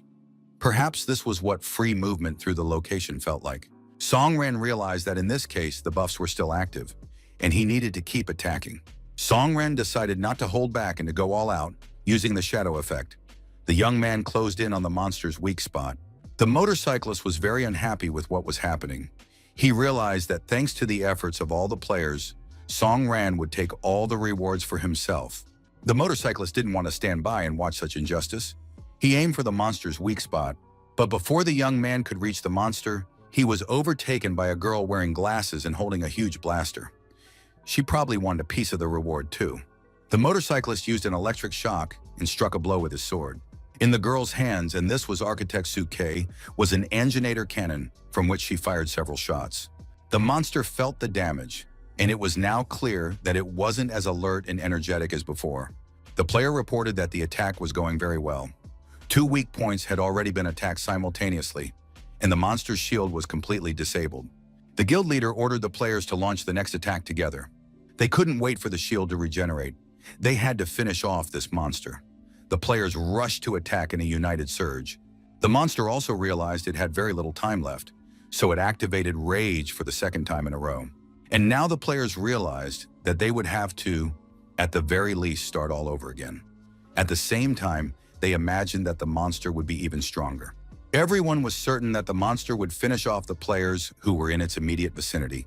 Song Ran, having activated the Shadow ability, paid no attention to the changes happening to the monster. He used his assassin form and crept up on the enemy. The sword in his hands had been activated, and now it was no longer just a blade, but a single extremely powerful weapon. The young man deftly leaped over the giant monster's body, closing in on its weak spot, and plunged his weapon into the beast, spraying everything with blood. The players were surprised. They didn't understand who he was. After all, Song Ran now had the form of an assassin and wielded several swords. Soon everyone noticed that the monster seemed to be slowing down from the players' attacks. Its movements were becoming increasingly slow and fluid. Suki realized that the guy had a weapon with a petrification effect. The girl was stunned and couldn't fathom just how many passive abilities this guy actually had. At that moment, the giant boss's arm shattered into tiny pieces, and everything around them was showered with a hail of stones, while Song Ran safely landed on the ground. Seeing the girl in glasses in front of him, Song Ran told her to leave because it was dangerous here. Having said that, the young man turned around and headed back to continue his attacks, not giving Suke a chance to change her mind or say anything in response. The motorcyclist was pleased. He realized that the monster's rage had subsided and now he could strike back as well. The guild leader called all her players together, preparing to give them their next orders. The woman ordered the players to move out simultaneously right now, all at once, and launch a general assault. All the players attacked the monster with all their might, striking it in every way possible. And gradually the monster began to lose health. Its wounds were becoming increasingly severe. Song Ran leaped toward the beast and landed the final critical blow, which proved to be the last. The young man received a notification that the besieging monster had been defeated. After that, the distribution of rewards began. A player named Song Ran received the highest number of points from the Hunters Association. The Hunters Association's rooms and items for purchase were unlocked for him. Absolutely all the players present were happy about the victory and celebrated, jumping and having fun in the streets. In addition, all players also received rewards that could now be used for a long time. Although, of course, in this situation, the reward wasn't the main thing. Song Ran immediately put on his glasses and tried to slip away quietly before anyone noticed him. However, the motorcyclist was on the alert and called out to the young man. The young man said that since they had fought that monster together, they might as well go grab a bite to eat and chat. The motorcyclist turned to the other players, saying they could join them too. Even though he held a higher rank than they did, the guy singled out a girl who, in his opinion, had done a great job. The motorcyclist turned to Suke, saying he'd love to have her join his guild, but she turned him down, which really surprised him. Suka caught up with Song Ran, introduced herself, and thanked him for saving her life. The girl extended her hand in gratitude and repeated once more that she was very pleased. Song Ran was shocked. He looked at the girl and said he was very pleased to meet her. After that, the young man told her his name. Suke was in shock. It turned out she hadn't known until that moment who was standing before her. At the last moment, Suka pulled her hand back and said, "Could this guy really be the very same Song Ran who survived the massacre in the dungeon and challenged the Huangtu Guild?" The other players also repeated the name Song Ran and realized that the player standing before them was the one who had just recently fought in the arena. Xiaobai, along with Darky, also joined the crowd of players. She was happy to see Song Ran again, whom she had already grown accustomed to. But now there was no need to rush, because Song Ran's fans had recognized him, and it would be difficult for him to escape their clutches. Suke quietly turned to Bixie and ordered her assistant to switch to attack mode. The girl transformed Bixie into a death revolver and now held it above her head, determined to see her mission through to the end. Suke aimed the gun at Song Ran and ordered him to immediately take off his glasses and cap. The girl was very serious and looked confident, but Song Ran did not obey her orders. Xiaobai immediately activated her magic wand. She thought this stranger had gone mad. However, Suke rudely stopped Xiaobai, telling her to shut up and not make a single move. Otherwise, she would finish off Song Ran. The players also noticed that someone was waving a weapon around, and they couldn't understand why anyone would want to pick a fight with the person who had just saved absolutely everyone present. The players felt that something was wrong with this stranger and that they needed to deal with her to protect the hero. Song Ran. But Suke was very determined. She ordered all the players to stand still and not move. Otherwise, she would blow Songran's head off if anyone so much as twitched. Songran realized that the girl was very serious, and it was better not to argue with her right now. So he began to take off his glasses and cap. Suke took another careful look at the man standing before her and was stunned when she recognized him. The player Songran was Chenjan, and now he looked exactly like that. Suke said that her beloved brother, Su Yuhai, had died when he went into the dungeon with Chenjan. The girl wanted to know what had happened in that dungeon. She had only one single question, the answer to which she wanted to know: what the hell happened in there? Chenjan realized that the name Su Yuhai sounded familiar to him, and he strained to remember who it was. Suddenly, he remembered a gold-ranked player who had said he was gathering materials for his sister. Chenjan understood the girl's motive and began to think about how to get out of this situation. If she fired from that distance, he wouldn't be able to dodge. Even the phantom shadow wouldn't help, because he didn't know when she would pull the trigger. At the same time, he couldn't answer Suke's question. The fact that a high-level boss suddenly appeared in the dungeon and killed everyone wasn't Chenjan's fault. The guy was a victim of circumstances. If he had been stronger, he could have protected the other players in the dungeon. Everyone would have finished their business, returned to their loved ones, and lived their normal lives as if nothing had happened. Chenjan felt guilty about what had happened. He hadn't been able to protect the players, and if he didn't take responsibility for their deaths, he wouldn't be able to forgive himself. The young man spoke up. He apologized to Suke, saying that a secret boss had appeared in the dungeon who was too powerful. Chenjan admitted that it was his fault. He was too weak a healer and couldn't heal the players. Suke wanted nothing more than to get her brother back, the man she had lived her whole life with and who meant the world to her. Suke pointed her gun at Songran's chest and said he had to bring her brother back. A loud shot rang out, and everyone present was shocked and stunned. It was impossible to believe, but the situation had unfolded right before their eyes, and they had no choice but to accept it. The motorcyclist managed to slice the bullet with his sword, just as it flew out when Suke fired and pulled the trigger. The man said that everyone fighting him was his comrade, and he wouldn't let Suke kill Songran. The motorcyclist rolled up his shirt sleeves and said he was ready to fight for Songran if circumstances required it. The other players also spoke up in defense of Songran. They believed the girl was mentally unstable and that killing players outside the arena was a serious crime. Suke was just a simple architect and should know her place. Just then, in the midst of the commotion, a massive vehicle appeared before the players, speeding toward them. The vehicle came to a sudden stop right in the middle of the square, where a brawl was taking place among the players at that moment. Many recognized the car as belonging to the Hunters Association. It was the Rapid Response Team. It seemed the authorities were already aware of the brewing scandal. The car door swung open and Liu Xiaodong stepped out. The man demanded that a megaphone be handed to him immediately because he wanted to make a statement. The players noticed his agitation and realized that an emergency had occurred. One of the players wanted to ask the investigators to intervene in the matter involving Songran. The players decided not to say anything yet and to listen to the news the head of the Hunters Association's investigation department was about to share. He had already grabbed a loudspeaker and was trying to get everyone's attention because he had an important announcement to make. Liu Xiaodong addressed everyone present and demanded that everyone evacuate immediately. For unknown reasons, an anomalous deviation had been detected, so all players must evacuate immediately. The situation was such that an anomalous portal would appear at this location very soon. Suke continued to stare at her worst enemy. However, the girl's mind was already occupied with entirely different thoughts. Now, danger threatened absolutely everyone. Everyone understood that this city would soon be engulfed in oblivion, and that was the worst thing that could happen to people at that moment. Some players were completely clueless. They didn't realize that the portal would open right in the city. However, those who were in the know and understood the full tragedy immediately sprang into action, wasting no time on pointless arguments.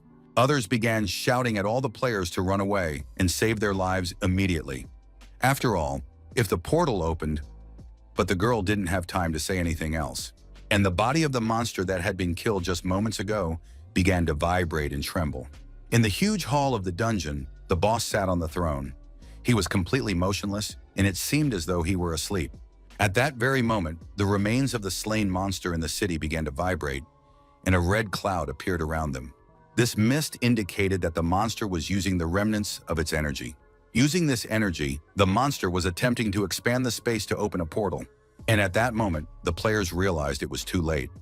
They wouldn't be able to prevent the consequences in time, and most likely wouldn't even be able to escape. When the portal opens, it sucks everything around it in. Of course, such obvious things had already begun to be forgotten by residents and players because the monitoring systems seemed to have everything under control.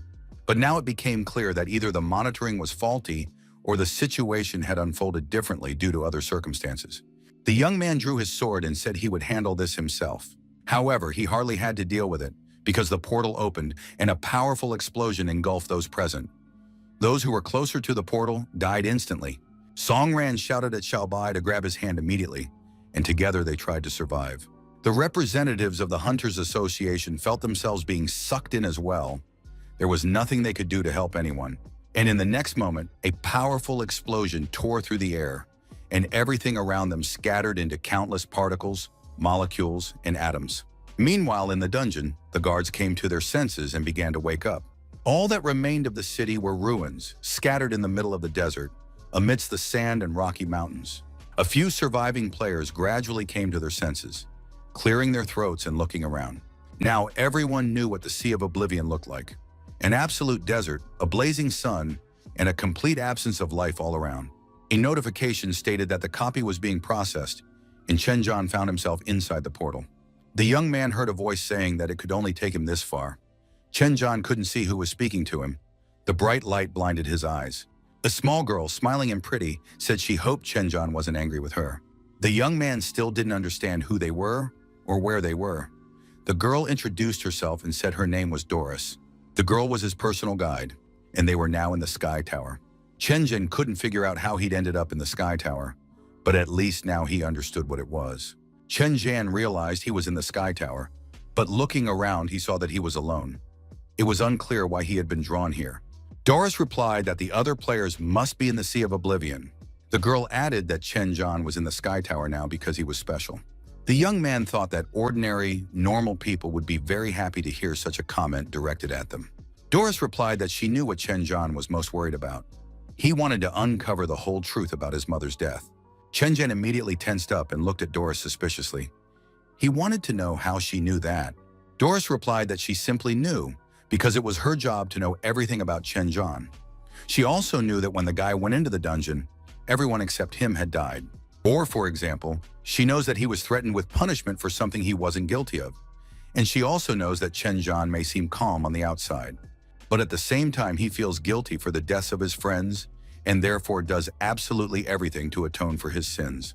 Chen Zhan demanded that Doris be quiet. He just wanted to know why she had dragged him here alone. According to Doris, it was absolutely obvious. The fact is, Chen Zhan is an awakened one. He is more than just a hunter. However, the guy is too fixated on his emotions, sense of duty, and regrets. But once he enters the tower, he will become the next god of the world. Chen Zhan just needs to find his own path.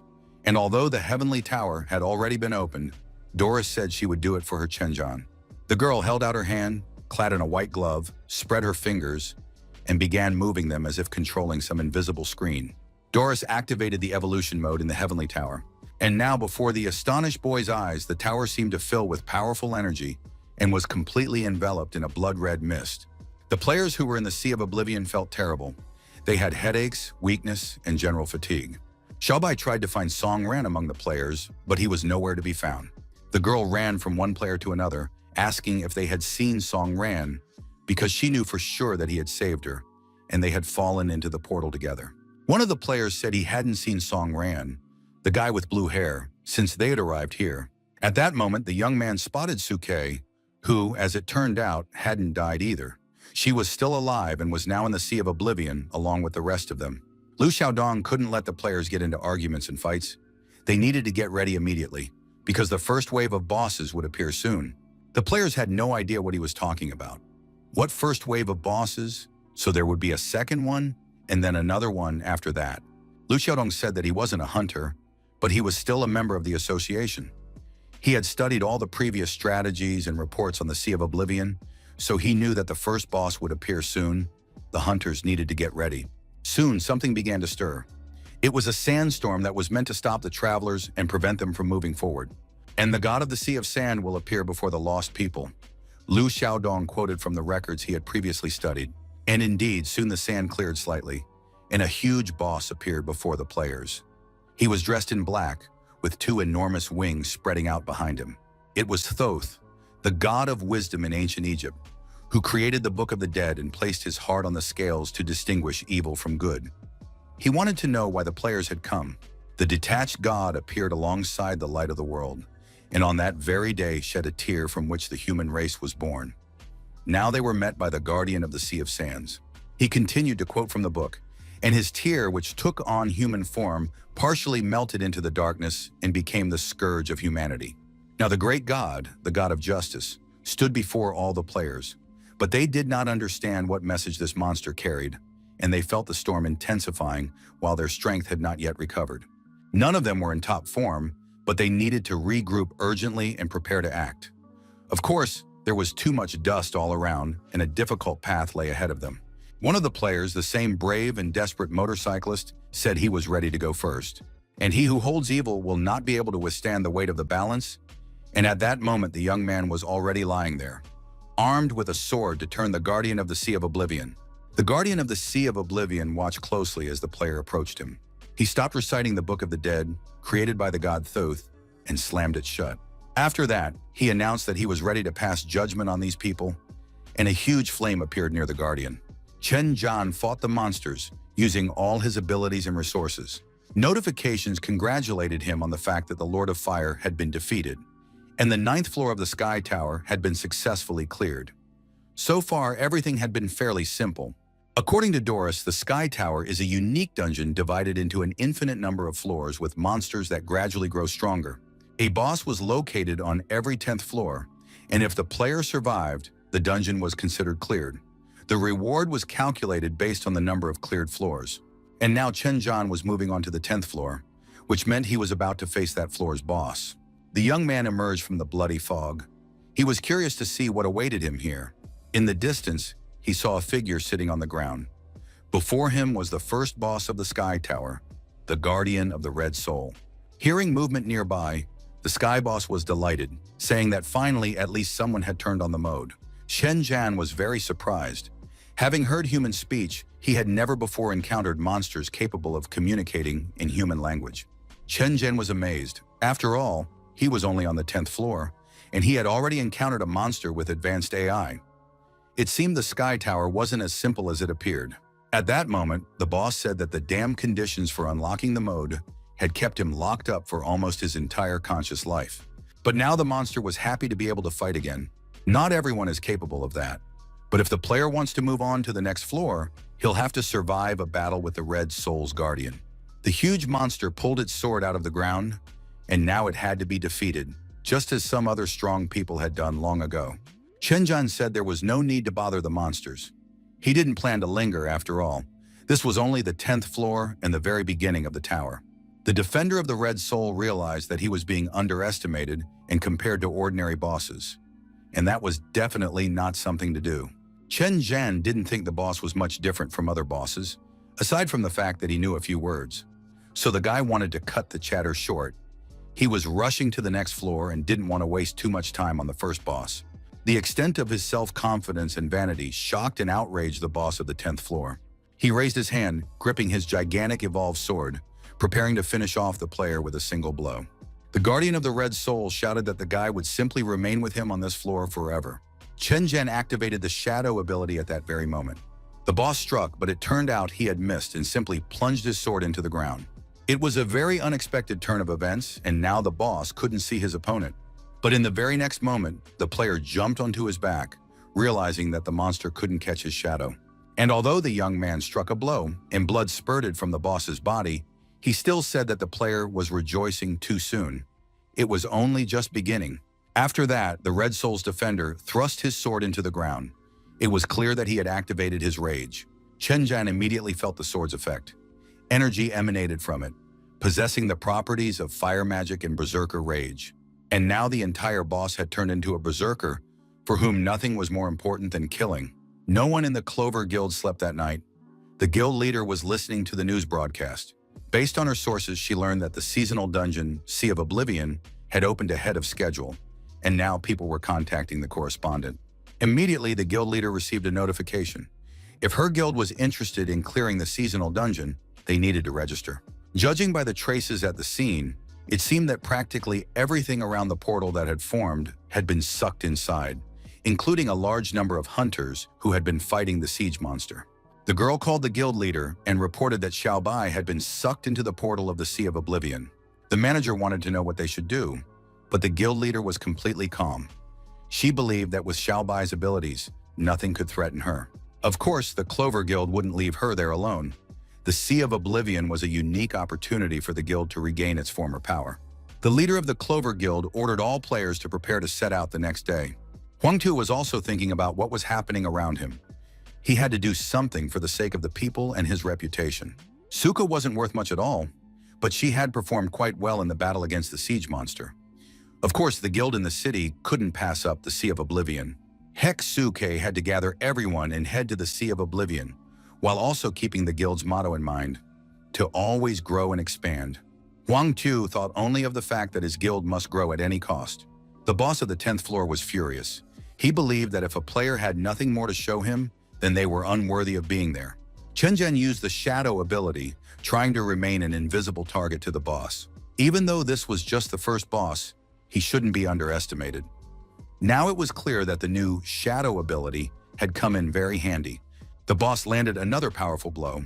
However, the player managed to dodge it and avoided being hit. The giant boss believed that without the shadow abilities, the player was completely worthless and a huge disappointment to his opponent. Chen Zhan noted that his opponent was simply underestimating him and that he would soon show what he was capable of. The only disappointment in this fight was the boss himself, right from the start of the battle. Chen Zhan realized this. His opponent lacked a strong dynamic aura. He had already killed more than one boss far stronger than his current opponent. The young man said that up until then, he had simply been testing the boss's limits. In terms of strength, the boss was merely at the level of a guard, and his fire energy was unnaturally weak. The demonic power of the sword was far stronger than the boss's own power. Chen Zhan was very eager to find out why the boss had been imprisoned in this tower and how it had happened. The boss replied that his memories were very vague. He only remembered fighting everyone who had ever entered this tower, and then everything would start over. Chen Zhan, taking advantage of the conversation, activated his healing abilities and restored some of his health.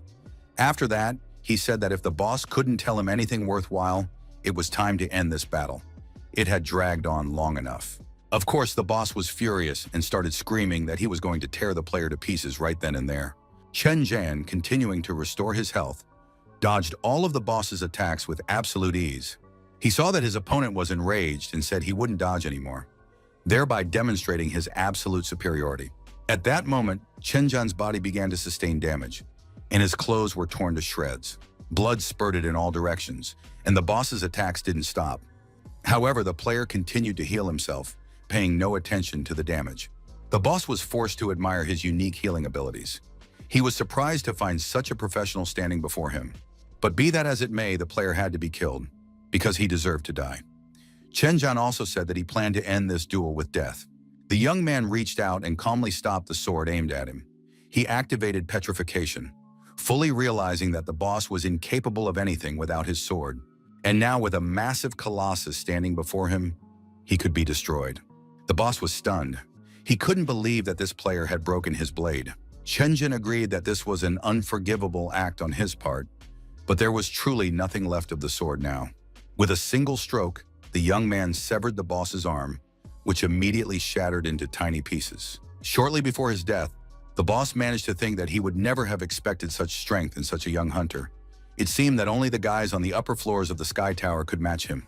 Chen Zhan reiterated that his opponent had been weak, but now he knew at least a little about the tower and the bosses, because for the boss, the battle had been more important than his own life, and for that, he deserved respect. Still, the battle had to end, and Chen Zhan finished his attack. The young man held the boss's head in his hand and examined it from all angles. Perhaps all demons have a battle obsession in their blood, and they simply cannot imagine any other options. The boss's head wasn't dead yet, and in his final moments, he said that Chen Zhan was indeed very strong and could move on. The boss admitted defeat, but for some reason felt a sense of relief. He sensed a certain similarity between them. In this world, the player had lost himself. The boss's armor and weapons had constantly nagged at him, and he was a monster capable only of fighting. Chenjin tossed his head back and said that this wasn't the end for him. He was heading to the next floor, and the boss would be waiting for other fighters. Perhaps they would meet again someday. At that moment, the boss's head said that he had once had a vision. Standing before him was a player, just as determined and focused as Chenjan, and even his eyes were exactly the same as Chenjan's. He looked ahead, hoping for the best. But over time, he put on a mask and became who he became. Once he had gone to the Sky Tower simply to test his skills and level up. And that's where he stayed. Chenjan was stunned to hear such speech. This demon reasoned exactly as humans do. The young man was even more confused. He didn't understand what kind of creatures inhabited this tower. They were completely unusual. A notification announced that he had received a unique item for defeating the Red Soul Warrior. It was a shard of a blood-stained sword. The Hunters Association Hall was crowded. People were discussing the latest news that the portal to the Sea of Oblivion had opened ahead of schedule. Among the crowd was Sun Hao, vice president of the Dragon's Guild. The man appeared to be waiting for someone, reading a magazine while sitting in his cloak with a suitcase. It was very hot in the Sea of Oblivion right now. Players were trying to attack the boss. However, the players' strength was already running out, and even the toughest among them realized they wouldn't last much longer. The boss had surrounded himself with a tornado, and this wind kept the players at bay and prevented them from breaking through to him. The boss's Blessing of the Sand ability was very convenient for him, but if this continued, all the players would enter the curse phase. Some players didn't even know what the curse phase was. At that moment, everyone present got a terrible headache. They literally couldn't stand the pain. Everyone dropped their weapons and tried to hold their heads in their hands. This was the beginning of the trial known as the Scales of Accusation. Xiaobai watched what was happening and began to figure out how the situation was unfolding. The boss surrounded himself with a sandstorm and prepared to attack. This attack began with a magnetic resonance effect on the players' heads. With every passing minute, the players' headaches grew worse, and the sandstorm continued to move. It soon became clear that the headache was not affecting everyone present equally. Liu Xiaodong explained that this spell works on the principle of a roll call. It is magic, one of the three great mysteries known as the balance of sin. It worked by randomly casting the curse on half the players. This caused them to die, and the curse spread to the rest. The raid continued until everyone died. To deal with this, healing or dispel abilities were needed. When healing overpowered the curse, the party was declared innocent, and the curse was lifted from all players at once. Naturally, everyone wanted to know how to perform this healing and save their comrades.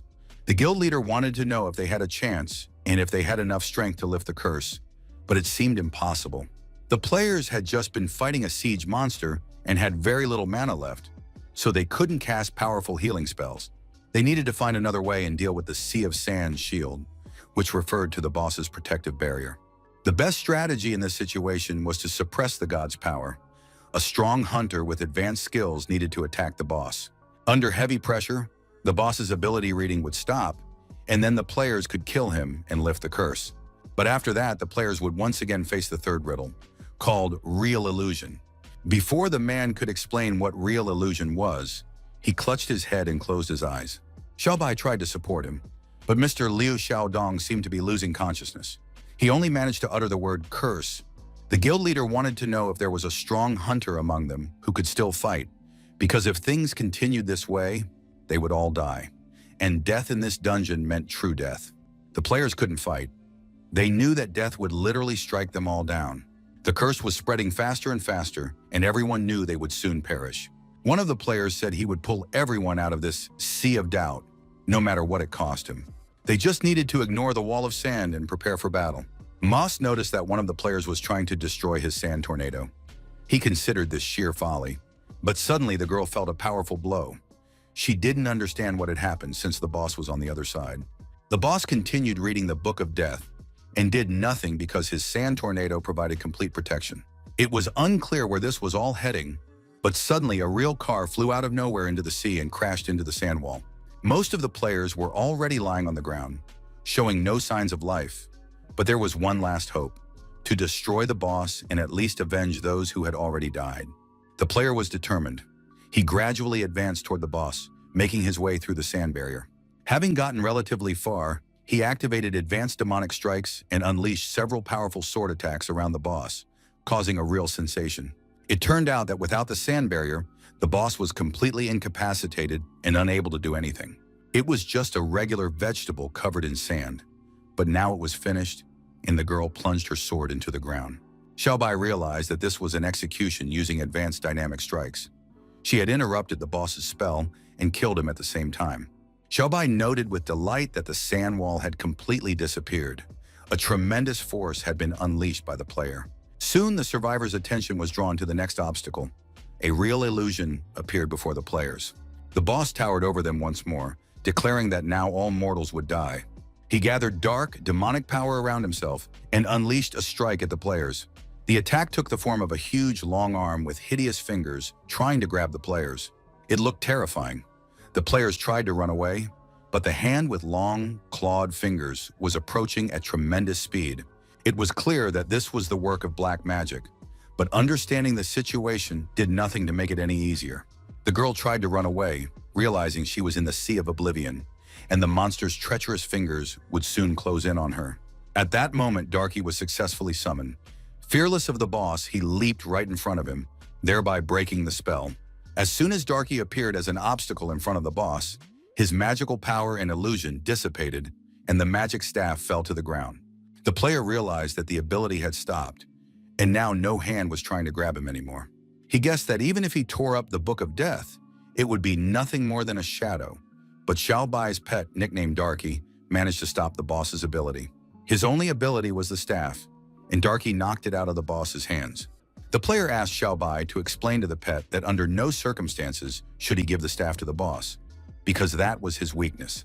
Without the staff, real illusion would be dispelled. Xiaobai understood everything and immediately ordered Darky to throw the staff to her. Darky did a great job. He grabbed the staff with his paws and tossed it to his mistress. The Demon Queen stood at the top of the steps, and her subordinates bowed their heads before her. The woman relished the scene. The scales were tipping in favor of the demons and bosses from the Sea of Oblivion. Suddenly, Xiaobai shouted that she knew what needed to be done to defeat the boss once and for all. The Sea of Oblivion boss was furious. He sensed that the players would soon be able to defeat him. He continued to read from the Book of Death, declaring that the souls of the departed must follow the great god's guidance. Soon, these souls of the deceased would begin to flow to the other side of the river. The monster recited the incantation, and it seemed as though a multitude of black birds were appearing in the sky. In reality, these were the souls of the dead, leaving the bodies of the slain players. Xiaobai was performing some incomprehensible actions. It seemed she had entered a trance, muttering words and remaining tense. Dark magic gathered the life force of all the damned and dealt a deadly blow across the entire field, causing the instant death of all enemies exposed to it. Xiaobai finished reciting the spell and now strode purposefully toward the boss, around whom more and more stolen souls were swirling. The girl turned to the guardian Tutu and asked if he had any tricks left up his sleeve, since he wouldn't be able to do anything else from here on out. The player was alarmed and shouted for Xiaobai to retreat immediately, because the boss was preparing to attack. A multitude of black birds and lost souls swirled around the girl, trying to throw her off balance. But Xiaobai remained confident. This was the end of the false gods. She did not waver from her intended goal, and in the end her magic proved effective. Everything around her burst into flames, and the guardian was pierced right through. Xiaobai seemed to have gone mad. She kept saying strange things, claiming that the dungeon with its unique story mode in the Sea of Oblivion had been improved. At that moment, a notification congratulated the players on defeating the first boss of the Sea of Oblivion, and the players received the Staff of Thoth. The area where the bodies of the slain players lay had changed. The curse had vanished, and the young people began to rise, realizing that the guild leader and Xiaobai had succeeded in their task. The Guardian of Thoth was overthrown, and the tip of the pyramid on the horizon was illuminated by a bright flash of fire. The guildmaster stood up, unable to believe that the duel had come to an end. Xiaobai was also pleased with herself. She hadn't expected to get gear in such a dangerous place. The girl was delighted. The dungeon had been thrilling, and Darky looked like a real superstar. At that moment, the leader of the investigation team, Liu Xiaodong, came to his senses. He praised the players for their excellent work and said that next they would be transported to another location, the Farnado Oasis. The association will immediately mobilize the guilds to officially launch the attack. In the meantime, the players can rest and recover in the Sea of Oblivion until reinforcements arrive. The next objective for all players is the pyramid visible on the horizon. At that moment, Chen Zhan received congratulations for clearing the 50th floor of the Sky Tower and a host of rewards to enhance his armor and restore his health and mana. Chen Zhan had already figured out the tower's mechanics. Some floors granted rewards immediately upon clearing them. Other floors offered choices where the player had to decide which resource to restore or enhance. He looked around and thought that this floor was very similar to the real world. The houses around him were badly damaged, giving the impression that battles with monsters had taken place here. Chen Zhen chose to restore his health, since he didn't know what awaited him on the next floors. The further he advanced, the more difficult even the easiest floors with ordinary monsters became. It was unclear whether the player's armor and strength would be enough. The young man employed the draining treatment. Starting from the 10th floor, he encountered no talking bosses, mostly trolls and undead. The berserker warrior on the 10th floor impressed Chen Zhan. A strange creature, possibly the result of an evolutionary process. He understood that a secret lay hidden within the tower, but he hadn't been able to unravel it yet. Now Chen Zhan had to face the boss of the 50th floor. Its power was already palpable in the air. The young man stood near a magic circle that glowed with energy and spread a blood mist around it. The boss soon materialized from the mist, and Chen Zhan realized that killing him would not be easy. The opponents soon stood facing each other. The boss was blindfolded. He said that one must heed the call of the void and that he, Azure, would fight that void. Chen Zhan realized that this boss could speak as well and decided to ask him about the tower and the other demons. Before fighting, he asked, "Who are you, a human or a demon? And what is this void you mentioned?" Azure replied that he didn't understand what humans or demons had to do with it. He was simply who he was, and the player had to fight him. For Azure hadn't had a real battle in many years, and he craved it with his whole being. The boss's blood was literally boiling with the desire to start the fight. Chen Zhan realized that his opponent was obsessed with battle. It seemed as though these creatures in the Sky Tower had been brainwashed, their memories and all their concepts rewritten. This made the demons forget the past and see only one goal: battle. Aju had already drawn his sword, so excited that he couldn't hear a thing, repeating a single word: fight. In such a situation, the player had almost no options left.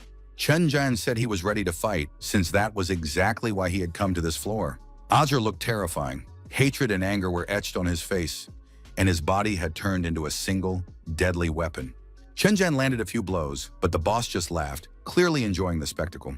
After a while, the young man realized that his opponent was incredibly strong. Chen Zhan even thought that the boss of the 50th floor might be too much for him. He didn't know whether to give up in advance or push his strength and health to the limit. Aju attacked the young man, and Chen Zhan found himself thinking more and more often that he might have reached his limit in this tower. The young man was doing his best to fend off the attacks. He had no time left to plan counterattacks. All his energy was going into defense. Azure announced with a joyful smile that it was time for his favorite pastime and attempted to decapitate the player. His sword pierced Chen Zhan's body. The young man lay on the ground in a pool of his own blood. Azure declared that with such abilities, the player would not go any further. Chen Zhan didn't even try to argue. His body was exhausted and blood was gushing from his many wounds. Azure stated that unlike the trash encountered on the previous floors, he was in a completely different league. Azure looked devilish. A horn adorned his forehead, his eyes were covered with a bandage, and he held a huge blood-stained sword in his hands. However, his joy was cut short by Chen Zhan's words, who declared that the boss had too high an opinion of himself. Azure turned around upon hearing this and glared at his opponent with a malicious smile, even though his eyes were blindfolded. Chen Zhan said he was almost ready to give up, but Azure was acting too arrogantly and haughtily. He was boasting about his strength while simultaneously insulting all the monsters from the previous floors. Such contempt for his comrades was infuriating.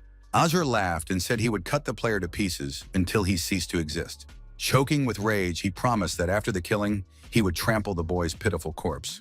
Azure activated Blood Prison. Bloody spirals swirled around him, from which sharp daggers protruded. He told Chen Zhan that he could still surrender, but it was already too late. Chen Zhan looked at what was happening and decided that surrendering now was definitely out of the question. Azure was certain the young man would start begging for mercy, since a rain of blades, swords, and knives had come crashing down on him. But Chen Zhan took advantage of the fact that they had underestimated him and activated the Shadow ability. He activated the Phantom Ghost mode he had acquired just recently, and it turned out to be the perfect choice. Having become a phantom, the young man seemed to have shed his physical form. The knives flew right through him, causing no harm. Chen Zhan began to move through the falling blades toward his target, remaining invisible. He knew the boss was strong, but that didn't mean Azure could win. Soon, the boss noticed that his attacks weren't working because of the player's disgusting skill. Azur panicked, dropped his guard, and tried to spot the young man, who was already breathing down his neck. Chen Zhan instantly struck with his sword, wounding his opponent and leaving him clueless as to what was happening. The young man was certain. To give up the fight because of the opponent's strength meant being unworthy of victory. He attacked Azur, who was trying to counterattack the insolent player. The boss had no intention of giving up and wanted to test what this arrogant opponent was capable of. Chen Zhan decided to show respect to his opponent by demonstrating his skills and strength. He was going to fight to the end and never give up. The young man tried to activate the Phantom Shadow again, but noticed that it hadn't worked. It soon became clear that Azur had cast a prohibitive spell, blocking Chen Zhan's abilities. Azur acknowledged the young man's strength, but still believed he was no serious threat to the boss of the 50th floor. The boss activated the Eye of the Arbiter, which removed seals, reduced the opponent's health, revealed invisibility, and prohibited the use of abilities for the duration of the technique. This eye was a true curse, completely disarming the opponent. Chen Zhan understood that this was a very powerful move, depriving the opponent of their abilities and control. But that didn't mean the boss would win. He was merely trying to drown the player in his own blood. The young man knew the boss was wrong to consider him useless and weak. He had to prove his strength and indomitability. Chen Zhan launched a new attack, crashing into the opponent, who was now observing the world through the Eye of the Arbiter. Protective domes appeared above the players, preventing them from taking damage but also restricting their movement. The young man fought very bravely, engaging in hand-to-hand combat with Azur. Azur could respawn endlessly, so he wasn't afraid of death. The player was risking every life, so he acted with the utmost care. The boss addressed the young man. People fear death, memories never leave Azur, and he only wants to protect this rotten world where life is worthless. That is the source of his frustration. He said he would be reborn again and again, for non-existence grants him magical power. Chen Zhan couldn't celebrate. He had just defeated the boss, but didn't know how much further he had to go or what secrets the tower held. Byron granted access to the tower so the player could grow stronger and fight monsters. But perhaps that wasn't the only reason. With each floor, Chen Zhan had more and more questions, and it was clear that he definitely wouldn't be able to handle the level 60 boss. Before moving on to the next floor, the young man decided to leave the dungeon. Chen Zhan was determined. Next time, he would definitely uncover all the secrets of this place. Doris greeted the player with great enthusiasm. She thought Chen Zhan was amazing, since he had reached the 60th level on his first try. Chen Zhan looked down at his body in surprise and realized that his wounds had healed on their own. Doris explained that thanks to his victories in several difficult battles, the player's level had risen significantly. When a player leaves the tower, they immediately receive experience points. Doris was ready to sum things up and tell him everything Chen Zhan had earned. Based on the number of floors, the player received a large number of experience points as well as valuable items. The remains of a blood-stained blade, a demonic fang, and spiritual metal. Chen Zhan was surprised and amazed, and now he had a new question for Doris regarding his potential. He knew about the special ability of his evolutionary blade, which could merge with objects in evolution mode, but he wanted to know what secrets the Sky Tower held. Doris replied in a monotone voice that discussing such matters was going too far. She was merely an executive system and knew only what had been programmed into her. As for the tower, Doris didn't reveal anything interesting. At that moment, the experience points were tallied, and the player was promoted to the Platinum rank. Having completed everything necessary, Doris said goodbye to Chen Zhan, adding that she would miss him until their next meeting. She added that the Sky Tower dungeon had been created by a single person. Chen Zhan checked all his stats and was very pleased with what he saw. Moreover, his health and physical stats had fully recovered, as if he had been treated on the go without any effort. Left alone, the young man stepped out of the room. He tried to figure out where he was and saw long corridors and staircases. He assumed he had ended up in the Hunters Association. The Sky Tower was a strange place. The monsters looked like humans, but it seemed as though they were hiding something. Chen Zhan decided to uncover the truth and reach at least the 75th floor next time. After all the battles, the player reached Platinum rank and received valuable items, which he decided to examine at home to understand their purpose. The young man stepped out into the hallway and heard an unfamiliar voice. A man greeted him and asked if he was indeed Song Ran. The man was holding a suitcase and introduced himself as the deputy chairman of the guild, Si Yan. He had been waiting for Song Ran for a long time. He explained that he was a technician and had important business with the player. Night had fallen in the Oasis of Farnado dungeon, and the players had lit a bonfire, gathering around it to pass the time. The young man was enjoying his meal, while others advised him to eat more and not hold back. He was surprised that there were supply points in the dungeon and happily replenished his strength. Nearby were people rendered very authentically. They looked like real desert dwellers who had taken the players in. Liu Xiaodong explained that this is precisely what sets the seasonal dungeon apart from the usual one. The large number of storylines significantly improves the quality of the game. He suggested launching the assault after midnight. Clearing the dungeon required strategy and an understanding of the main objective, the storming of the city. There were 8 pyramids in the dungeon. The mode was called the Decisive Battle of the Gods. The dungeon could only be cleared by completing all the pyramids. Earlier, the players had defeated the guardian of the god Thoth, thereby unlocking the outpost in the Farnado Oasis. When Xiaobai defeated Thoth, she earned the right to participate in the Decisive Battle of the Gods. The gem in her staff was a shard of the Chosen, symbolizing Thoth. At that moment, a local resident approached the players, cleared his throat, and spoke to them. The man pointed to the ancient old man and said that the village elder wanted to speak and reveal the secret of the Sahara Desert. The old man explained that in the previous battle, Xiaobai had defeated the great god Thoth and earned the right to participate in the decisive battle. Now a new trial awaited all the players. To win the decisive battle and free humanity from suffering, they must defeat 7 more gods. These gods were Geb, the god of the earth, and Osiris, the god of rebirth. The old man hadn't finished his story when Liu Xiaodong added Geb, Osiris, and Sobek, and also reported that the association had ordered the collection of other fragments of the Chosen. The old man was displeased by the interruption. He wanted to speak and didn't know which of them was an NPC. Liu Xiaodong apologized and promised not to interfere anymore. The players, however, didn't understand why they had to listen to all this old man's rambling. The old man continued. After defeating one god, the players would pass through one pyramid. Only by passing through all the smaller pyramids would they be able to reach the Great Pyramid and take part in the decisive battle of the gods. He told the story of the decisive battle of the gods, which took place at the dawn of time. Back then, the Sahara Desert was ruled by the god Ra. People lived peaceful and tranquil lives. But all good things must come to an end. With the arrival of other gods, a war began over Ra's place. The world plunged into chaos, and the gods waged war against one another to determine the true god. Only the victor would become the master of the desert and the god of the world. Over the years, rulers changed, and mortals began to challenge the gods. Those who defeat the old gods receive fragments of the chosen ones as proof of their newly attained divinity.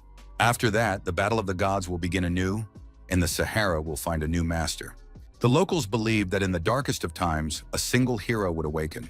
It is this person who will be able to resolve the age-old conflict, and then peace will reign in these lands for many years. The players looked bored. They were tired of ancient fairy tales and all turned to look at Xiaobai. The girl was terrified. Did the guys really think she was that very god? Liu Xiaodong reassured her, saying that it was just a game mechanic. Tomorrow the guilds would gather and set off to battle the 6 remaining gods. That is how Sea of Darkness officially begins. Suki listened to all these stories, turned around and was about to walk away. The investigation leader called out to the girl and asked what she was planning to do. Suke replied that she was going to head to the pyramid alone. She believed that if she stayed with the players, she would constantly annoy those present. Although this seemed unfriendly, the guild leader understood that Suke was undermining team spirit. The young man asked if it was possible to clear the pyramid alone. Liu Xiaodong believed that few were capable of it, but that it was theoretically possible. The pyramid mechanism could adjust to the number of participants by setting the difficulty level, but even so, the risk of dying was many times higher when going it alone. The young man couldn't calm down. He wanted to perform a solo feat. After a moment's hesitation, he made his decision. He announced that he too was heading to the nearest pyramid. The young man realized that it was unlikely any of the other participants would agree to support him, so he would go alone.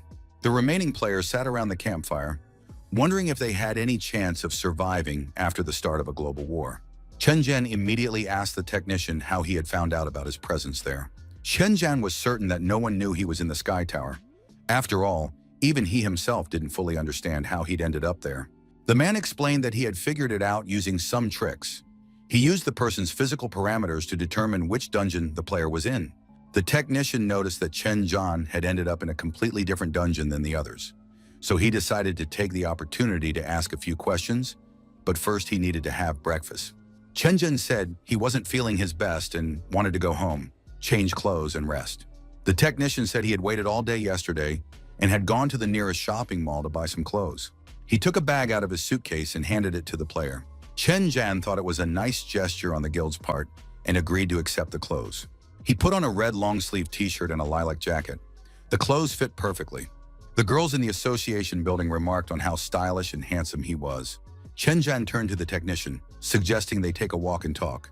The young man approached the nearest pyramid, where, according to the NPC, the fragments of the Chosen One, the weapon that would start the final war, lay. Only the one they call God could lay claim to this weapon. Chen Zhan was certain that only he was entitled to the shards. He was obligated to lead his guild to victory and not let his comrades down. Everything had to be perfect. Trying not to let his friends down, the young man drew his sword and entered the pyramid, ready to sacrifice his life for the cause. The young man moved quietly down the corridor.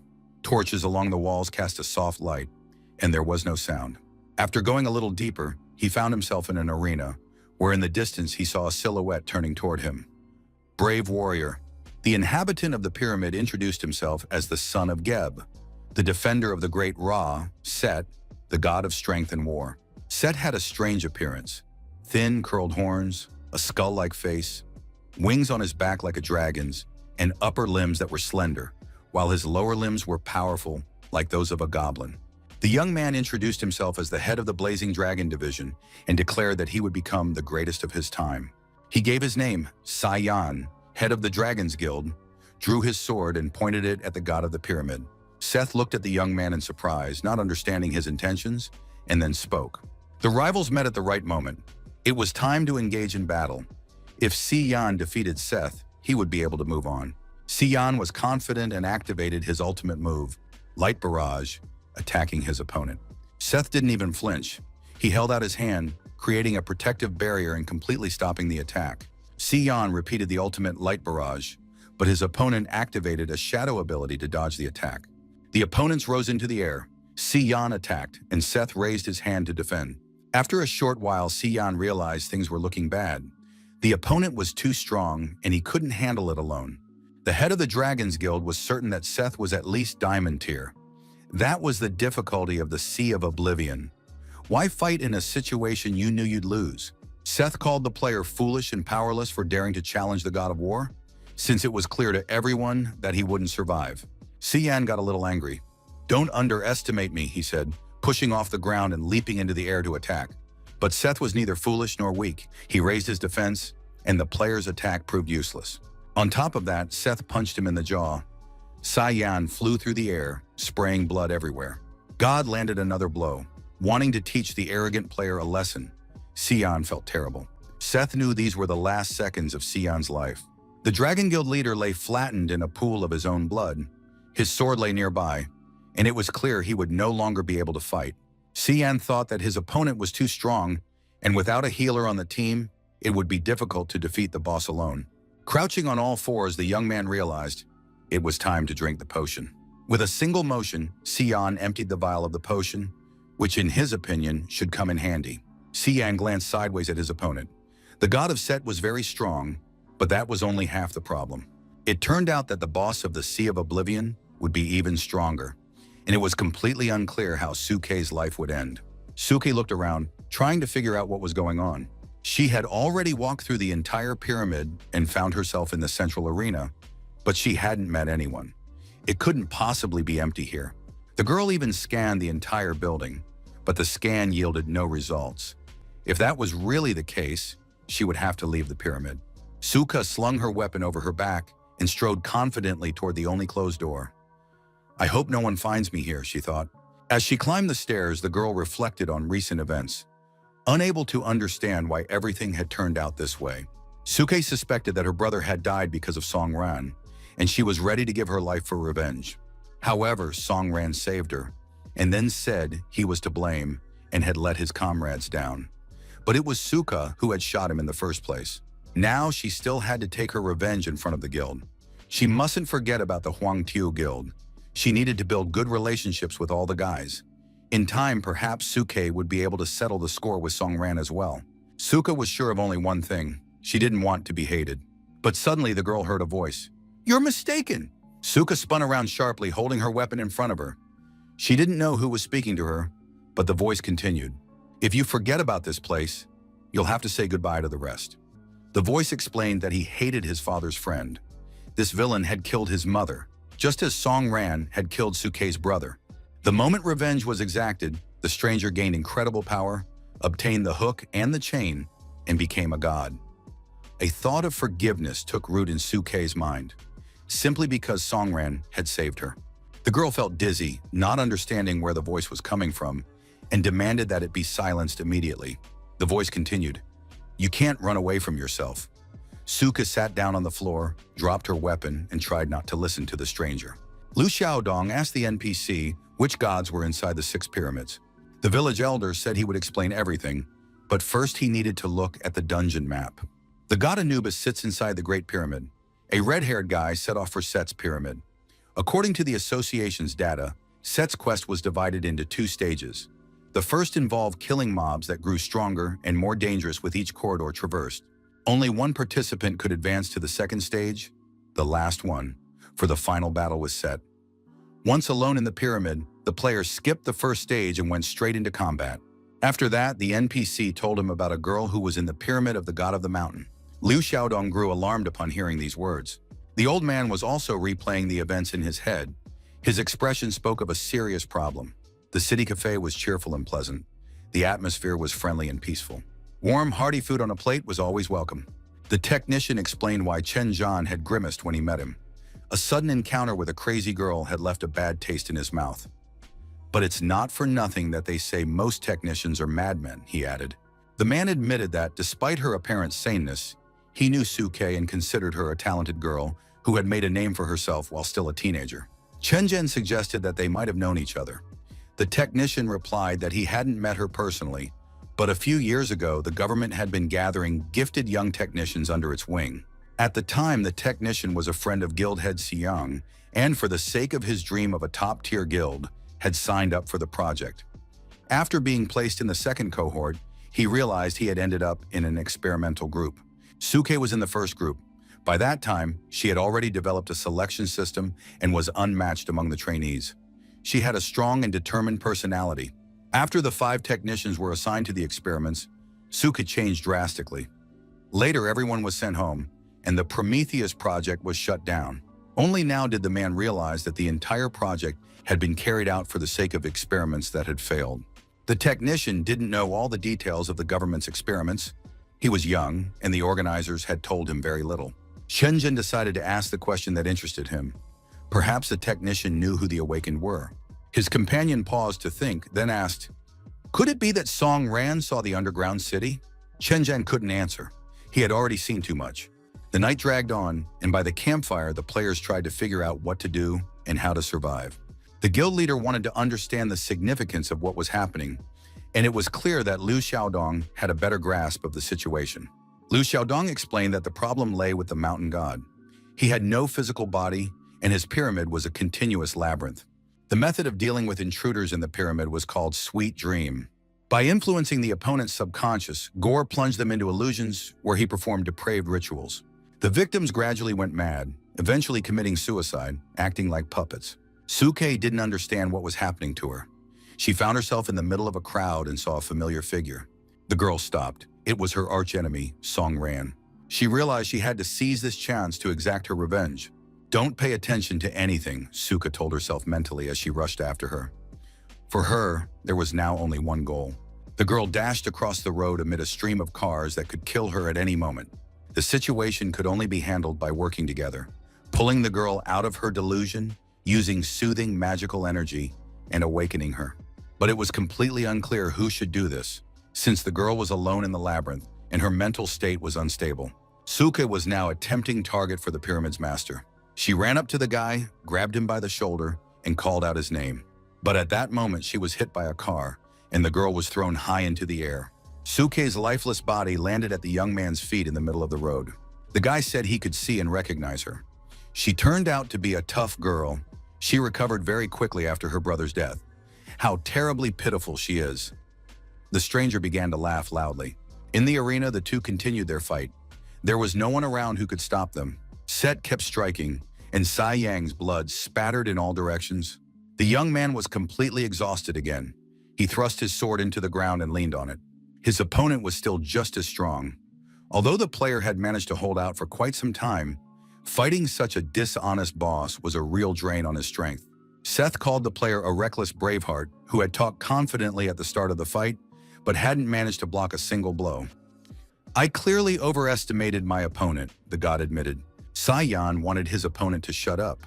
It wasn't the first time the guy had found himself on the brink of death with the god set.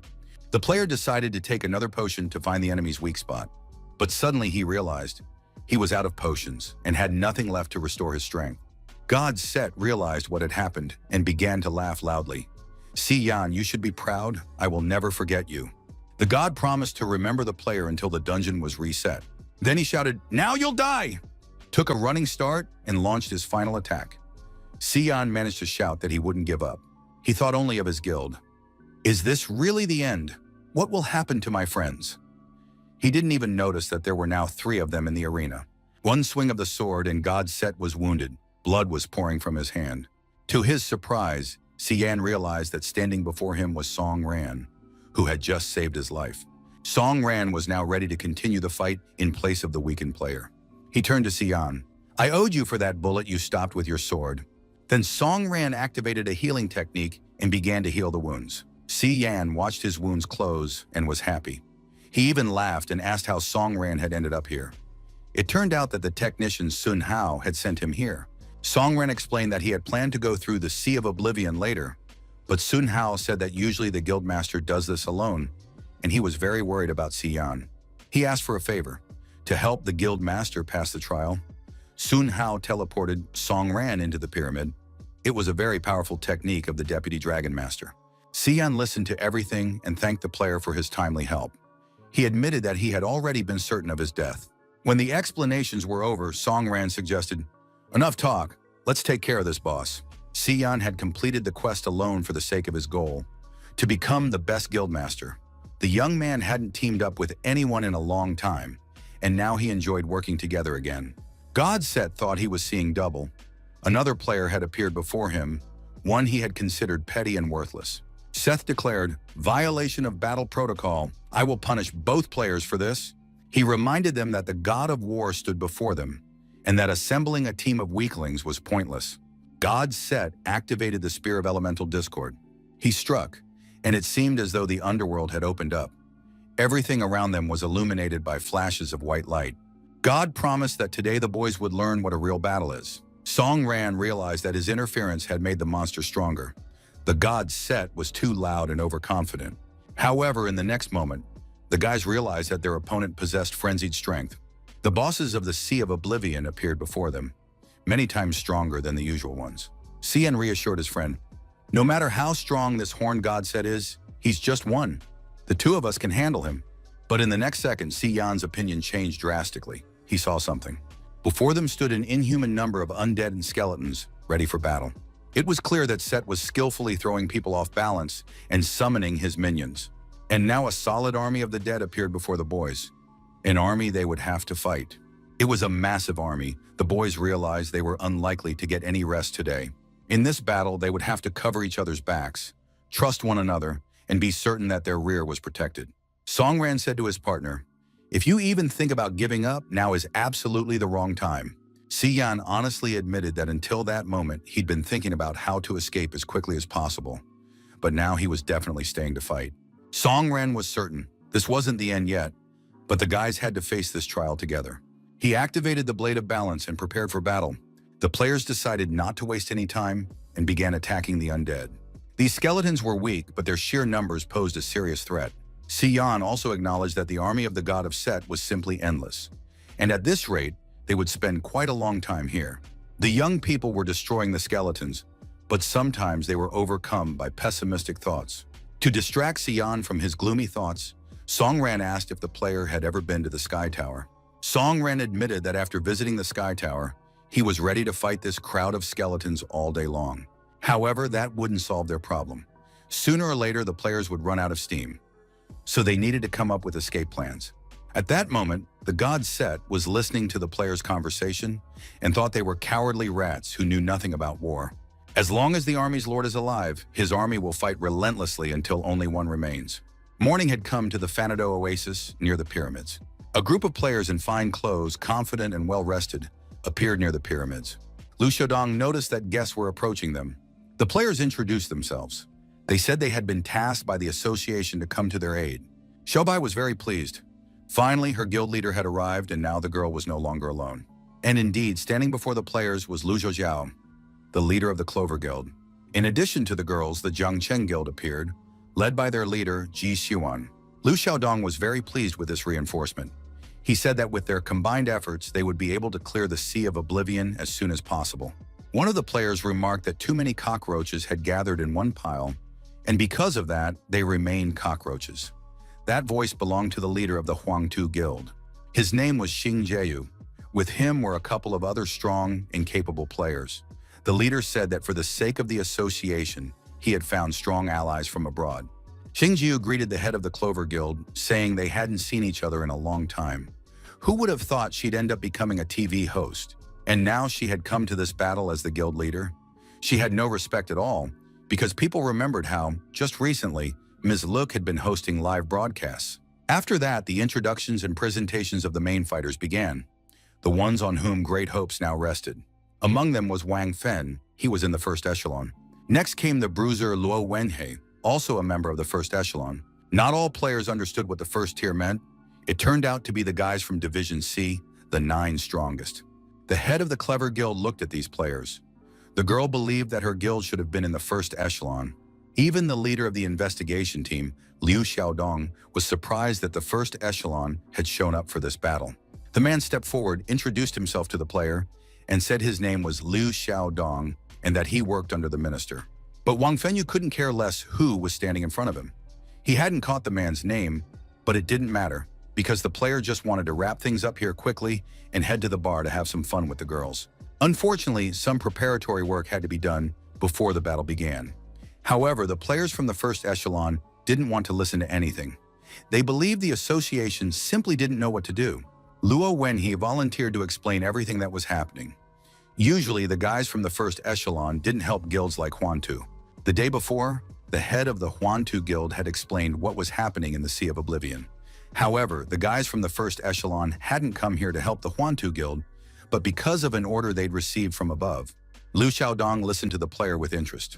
After all, the presence of 2 fighters from the first echelon already indicated that this went beyond standard tasks, and that meant something terrible had happened in this underground city. Meanwhile, inside the pyramid, the battle against thousands upon thousands of skeletons raged on. The guys were already pretty worn out, and there was no end in sight. Song Ran asked his partner if he had heard what the boss had said. Xian was so engrossed in the battle that he hadn't even understood what was being said, so Song Ran had to explain it to him in more detail. The disruption of the battle order and sequence, as well as the final phrase, "until only one remains," hinted at the system of this dungeon. Xian had never heard anything about dungeon systems, but now he began to ponder the matter. Song Ran continued to attack the skeletons while pondering the words of Godset. Most likely, the sea of skeletons around them was one of the stages in the construction of this dungeon system. The second piece of evidence that this was a system was the lack of any warning about the dungeon's changes, and that meant the boss himself could control this dungeon. So it turned out that when Set said, "until only one remains," only one fighter was supposed to be left to battle him, and that meant that when Xian entered the pyramid alone, he immediately engaged the boss in combat. The young man recalled that before entering the pyramid, Liu Xiaodong had said that the boss could change the dungeon's difficulty on his own, based on the number of participants who had entered. The skeletons kept respawning, and nothing would change until the guys adjusted the settings. Now it was clear why these skeletons were so weak. There was only one way to change this dungeon system. The players had to kill the god set, and only then would it all end. The funny thing was that if more people had come here, everyone except one would have died. But now there were only 2 players, and in order to get to Set, Xian realized he would have to kill himself. Song Ran thought that wasn't a bad idea. However, there were other options worth trying. Xian saw that the main problem at the moment was clearing out countless mobs, so the young man wanted to try something new. Song Ran continued to slice through the skeletons as if they were cabbage for a salad, while his mind raced nonstop. The young man asked if Si Yan could hold back the skeleton's advance for at least 20 seconds. Taking advantage of the pause, Song Ran began examining his backpack, which contained items he had received for clearing the Sky Tower, since he hadn't had a chance to study them yet. The player immediately began evolving his sword by fusing it with one of the items. Si Yan watched his companion's actions with interest. He had never seen the fusion process in action before. Song Ran was most likely an awakened. He had first heard about this from the technician Sun Hao. Soon, the young man began fusing the spider fang with the sword. Si Yan said that in the first tier, all players were awakened. Si Yan admitted that he had dreamed of making it into the first echelon his whole life, and that upstart Song Ran. How dare he become an awakened? That's how he paid for the head saving him from a bullet. Song Ran paid no attention to his comrades' grumbling. He said they had far more serious problems, so they should shut up and take action. Si Yan looked at the skeletons and saw that they seemed to have grown even larger and more vicious, while their numbers were also dwindling. Si Yan realized he didn't have much mana left, just enough for a single ability use. Although Si Yan didn't know the form of Song Ran's awakening, he decided to give it a try anyway. Si Yan decided to take a risk and activated his Art of the Sword ability. After that, he restored the burgundy barrier around himself. All the mobs looked at the player in surprise, as if waiting for an order. By this time, the fusion was complete. Song Ran checked his stats. He had gained only 1 point in Dark Resistance, but the rest of the level-up bonuses had worked perfectly. Apparently, this sword wasn't particularly suitable right now. In the current situation, its ability was useless. So Song Ran decided to evolve the sword once more, using another item. He had obtained this attribute from the giant knight he had fought in the Sky Tower. Si Yan had already started cursing and grumbling. Why was his comrade taking so long to fiddle with his sword? Si Yan felt that his mana was practically running out. Si Yan thought he couldn't take it anymore and hoped his companion would come to him soon. Song Ran yelled at the leader to shut up because he was wasting even more mana that way. Song Ran took out a few mana potions and tossed them to his companion to restore his strength. Si Yan looked at this rookie with surprise once again. He had prepared perfectly for this dungeon. Just then, another fusion was completed, and Song Ran began examining his weapon's new stats. This time, it had taken the form of a giant sword. The young man didn't understand why it had taken on such a massive size. Could it be that he had leveled up the sword through evolution? Once again, he was convinced that his blade held many secrets. The most interesting thing was that this weapon could become even stronger. It had a marvelous hilt, and now he could test what it was capable of. But Song Ran decided not to stop there. He began another round of fusion. Upon fusing with the hilt, he gained a new active ability. Si Yan started whining again, saying he couldn't take it anymore, and didn't know how much longer he had to wait for Song Ran. Just then, Song Ran finished all the upgrades and said that he was now ready and could show Si Yan his new ability.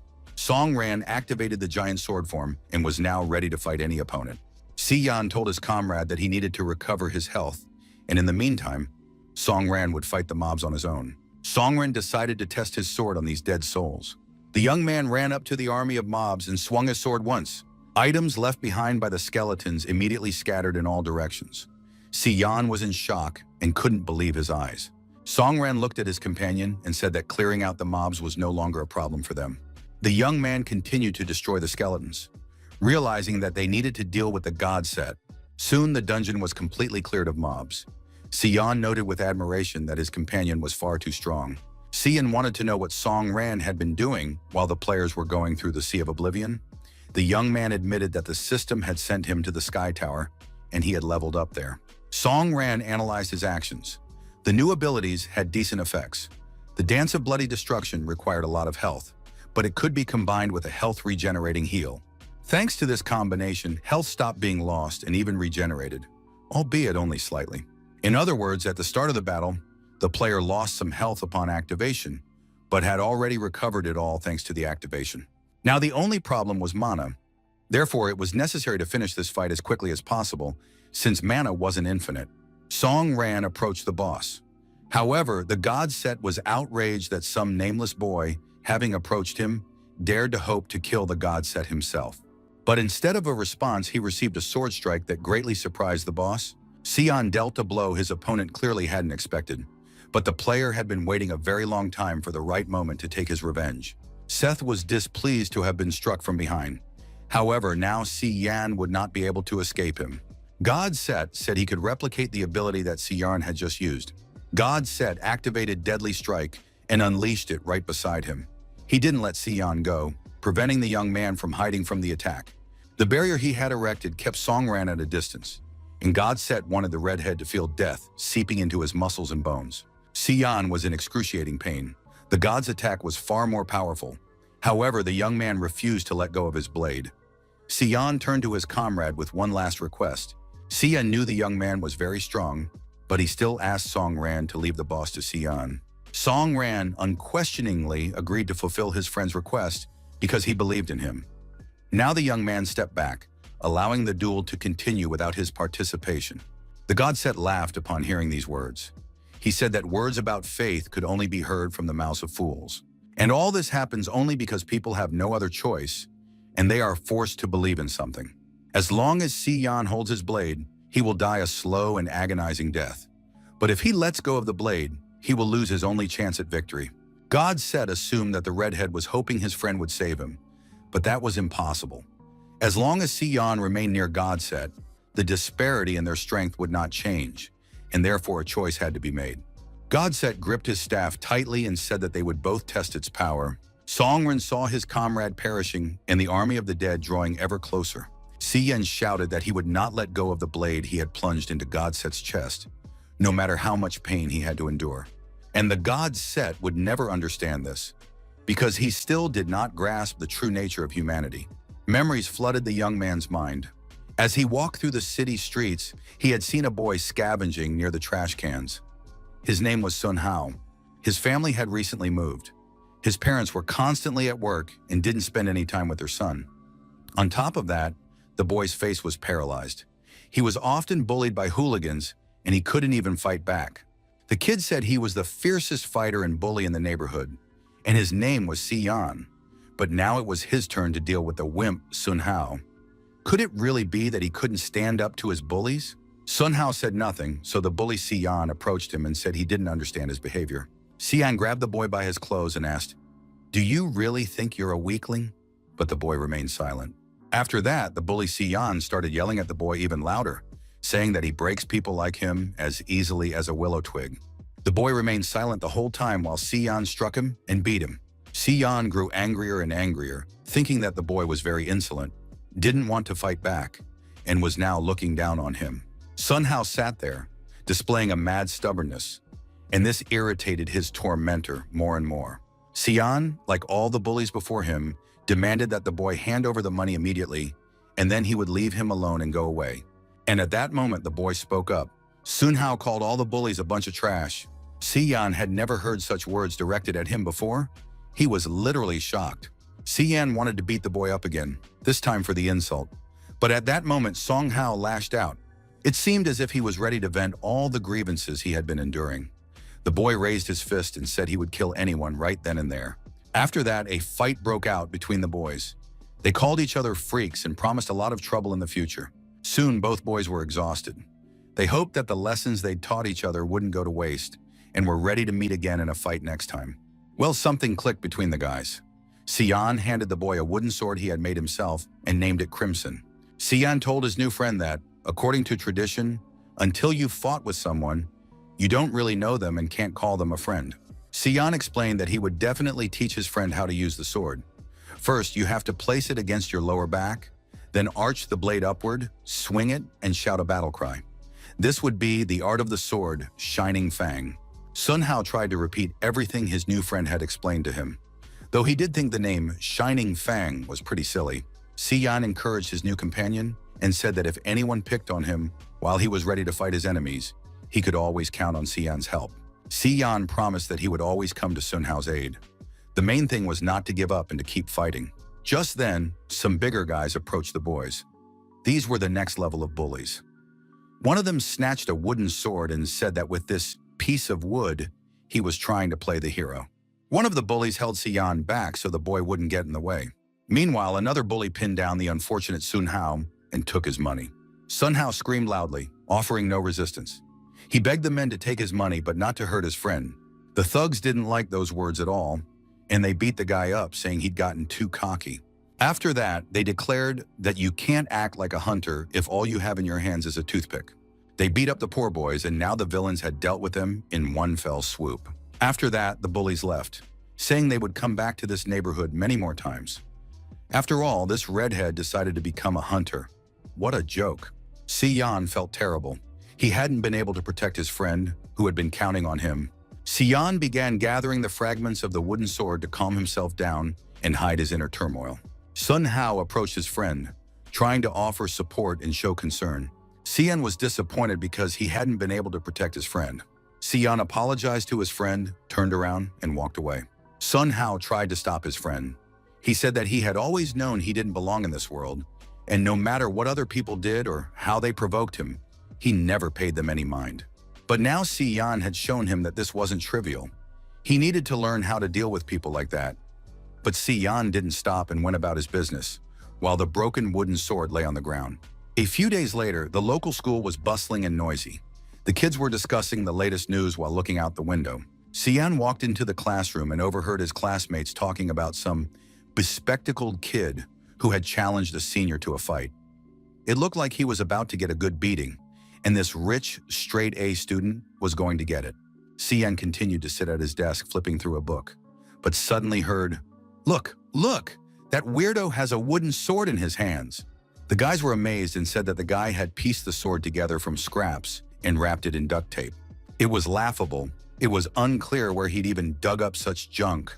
At that very moment, Sun Hao was standing in the schoolyard with a taped-up wooden sword in his hands. He wanted to fight the very same bully who had insulted his friend the day before and broken his sword. The high schooler said he was going to deal with this insolent brat right now. Most likely, his red-haired friend had taught him to be so brazen, but the nerdy kid needed to be put in his place. Everyone could see that Sun Hao was terrified. His legs were shaking, and the high schooler didn't even want to get into a fight with him, because he actually had no intention of picking on the Class ATM. But then the boy spoke up. He said there was no need to talk to him. Today he would take revenge for Si-yeon and had no intention of giving them any more money. And the boy charged forward, performing the art of the shining sword or tooth or fang, whatever it was. He ran. The girls watching were amazed that this little guy had actually charged into battle. It was clear that someone was in for a beating today. Sun Hao ran across the courtyard without stopping, repeating the words about the art of the sword. The boy had said that if he didn't fight back, he would live his life in vain, but now he decided it was time to fight. Because Sun Hao finally had a reason. For his friend's sake, he would stand his ground until the very end. The high schooler snatched the sword from the boy's hands and kicked him in the chest, telling him not to show off. Sun Hao lay on the floor, and the high schooler stood over him, calling him a weakling who'd had a pathetic awakening. The bully turned his attention back to the sword. It was still the same crappy piece of wood that would disgrace anyone. The bully broke the sword into pieces again and deliberately crushed them as finely as possible with his foot so the boy couldn't glue the weapon back together. The high schooler was extremely annoyed. Of course, he couldn't beat up this kid, but this stubborn little brat was driving him absolutely crazy. Even though Sun Hao was lying on the ground, he said that the only weaklings here were the bullies. They could only assert themselves by picking on the younger and weaker ones. People like that belonged in the sewer. And before the high schooler could hit the bespectacled boy again, Si-yeon jumped up and stepped between the fighters, saying that Sun Hao was absolutely right. Si-yeon's foot landed squarely on the high schooler's jaw, immediately splattering blood all over the schoolyard. Si-yeon wasn't done yet. He said that none of the bullies would ever be able to hurt his friend. The high schooler realized that now he would have to fight this red-haired student again. He immediately clenched his fist and told Si-yeon to mind his own business. Then the boy punched the other boy in the jaw, and blood spurted everywhere. Now 2 friends were lying beaten in the schoolyard, and the high schooler was laughing, standing over them. The high schooler said he was going to show these brainless kids how to behave around their elders. The bully pressed Si-yeon's head against the floor with all his might, and blood continued to spill everywhere. After that, I don't know where the school teachers were, but the bully didn't calm down. He put his foot on Si-yeon's head and demanded that he admit he was a weakling, but the boy stubbornly remained silent, which only further infuriated the high schooler, who simply couldn't contain his rage any longer. It's unclear how this would have ended, but at that moment, Sun Hao's foot landed squarely on the bully's groin. For a moment, the high schooler froze in place, paralyzed by pain. Si-yeon took advantage of this, got to his feet, and despite the pain and blood streaming down his face, approached his attacker. The blow was delivered cleanly and with dignity. Si-yeon shouted that his opponent didn't know how to fight at all. The girls were thrilled.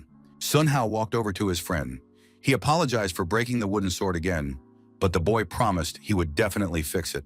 Si-yeon said that he was the one who should apologize. The boy was very ashamed. Si-yeon promised his new friend that he would never let the blade slip from his hands again. At that moment, Si-yeon decided he would become a hunter and have his own guild.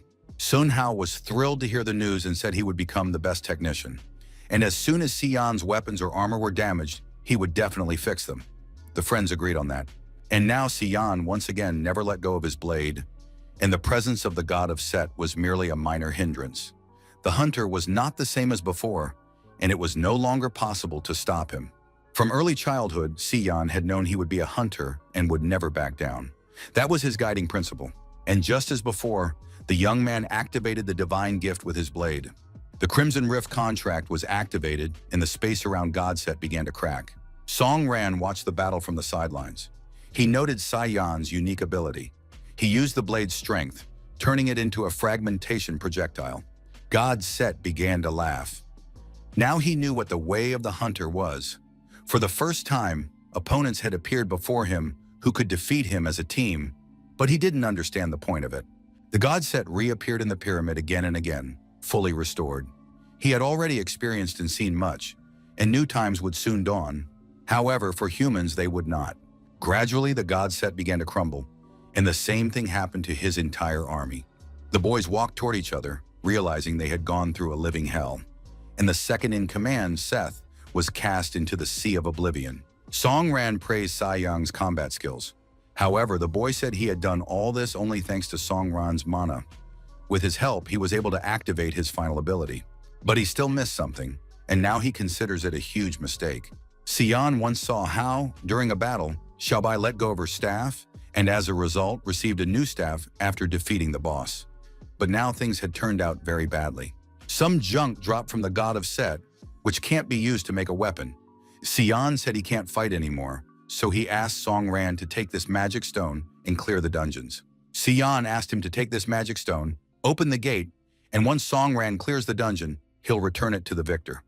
Later, the craftsman Sun-hao will forge a new sword from this magic stone for his friend. Si-yeon asked the young man to clear the way for him. The power of the god set was sealed within this magic stone. It could be used in conjunction with a sword, and Song Ran agreed to take the stone for the time being. After that, the young man asked about Godset's final words. He said that new times would soon come, and hell would come for humanity. Perhaps the god spoke the words that were programmed into him. Si-yeon also found this very strange, but that didn't matter now. They had to navigate the dungeon the old-fashioned way. At that moment, an announcement sounded. It stated that an anomalous change had been detected. The underground city would soon be updated. Song Ran was very upset. There had never been any anomalies in his system. Could this be happening again because of his appearance in the dungeon? All the players who were in the Sea of Oblivion froze and looked around in surprise. Even the representative of the Hunters Association, Mr. Liu, didn't know what was happening. In the entire history of humanity, there had never been such an incident. The top-tier players realized that this was probably the very reason they had been sent here. Luo Wenhe said that before they were sent to the Sea of Oblivion, he had been tasked with keeping an eye on two players, Song Ran and Suke. This would be the mission for the first-tier players. A few moments later, doors that had been locked for millennia began to open. But deep within the hall, on a massive throne, sat the boss, who had never before appeared before anyone. The countdown ended, the raid refreshed, and once again, Song Ran found himself in the white void. Every time he moved from one dungeon to another, this white space appeared. The young man still didn't understand why he was here. Lately, he had been thinking more and more that this system was too real. Well, an announcement came that the raid had refreshed. The players were surprised once again because it started snowing right in the middle of the desert, which meant that no one knew what would happen to the bosses they had already defeated. Would those kills count? Snow in the tropics defied common sense, and it created a depressing atmosphere. The players turned around and saw Song Ran approaching them. The guy said that too much had happened to explain in a few words, but he and Si-yeon had taken care of the god set. Xiaobai was very happy to see her friend Song Ran again. The girl greeted him. Song Ran honestly admitted that he hadn't even planned to say goodbye in the Sea of Abundance, but the system had decided everything for him. At that moment, the players had to turn around at the shouts. The newly arrived players were greeting the famous Song Ran. Huang Tu, the leader of the largest guild, said that he hadn't finished discussing something with Song Ran and that they should continue their conversation. But Song Ran replied that they had nothing to talk about at all. It would be better if leader Huang Tu went his own way or focused on completing the mission. The guild leader started shouting that everyone already knew everything. Song Ran had been awakened, and because of his appearance and awakening, a huge number of players had already died in the dungeon. Everyone should understand. And it's strange that the raid update is connected to such a scum as Song Ran. The commotion caught the attention of the top-tier players. Wang Fen swore to his comrade that he hadn't told anyone about the awakened. Huang Qiu was furious. He approached Song Ran and grabbed him by the jacket. The guild leader said that of course everyone remembers how this scum had disgraced his guild. Song Ran replied that of course everyone remembered that. Just as everyone remembered what happened to Lu Mei for her loose tongue. Song Ran asked, "Does the guild leader really want to fight him? If so, Huang Tu won't have time to say another word." At that moment, one of the awakened players intervened in the argument. He said he could guarantee that the raid had nothing to do with Song Ran. Being an awakened himself, the man could sense the trial mode activating. But that definitely hadn't happened now. Since the situation was completely out of the player's control, everyone needed to calm down. Liu Xiaodong realized that the situation was completely inexplicable to everyone. Therefore, he decided he needed to find out the reason for the raid's change by contacting and questioning the NPC about everything. The man went to meet with the village elder and asked what was happening here and where the snowfall in the desert was coming from. The old man said that it was all due to a blessing. The great Bulgur had sent a miracle to the people, and what everyone was seeing now was blessed snow in the deadly desert. The old man spoke of a great time approaching, and that now the villagers no longer needed help, quests, or adventures. The players couldn't understand what this meant. If their help wasn't needed, what were they supposed to do with their quest? A suspicion arose that the NPC had glitched. Luo Wenyi said that until the players completed 3 raids, they could not leave the Sea of Oblivion. The players had never been in such a situation before. At that moment, the old man began to transform into some kind of demon. His eyes were bloodshot, and he said that these wretched players had come to ruin the great hour. But if they refused to accept the great blessing of the gods who did not save them, then it would be better for the players to remain here forever.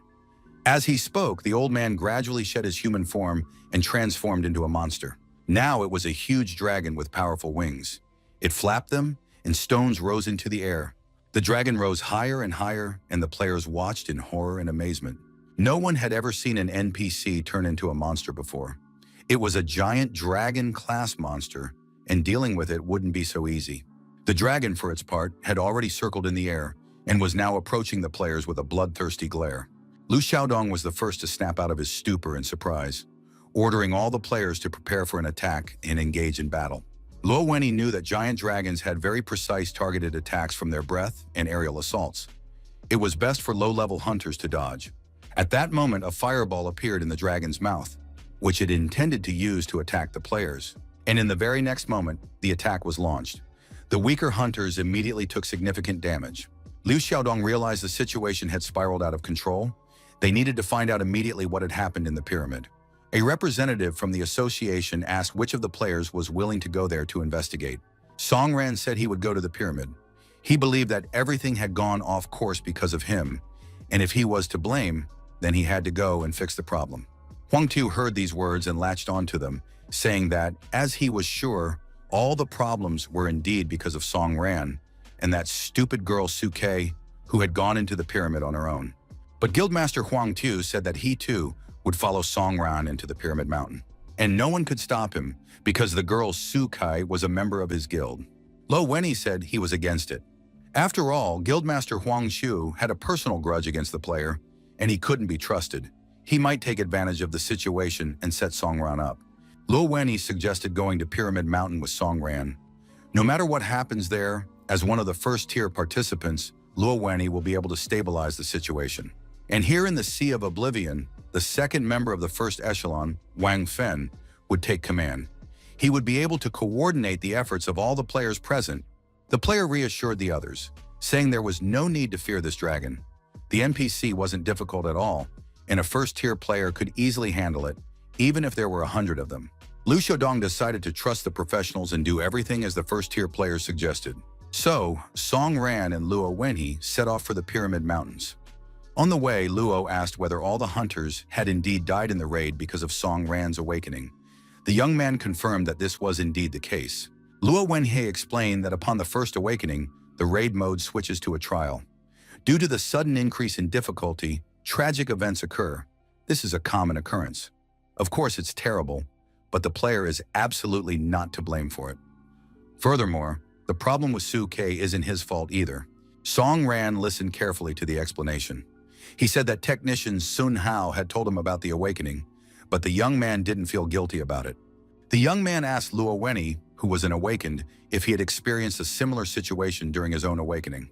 The man recounted how, for the first time, he went on a low-level raid with the newbies in a young guild and caused quite a few deaths. After a player becomes an awakened, other changes occur. A thirst for killing, detachment, and cruelty. It feels as if you've become a different person. So the fate of any awakened changes at first. Their view of the world and perception of everything shifts, and as they gain more and more power, negative emotions take over. Even top-tier players are susceptible to this, added Luo Wenhei. He asked if Song Ran had ever been to the Sky Tower in trial mode. If so, the young man might already have an idea of what that place is like. In reality, it's not a test mode at all. It's a grave for all the losers. But the player's conversation was interrupted because the sky was swarming with thousands of mobs. Apparently, the Sea of Oblivion had changed drastically after the update. When Luo Wenhei had been in the Sea of Oblivion last time, he had never encountered such a large number of mobs. The sky was black with dragons and lizards flying toward the players. Song Ran activated his evolutionary sword, and now he held a massive and powerful weapon in his hands. But then Luo Wenhei turned to his young companion and said he wanted to show him the power of top-tier players, just so the boy would have an idea. Luo Wenhei began to activate his abilities, and everyone around felt the energy circulating. Everything in the world is like a river, but even a small pebble can disturb its calm, said Luo, concentrating the streams of energy in his hands. The vile dragons and mobs approached, opening their predatory, toothy jaws. The player said that with a single strike, he was capable of destroying hundreds of incorporeal forms. Luo Wenhei finally released the energy and directed it high into the sky. The stream spiraled upward. The mobs were instantly damaged and scattered into pieces. Song Ran witnessed incredible power. Indeed, his new comrade had wiped out a horde of monsters with a single strike. It was terrifying to imagine what kind of nightmarish power lay within his hands. This one man could replace several guilds. Simply astonishing. How could anyone live with such power inside them? Song Ran now understood what top-tier players were capable of. They were in no way inferior to the most powerful and dangerous bosses. The young man thought about how much he still had to learn. It was just a shame that he had no idea which direction to take to rise to the top tier. Luo Wenhei turned to his young friend and said they had no time to stand there and think. It was time to attend to more important matters. Song Ran looked at this great warrior with admiration and said that soon he would become just like him and catch up to the top-tier players. The Pyramid Mountain, like everything around it, was covered in snow and looked very peaceful and magical. Soon the players approached the pyramid and saw a blue glow emanating from it. Luo Wenhei looked around and said that he didn't see anything suspicious outside, so they could safely continue on. But he still couldn't let his guard down, because danger was sure to follow. Songren thought about what had happened in that pyramid and what had now become of Sukai. Strange transformations were taking place within the girl. During this process, she uttered only isolated words or phrases: common sense, logic, information, observation, reasoning, analysis. And at the moment her body became the vessel of the mountain god, the girl understood the truth of this world. The players looked at the creature that had, until recently, been a young girl named Su Ke. Most likely she could no longer be considered human. She was under the influence of a monster. Luo Wenhei, though he had already witnessed many horrors and nightmares, was stunned by Su Ke's condition. Now looking at the enormous, monstrous beast, the player understood everything. He understood why he had ended up in this place and had been torn away from all his other equally important tasks. Commander-in-Chief Master Du himself had contacted him personally right before sending him to this place. The old man said that on this mission, the player would have to ensure the safety of two people, Song Ran and Su Ke. But if the situation got out of control, he had to act in the best interests of society. Song Ran ventured deeper into the pyramid, but Lo called out to him, saying he would take on this battle himself. Lo said that Su Ke was no longer alive, and the creature now standing before the players must be destroyed. This boss, who outwardly still retained Suke's features but was the vessel of the mountain god, had a predatory gaze and a demonic smile. The boss recognized the player standing before him. He realized it was Song Ran. The creature was certain that Song Ran would definitely come to see him. Having waited to meet its chief enemy, the creature repeated his name without pause. Song Ran, Song Ran. And the more it repeated that name, the more furious it became, unleashing its tentacles, ready to destroy the player. The creature knew what an eye for an eye meant, and now the time had come for Song Ran to answer for his misdeeds. The terrifying monster stared at the player, sticking out its long tongue, and said that in this gloomy pyramid, in this everlasting tomb, anything could happen. The monster's tentacles had almost completely engulfed Song Ran. The situation was becoming very serious. When he realized the situation was spiraling out of control. The creature's speed was too high, and he couldn't keep up with its movements. He couldn't wait any longer. He had to intervene in the fight. By this time, Song Ran had already sliced through the tentacles that were trying to grab him, and all of this was happening at tremendous speed. The battle was just beginning, and the danger was growing by the second. The creature explained that in this sea of hatred, it had been biding its time to achieve its goals, and now finally that time had come. At one point, it seemed as though the sharp tentacles were about to touch the player. However, the boy still had the situation under control. He activated the imaginary ghost ability. The monster's tentacles pierced the player, but thanks to the ability of the imaginary ghost, the young man remained alive. He jumped to the side and turned to the monster, saying that he understood why Suke was angry with him and even hated him. The boy was ready to ask for forgiveness once more, but none of this was his fault. The creature continued to advance as if it hadn't heard a word the player had said. Song Ran continued, saying that he didn't want Suka to accept his apology in her current state as such a monster. After these words, something strange happened. The creature seemed to slow down, and bitter tears streamed down the girl's face. Winnie had been casting his magic the whole time, and it seemed he'd had some success. The player realized this was his chance, and he couldn't let it slip away. He attacked the creature, getting as close as possible. Winnie used a slashing strike called Mountain River Form. The monster was flung high into the air and twisted into an unnatural shape. After that, it crashed down with full force onto the dungeon floor, and the ground all around cracked and shattered into pieces. Song Ran wanted to know if Suke was dead and if she could still be brought back. Wenhei replied that the girl was not dead. In reality, things were not as simple as they seemed. At that moment, a notification appeared, stating that the first stage of the battle with the mountain god was complete and the anomaly mode had begun. The mountain god continued to writhe and said that human stubbornness was capable of surprising him at the most inopportune moment. Even after accumulating immense rage and hatred, the weak could never escape the fate of the weak, and black energy seeped into Suke's body. Now the god of the mountains had a new incarnation. He said that it was better to take hatred and resentment under one's own control. The player thought that even though the situation had long since spiraled out of control, he could never have predicted such a turn of events, even though he had vast experience in battle. The god of the mountains looked like a true demon. He cackled and said that he had never been in the world of the living before, but now it seemed to him that it wasn't so bad here after all. Blind prejudices give people strength, but if you channel those beliefs, you can turn them into their greatest weakness. The god of the mountains began to cast a curse on the players. He sent them to the very depths of nightmares so that the lads would become food for oblivion. The players gradually sank into a magical sleep from which they would never be able to escape. Wenhei gradually came to his senses. He didn't understand what had just happened. Everything was still slightly double before his eyes. The player realized that this was either a magical dream or a special illusory attack by the mountain god. But at the same time, he didn't feel at all as though his body was in the world of dreams. Wenhei began looking around for Song Ran. Song Ran, meanwhile, stood as if frozen in place. It became clear that there was no point in calling out to him. He had already fallen into a mental prison and was now wandering through the darkest and most terrifying world. Luo addressed the god of the mountains, saying that he was the god of the mountain's greatest enemy, so it was time to abandon all tricks and engage in battle. In response, the god of the mountains laughed, saying that the player was very funny. I wonder how he managed to sense the origins of the god of nothingness's power, that dark and turbulent past. But first and foremost, the player Luo Wenhei needed to understand that he was of absolutely no interest to the god of the mountains. There was nothing special about him. unlike his young friend Song Ran, whose potential was limitless. Saying all this, the god of the mountains gradually approached and said that, in any case, he wouldn't mind playing a game.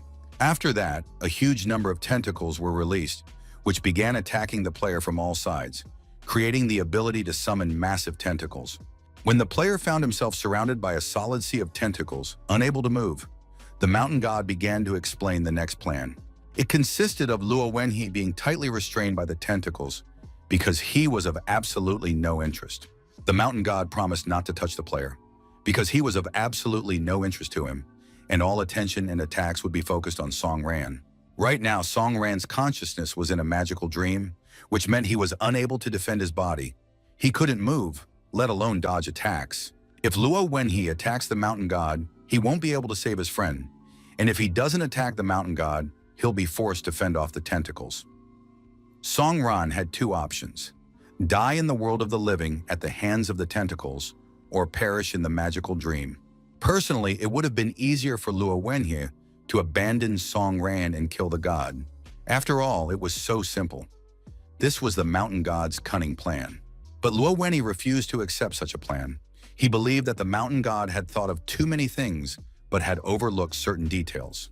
The mountain god had offered two options, and now Luo Wenhe would show him what he was capable of. The player would protect his young companion until the moment Song Ran awoke from the magical dream. The god of the mountains laughed maliciously at the player, believing that the player would have to tirelessly fend him off in the magic of the wild forest. It would be a never-ending game in which the mountain god would win anyway, without even breaking a sweat or making any special effort. But the player said it was too soon to celebrate. Although he wasn't the strongest in the first tier, he was by no means a pushover. Stronger opponents had tried to destroy him many times, and no one had succeeded. Luo Wenhe drew his sword and said that as soon as he drew this sword and brandished it before his opponents, the course of the battle would change. The player thrust his giant sword into the ground in front of him, and now his combat sphere had become impenetrable. The god of the mountains believed that the player would never be able to rid himself of false hopes. This is due to human nature. After all, people really are very strange. Luo Wenhe said that he had already lost a loved one once. At that time, he had just awakened, and the raid immediately shifted into trial mode. The player thought he could quickly finish the battle with his newfound strength, but when he charged headlong into battle, he inflicted too much damage on his comrades.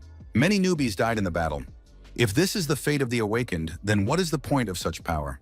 Luo Wenhe had thought about this many times. If he had devoted all his strength to protecting his comrades, he could have saved them.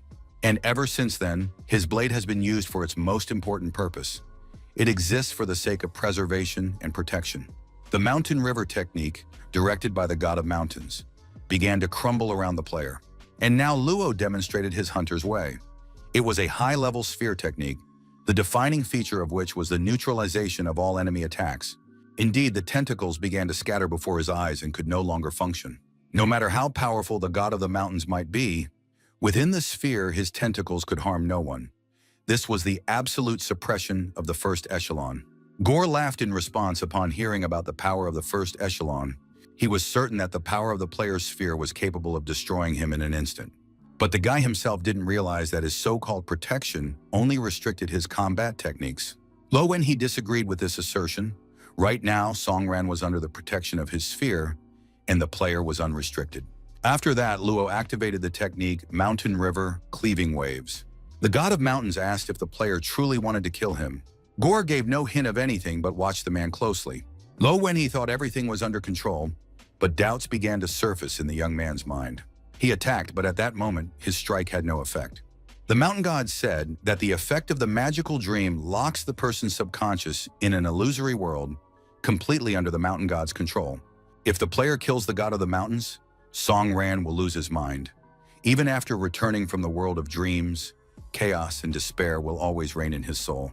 After these words, the mountain god declared that he was now ready to engage in a duel and see what a top-tier player was capable of. Now it would become clear how long Luo Wenhe could hold out against the attacks. The player was forced to chop off the tentacles with his bare hands. The man felt exhausted and was losing his strength. He wanted Song Ran to wake up and come to his aid. At that moment, Song Ran actually opened his eyes. He didn't understand what had just happened. The mountain god began to say that he had good news for Song Ran. His foolish friend had just fallen under the power of the magical dream ability. This magical dream sends the opponent into an illusory world. And now Luo Wenyi is in a world of nightmares. What is it like to be left alone without a powerful ally? Will Songren be able to handle this on his own? After all, just a moment ago, everything was the opposite. Luo Wenyi was unable to stand up to the mountain god. He showed weakness, and now he simply needs to be killed. After these words, the mountain god opened a portal and summoned a creature from the world of nightmares. A flower flew out of the portal. Most likely it was yet another carnivorous plant. Approaching the player, who was in a state of sleep, the predator opened its jaws wide, preparing to devour the man. Seeing this, Songren fought off the tentacles with his sword. The mountain god thought the young man was too kind. Although on the surface, Songren pretends to be cold-blooded. Now it was clear, such a kind-hearted guy was ready to take the blow himself, just to prevent his comrade from being killed. The tentacles were closing in on Songren's chest. The mountain god shouted that the boy was about to become food for oblivion. The young man managed to activate the imaginary phantom state. The attack proved pointless. At that very moment, the god of the mountains saw that the predator from the nightmare had frozen in place and was no longer approaching Luo Wenyi. Songren activated the Dance of Bloody Frenzy. After that, the young man emerged from his shadow state and hacked down everything in front of him using this dance. The player turned to the mountain god, who had stopped and was watching the events unfold. After all, just moments ago, the mountain god had been about to kill Luo Wenyi.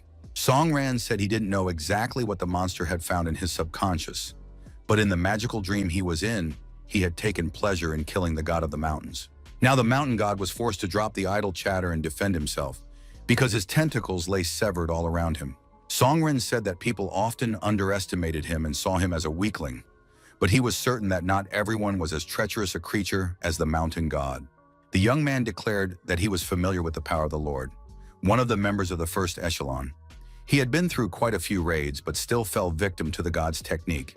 And now he is ready to either destroy the mountain god or reduce his filthy magical dream to dust. And the god of the mountains has not yet been destroyed because he is merely an illusion. In reality, the mountain god hadn't even considered killing the player.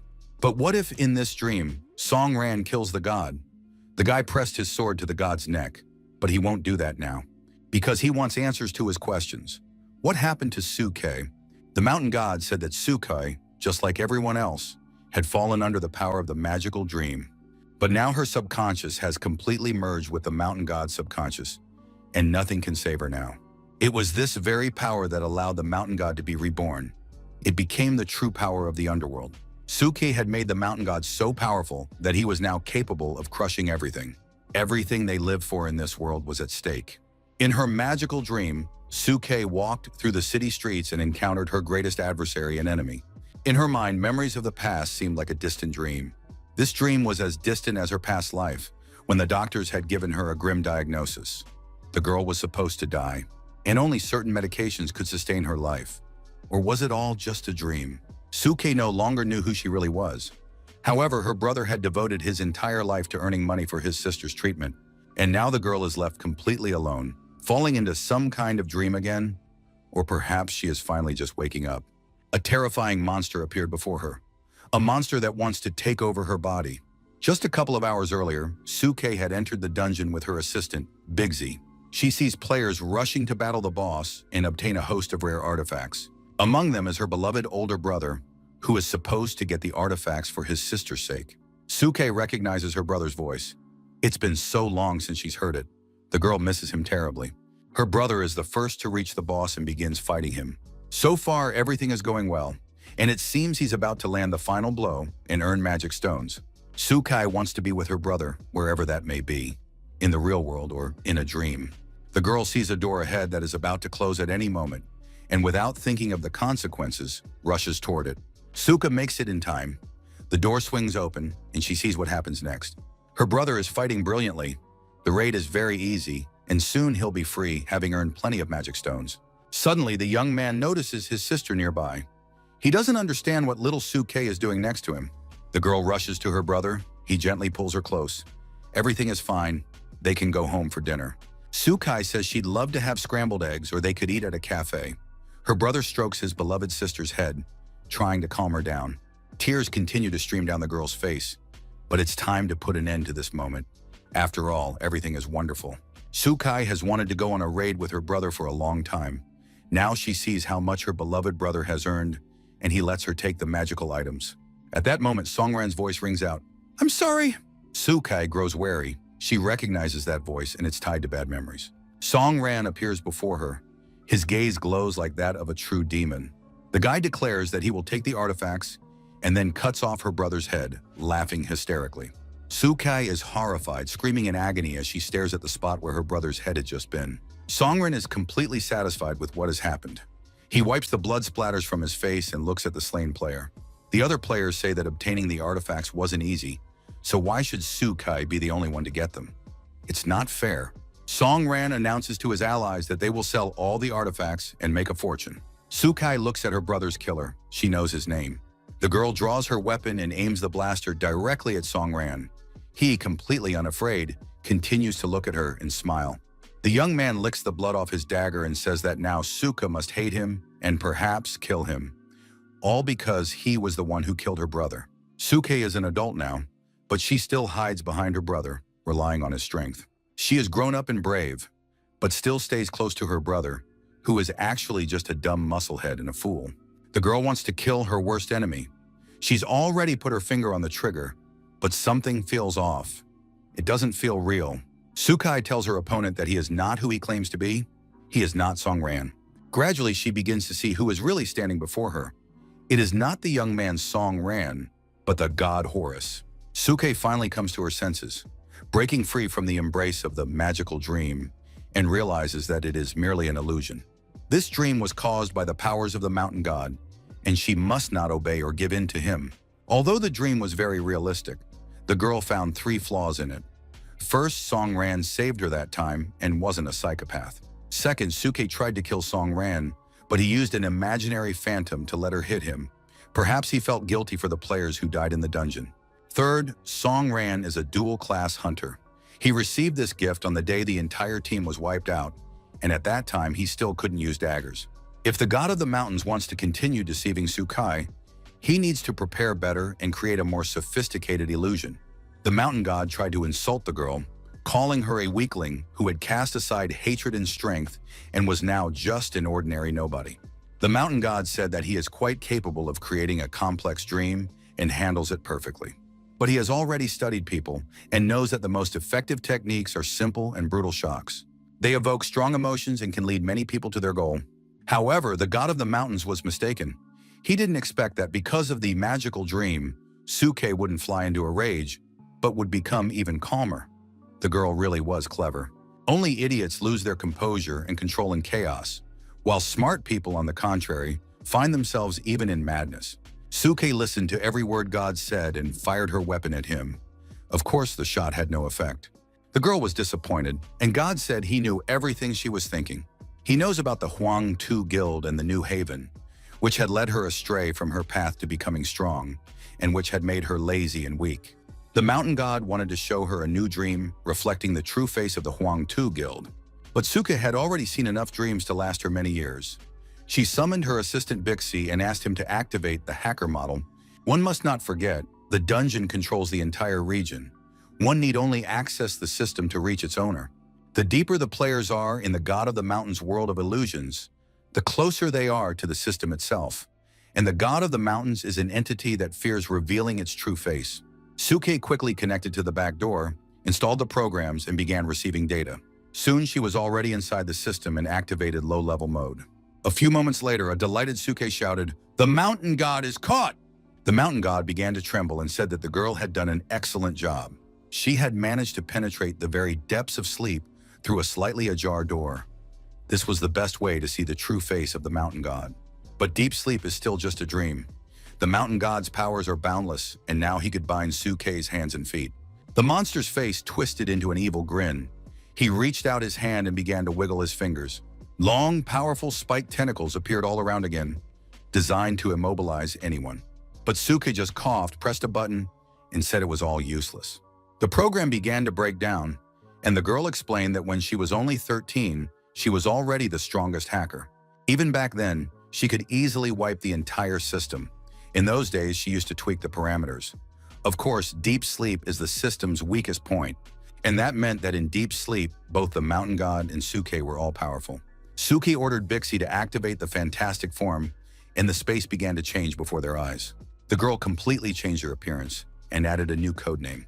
In an instant, she was no longer a poor, unhappy girl in glasses, but a confident adult hunter. She activated the spirit of the boundary key, and her mere presence made it clear that she was not to be trifled with. Suka turned to the god of the mountains and said that the time had come for him to perish. She opened fire with her weapons, which hit their targets, and now the god of the mountains could do nothing.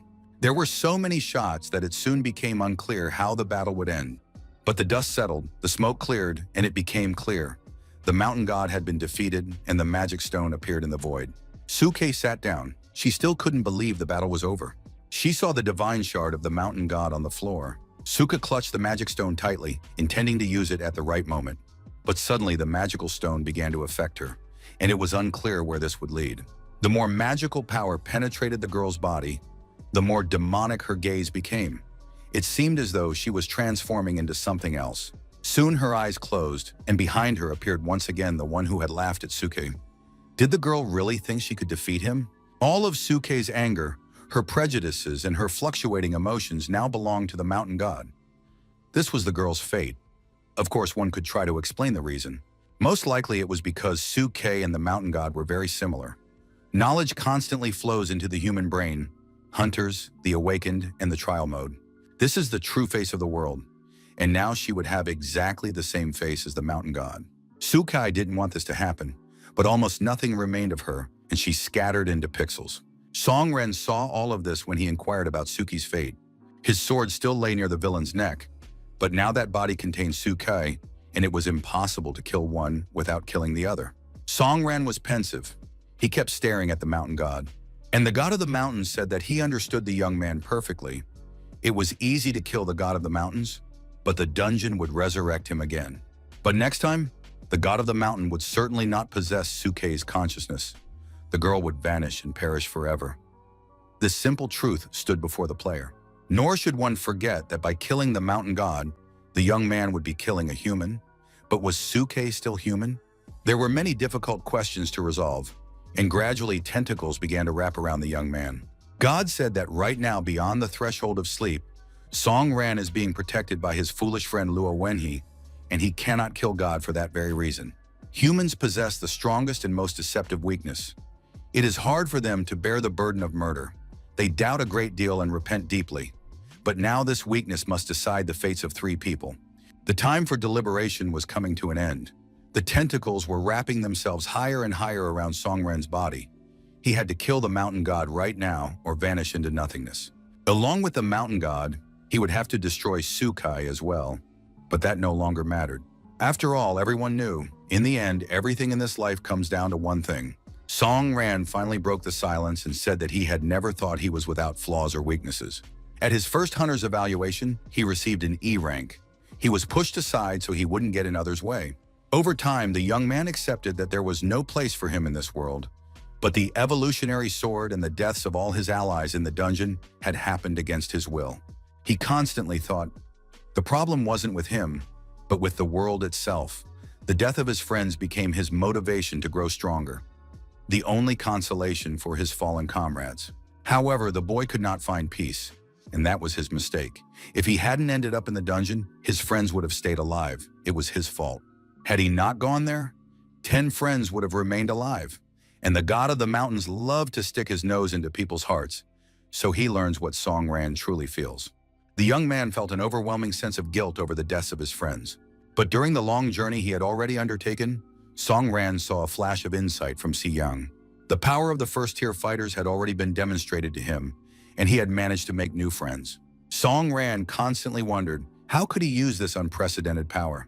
The thoughts wouldn't leave him alone. Even on the way to the dungeon, he sought advice from his senior comrades. Why do people become hunters? What is their primary motivation? Lo Wenhe replied that they do it out of desperation, for the world is very cruel, and everyone must find a meaning to their existence. Songran was weak and cowardly and didn't know if he could accept such an epiphany. The mountain god immediately said that the young man was not yet ready for this. Now he understood. Powerlessness and weakness were embedded in his genes, blood, and muscles. Song Ran's fate was to be a weakling, but the young man thought otherwise. That wasn't the point. The mountain god was simply incapable of understanding the pain of losing loved ones and friends. He didn't understand the meaning of human life because he himself was not human. Just recently, the god of the mountains asked whether Sukai was still human. The young man was certain she was a real human being. Many comrades were already dead, but only Sukai could answer that question. The god of the mountains grew tired of listening and said that unfortunately nothingness had expected much from Song Ran, but he had turned out to be a weakling. At that moment, the mountain god summoned nothingness once more and decided to end the battle. He activated the nightmare. Interrupting the conversation, the young man said there would be no more answers. They were parting forever. The god of the mountains rushed off, intending to throw Suke into the portal of nothingness, but for some reason the portal didn't work. There was a glitch. At the same time, the god of the mountains himself began to glitch. He froze and fell apart. He was torn up inside, screaming at himself and trying to cling to reality. Soon, the god of the mountains began to transform into a human, and a woman's voice spoke the name Song Ran. The young man recognized that voice immediately. He could never forget it. Song Ran ran up to the girl, grabbed her by the shoulders, and shook her. Suke had to wake up. They were in a magical dream, and now they had to get out of it. The girl sat with her head bowed, completely motionless. She said there was no way back for her. Suke explained that she understood everything. As the creator and having come to know the truth of all existence, one can die. Now she knew that none of this was Song Ran's fault, and she needed to apologize to him. At that moment, notifications about changes in the dungeon appeared before the players. Suki said that this was the last thing she could do. She had one request. The young man must kill the god of the mountains, and after that, he would hear the answer. The girl was losing her strength and leaving this world. Suddenly, her gaze cleared, and she even began to smile. Suka raised her head, looked at the young man, and said in a calm, happy voice that she didn't blame him for anything. In the arena, the same mountain goddess was cursing. The crazy girl had spent her last bit of strength to send her to the lower levels of the system. But the fool didn't know. The closer an awakened one is to the system, the weaker their powers become, while the mountain god, on the contrary, grows stronger. Gore turned to the young man with the sword and said, "Look at yourself. You have none of the awakened one's power. You're just an ordinary weakling again." But Song Ran replied that the god of the mountains was greatly mistaken this time. The young man slung his sword over his shoulder, looked confident, and said that he was no longer the same as he had been at the beginning. He stepped forward to face the god of the mountains. It was madness to keep fighting like this. The mountain god activated the wild forest ability. Tentacles were supposed to appear, but nothing happened, and the god realized that the girl had blocked all his abilities. Song Ran approached her opponent and said she hated him because all his power was built on lies, the manipulation of others' emotions, and deceit. Gore frantically tried all his abilities, but none of them worked. Wild forest, magical dream, nothing. Song Ran said he still couldn't forget the dungeon and his mistakes, but if that was a weakness, he was ready to remain weak.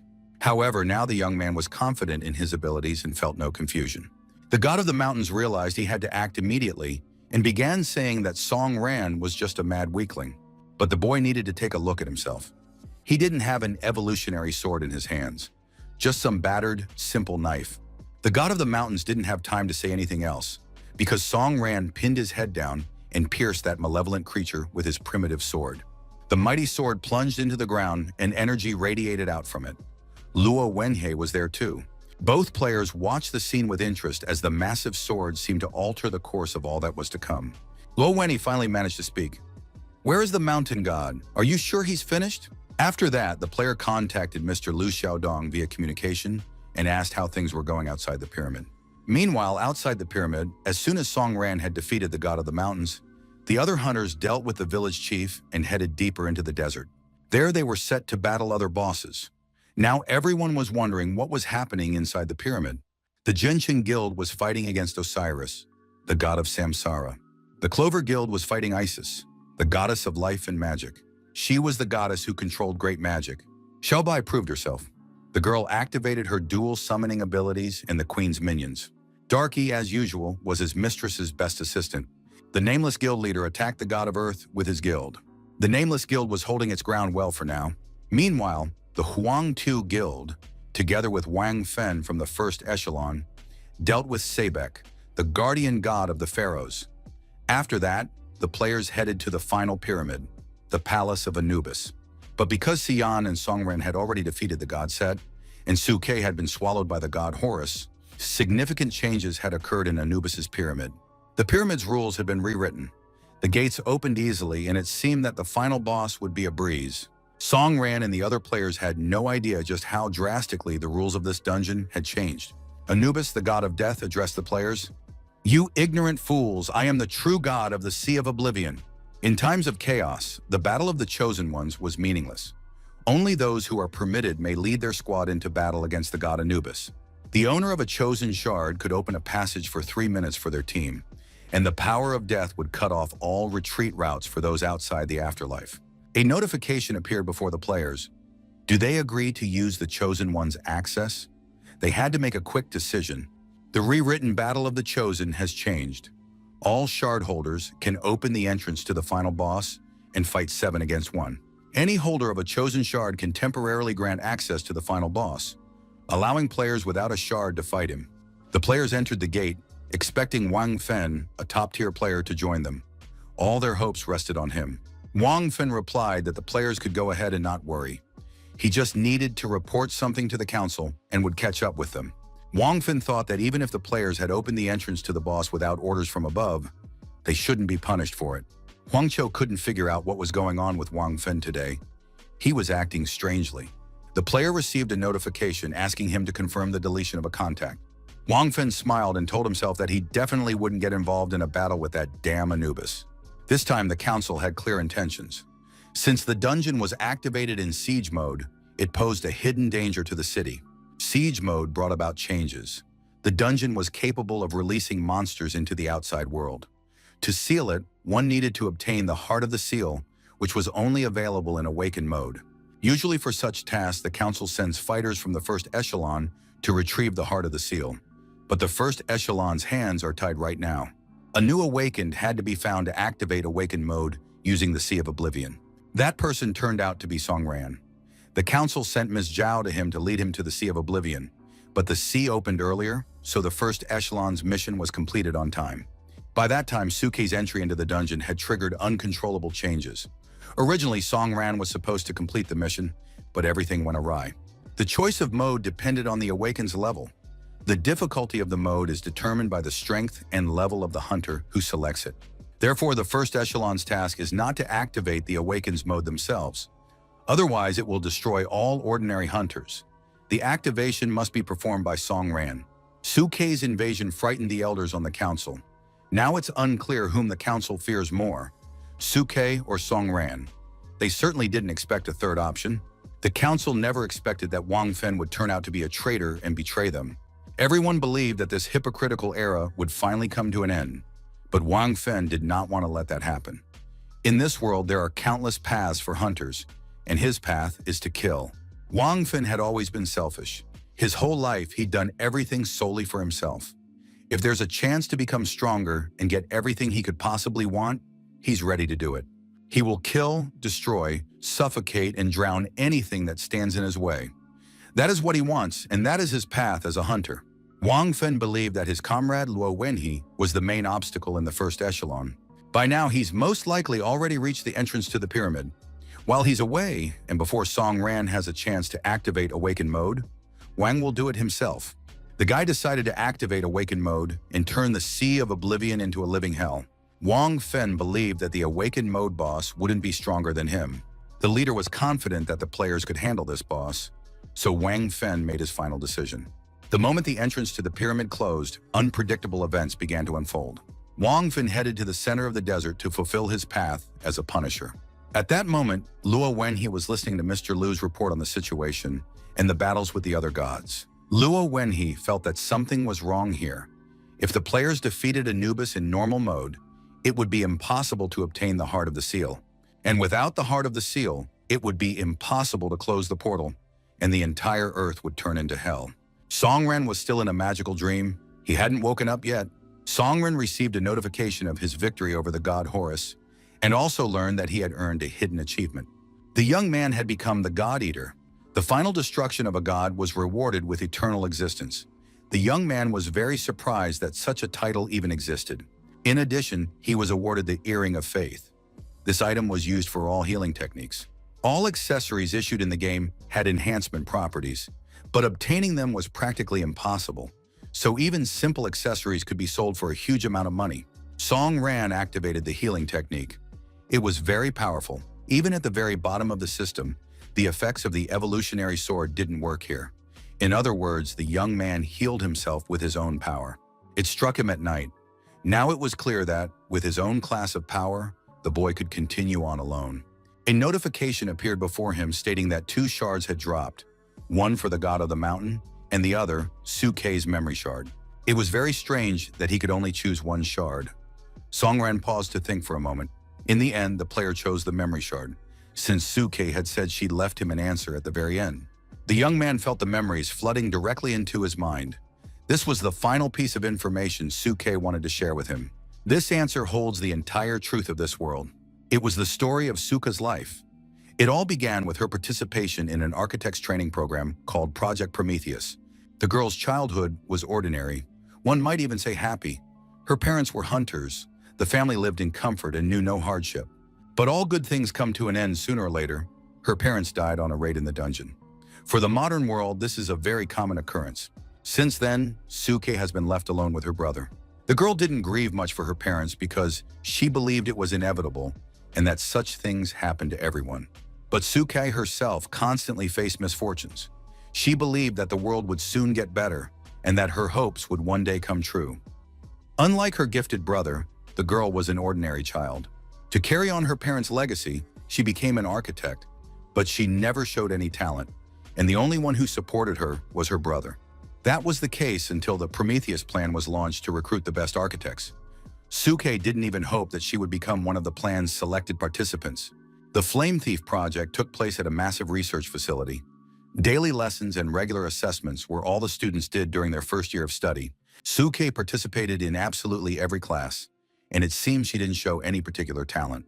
But contrary to all expectations, over time the girl developed a strong desire to learn and hone her skills as an architect. This went on for 2 years, but then the Prometheus project was suddenly shut down. Sukei's last memories are tied to a long period of treatment. The girl was diagnosed with a rare disease and sent to a research center. After some time, Sukei awoke from an endless nightmare and returned to the academy. Since then, everything had changed.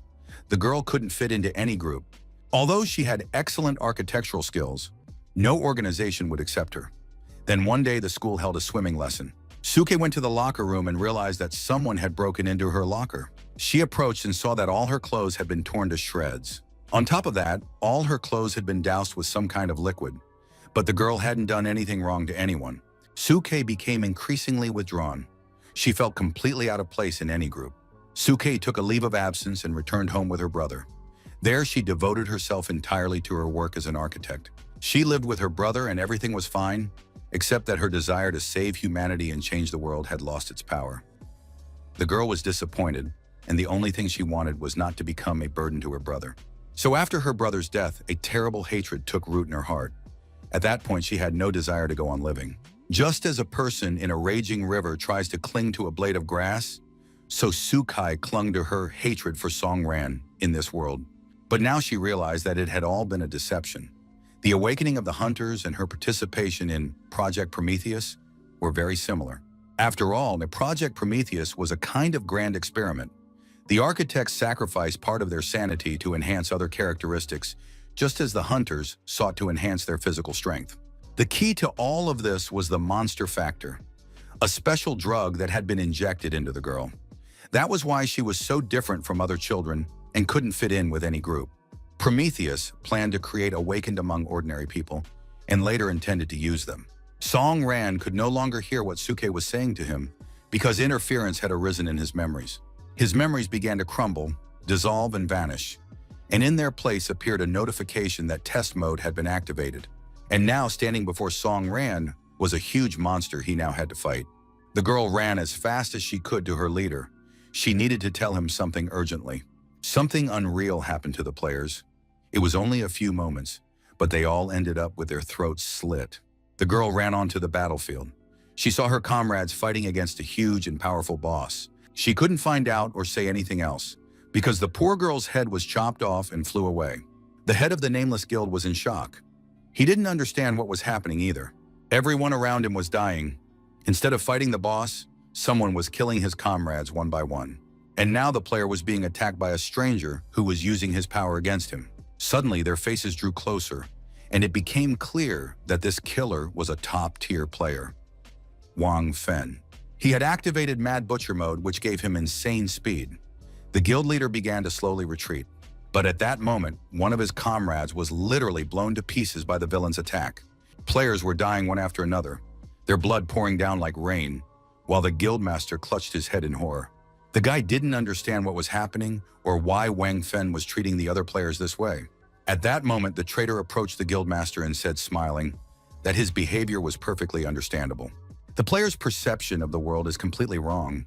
In this world, hunters are the true evil. And if everyone feels this way about hunters, why shouldn't they just enjoy it? After all, killing is so satisfying. Wang Fen didn't manage to kill the guildmaster because a notification popped up in front of him, stating that trial mode had been activated. It was a notification for the awakened mode, but why it appeared was unclear, since the awakened Song Ran hadn't activated anything. Wang Fen immediately thought of his former comrade, who had most likely sensed that something strange was happening and activated awakened mode to guarantee obtaining the seal heart, clear the dungeon, and save humanity. But only after overcoming that problem did Wang realize just how much his power surpassed the first tier. And if things didn't go according to plan, why not activate trial mode again? This would trigger the trial mode on a layered basis, with the higher level of the awakened mode overriding the lower one, and everyone in the dungeon would die. Wang Fen pressed the selection button, but to his surprise, nothing changed, and it finally began to dawn on him. It turned out that the awakened mode belonged to Song Ran. Now it was clear why the council had been so worried about this player. He had an awakened mode that couldn't be overridden. It was the strongest and had even surpassed the very essence of the system. Wang Fen burst into hysterical laughter. He hadn't expected his plan to fail at all. When he finished laughing, Wang Fen turned to the player kneeling before him and said that he was no longer interested in him. The only thing Wang Fen wanted to do was kill Song Ran. Having said that, he turned and walked toward the portal exit, leaving behind a mountain of corpses. The guild leader wept bloody tears beside the bodies of his comrades, repeating the name of his tormentor, Wang Fen. Lo Wenhe decided he had to give it his all and do everything possible for the sake of society. The hunter was about to sacrifice his very life for the sake of the people. But when he stepped outside, he heard only silence. At first, the young man received a request from Mr. Liu to help the River City Guild. But then the awakened mode was suddenly activated. It then became clear that Song Ran was all right. Of course, the reason for Wang Feng's betrayal and why he decided to destroy the River City Guild was unknown, but this still suggests that he had not planned to activate the awakened mode, and that means the mode was activated by Song Ran. Wang Fen understood this perfectly, and knowing his character, one can assume that he headed to the Pyramid of Anubis to intercept Song Ran. Lo Wenhe considered it his duty to protect this raid, and now he had to face his former friend. He had to stop Wang Fen, who was trying to ruin the mission, to give Song Ran the chance to complete the dungeon. One way or another, everyone would soon meet at the entrance to the Pyramid of Anubis. And indeed, the two former comrades were already standing face to face near the pyramid.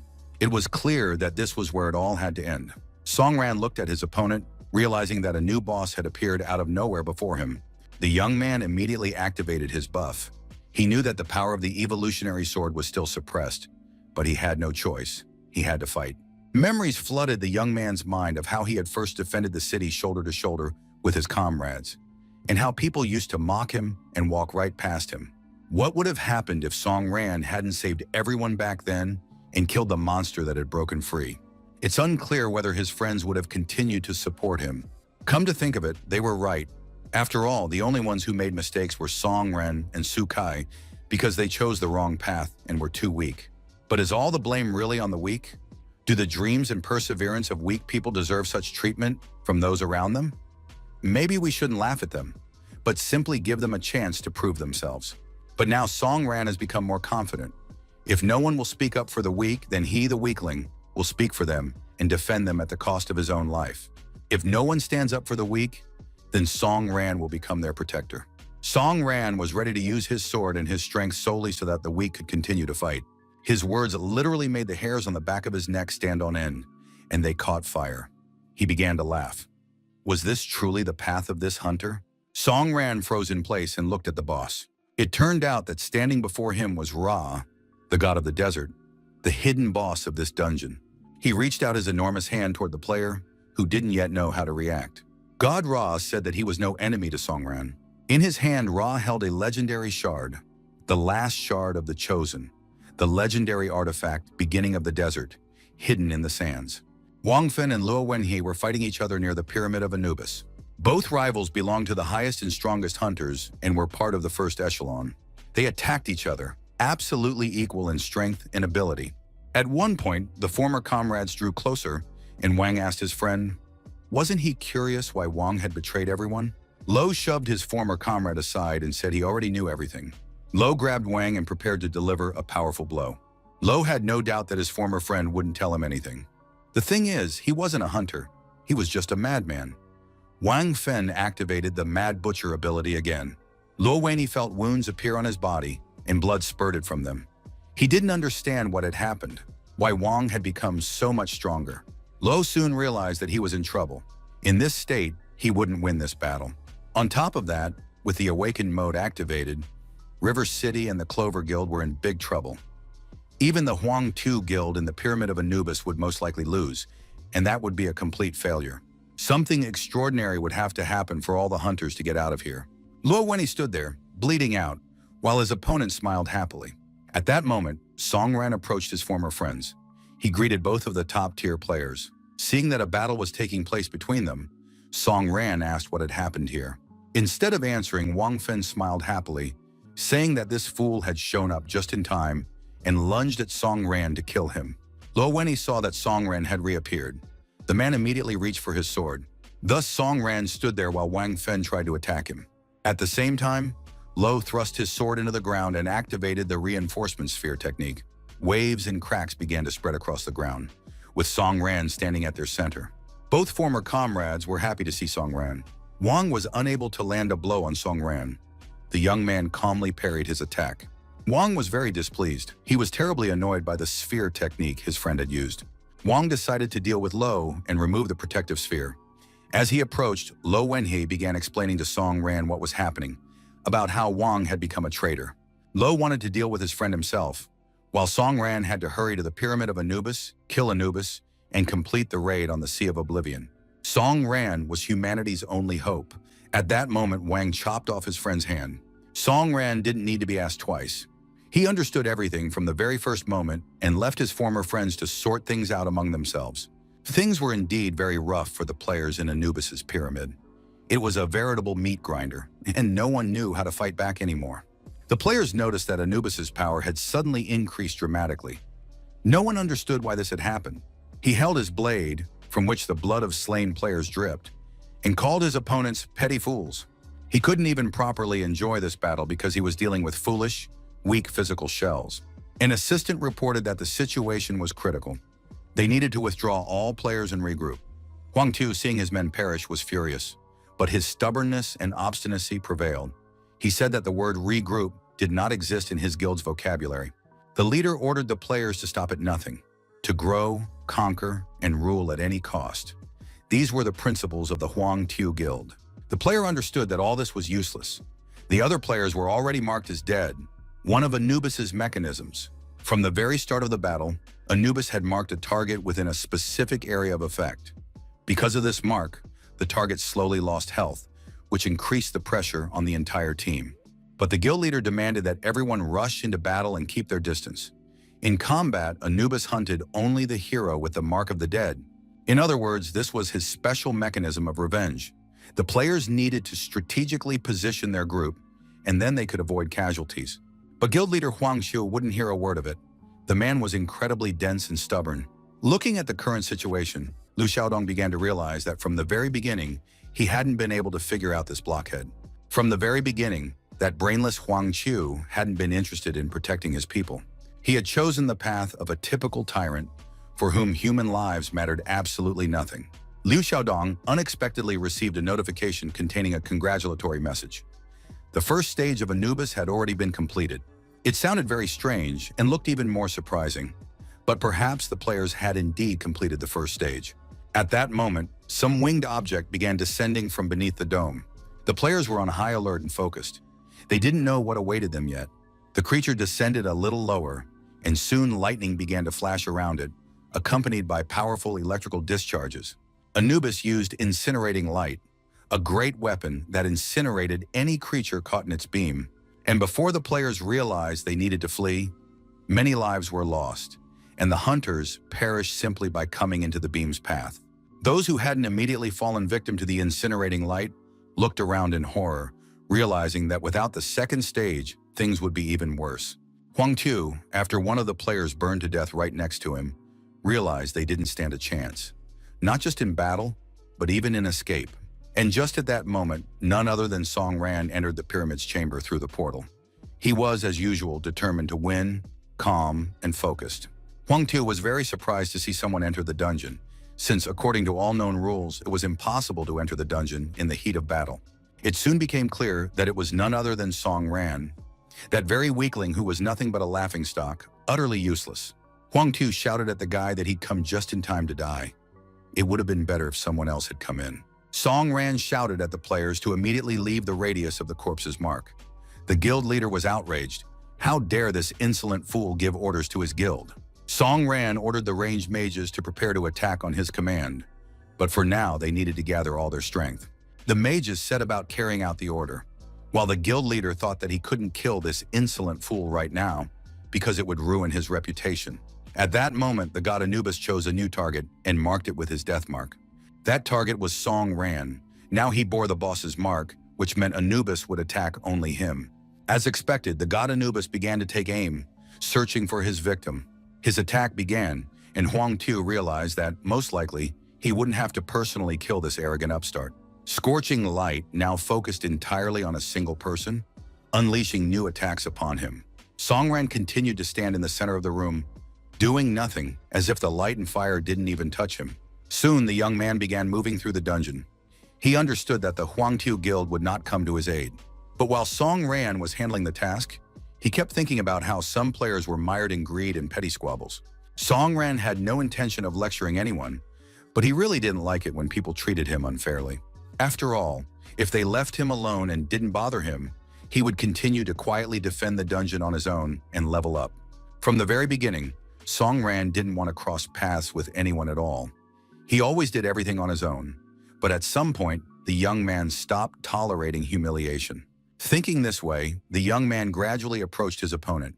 He had to complete the mission to destroy the leader of the Sea of Oblivion. At one point, the god Anubis thought he was facing a superhuman. After all, he had already launched such a huge number of attacks, but this guy managed to dodge them because he possessed great speed. But that didn't mean the god Anubis was ready to turn a blind eye and admire the man. In any case, he would be destroyed. Song Ran activated the imaginary ghost ability and became invisible. Anubis believed that the man would surely be punished for his crime. He continued to hurl incinerating light in all directions. Since the light didn't hit the player, the building soon took the brunt of the impact, and one of the walls began to crumble. Beams rained down from above, and the pyramid began to tremble and crumble from within. It looked like a typical house of cards. Song Ran was still dodging attacks. Of course, his stats were dropping, and he was expending a lot of energy using stealth mode. Song Ran tried to get close to his opponent, taking advantage of his stealth, but at the same time, everything around him was collapsing, and he could get crushed by a falling column. Finally, Song Ran chose the right moment, and moving at tremendous speed and taking advantage of his invisibility, leaped upward. At one point, he managed to use a falling column and, pushing off from it, propel himself even higher. The young man knew he had only one stamina bar left. He finally reached Anubis, and he had one attack left. Song Ran activated the attack weak points ability and immediately used it in this battle. The attack was very successful. Anubis's weak points were damaged, and Anubis himself shifted into his ground form. Soon he landed on the floor of his dungeon. Columns and stones were still falling all around him. The ground form was used when Anubis's wings were damaged. At that moment, he couldn't take flight and use incinerating light. Of course, all the players would have liked Anubis to be dead already, but he had simply returned to his state from the previous phase. Liu Xiaodong watched Song Ran. It seemed the guy was still capable of continuing the fight. Besides, the dead man's mark was still active. Of course, everyone wanted it to end as soon as possible. Everyone understood that Song Ran had expended a great deal of energy. At that moment, a clean paw emerged from beneath the rubble of stones and shattered columns. Taking advantage of the lull, Song Ran activated level 7, Siphon Healing. This immediately improved his stats significantly.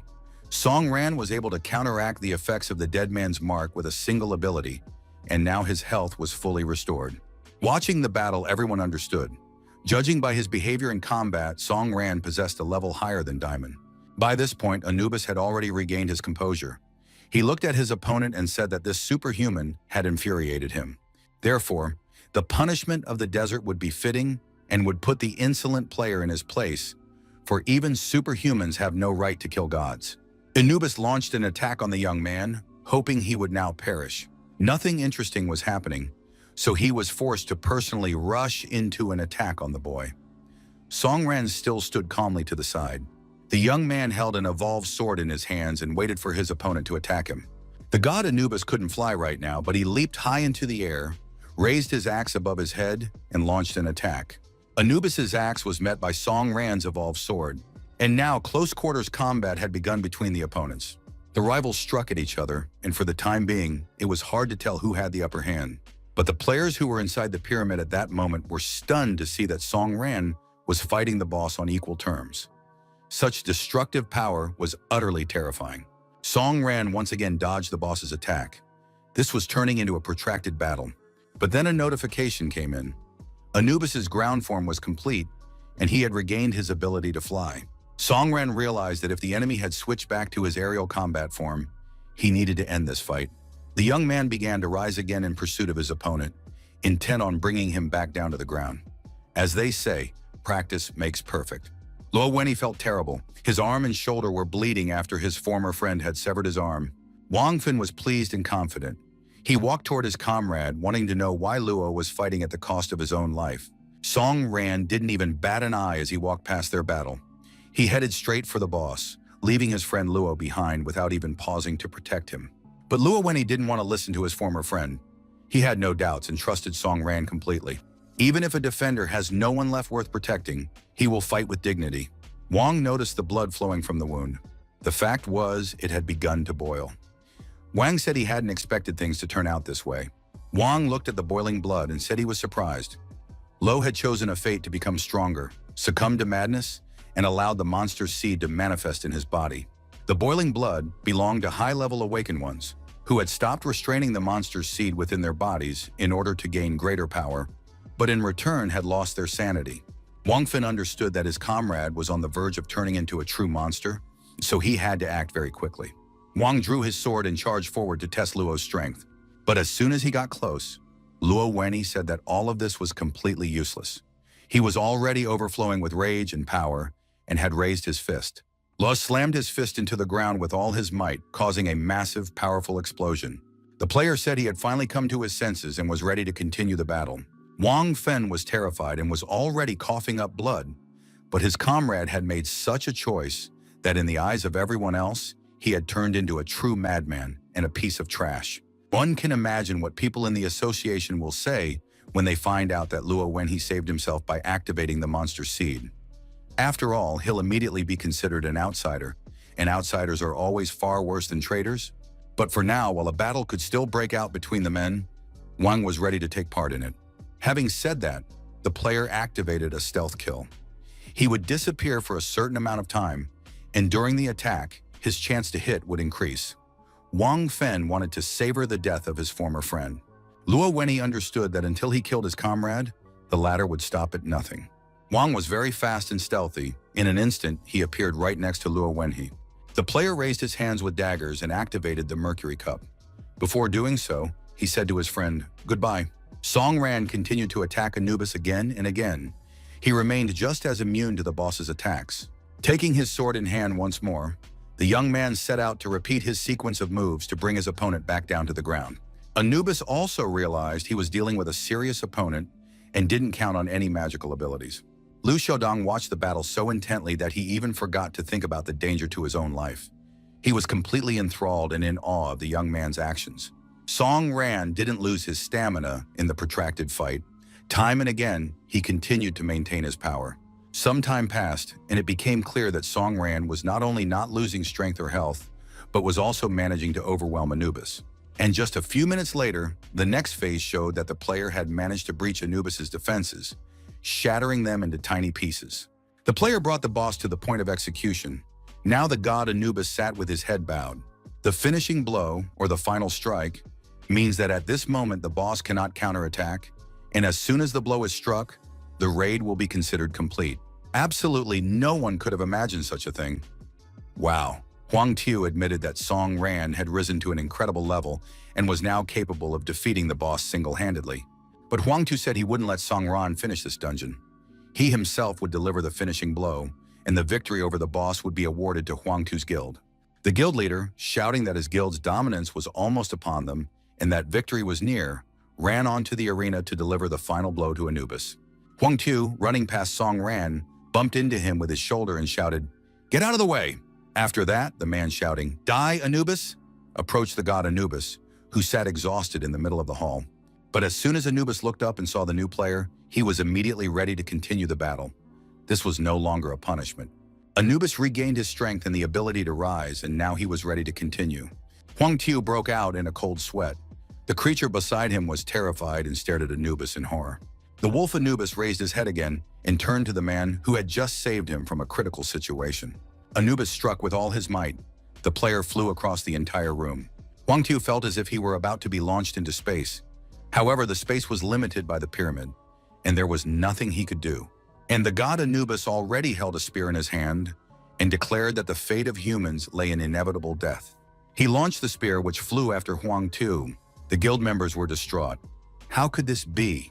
Trouble was befalling their leader, and they couldn't even stand up for him. But just at that moment, the spear pierced Huang Tu's chest, and he lay helplessly, his arms outstretched. Song Ran didn't understand what had happened or why Anubis had come to his senses again, since just a moment ago, he had been on the brink of death. Anubis pulled the axe that the player had thrust into his neck out and said, "The king's dawn is the people's joy." After that, he turned around and slowly made his way back, restoring his health as he went. Anubis walked, repeating the words that the king's death is the downfall of the people, and the land's wilderness is covered in ice, ash, and snow. "The king's rise is the heaven's reward," he said, and it seemed as though the bosses in other locations had heard those words. The head of the clever guild noticed that their rival had stopped attacking. The same thing was happening in all the other areas where players continued to battle. The god Anubis sat down on his throne, continuing to speak of the people's triumph and their purification from sorrow. He declared once more that the king's death and the kingdom's prosperity were intertwined. At that moment, a massive stream of fiery energy descended from space to the earth. It soon became clear that it would strike the top of the pyramid. The stream of fire smashed through the top of the pyramid, and stones flew in all directions. Passing right through the pyramid, the stream concentrated entirely within Anubis's body. Anubis's entire body was literally ablaze. Energy glowed and radiated from him, and at the same time a notification appeared. Anubis's second phase was complete, and now the final phase had been activated. The players watched the events unfold in fear. They realized that something terrible was approaching. The boss was preparing for a powerful attack, a special strike. The mages tried to mitigate the impact of the blow in any way they could and activated protective barriers. But still, absolutely every player felt the impact. It seemed impossible to hide anywhere. The explosion and the attack were so powerful that the entire pyramid resembled a hedgehog, with beams and streams of energy emanating from all sides. At the center of all this action stood the god Anubis, who had reached the third stage of his final attack. The players from the first echelon, who had been fighting each other outside the pyramid all this time, were also caught in the blast of Anubis's attack. Song Ran was barely staying on his feet, still trying to continue the fight. The players tried to help each other, digging their comrades out from under the rubble. But suddenly they looked back and saw something unusual. High above them towered a gigantic figure, the final form of the god Anubis. The boss looked extremely terrifying. His head seemed to be a mixture of a dog's and a bear's, and his gaze pierced right through you. The players could do nothing. They no longer considered it shameful or disgraceful to simply run away if the opportunity arose. It seemed as though everything would end in a complete defeat for the players, but Song Ran had one last trick up his sleeve. He pulled out a red magic stone. Of course, he hadn't planned to resort to such a method, but it seemed there were simply no other options. God Ra handed the shard to the young man, saying that Song Ran must immediately set out for the Sea of Oblivion. He must become a confidant of the god of the desert. If the Sea of Oblivion is cleared, it will close forever. More than anything, Song Ran wanted answers to his questions. He wanted to know why all this was being done. The god said that the young man had seen the hidden part of the world's iceberg. If everything went according to plan, the world would undergo immeasurable changes. The god saw hope in the young man.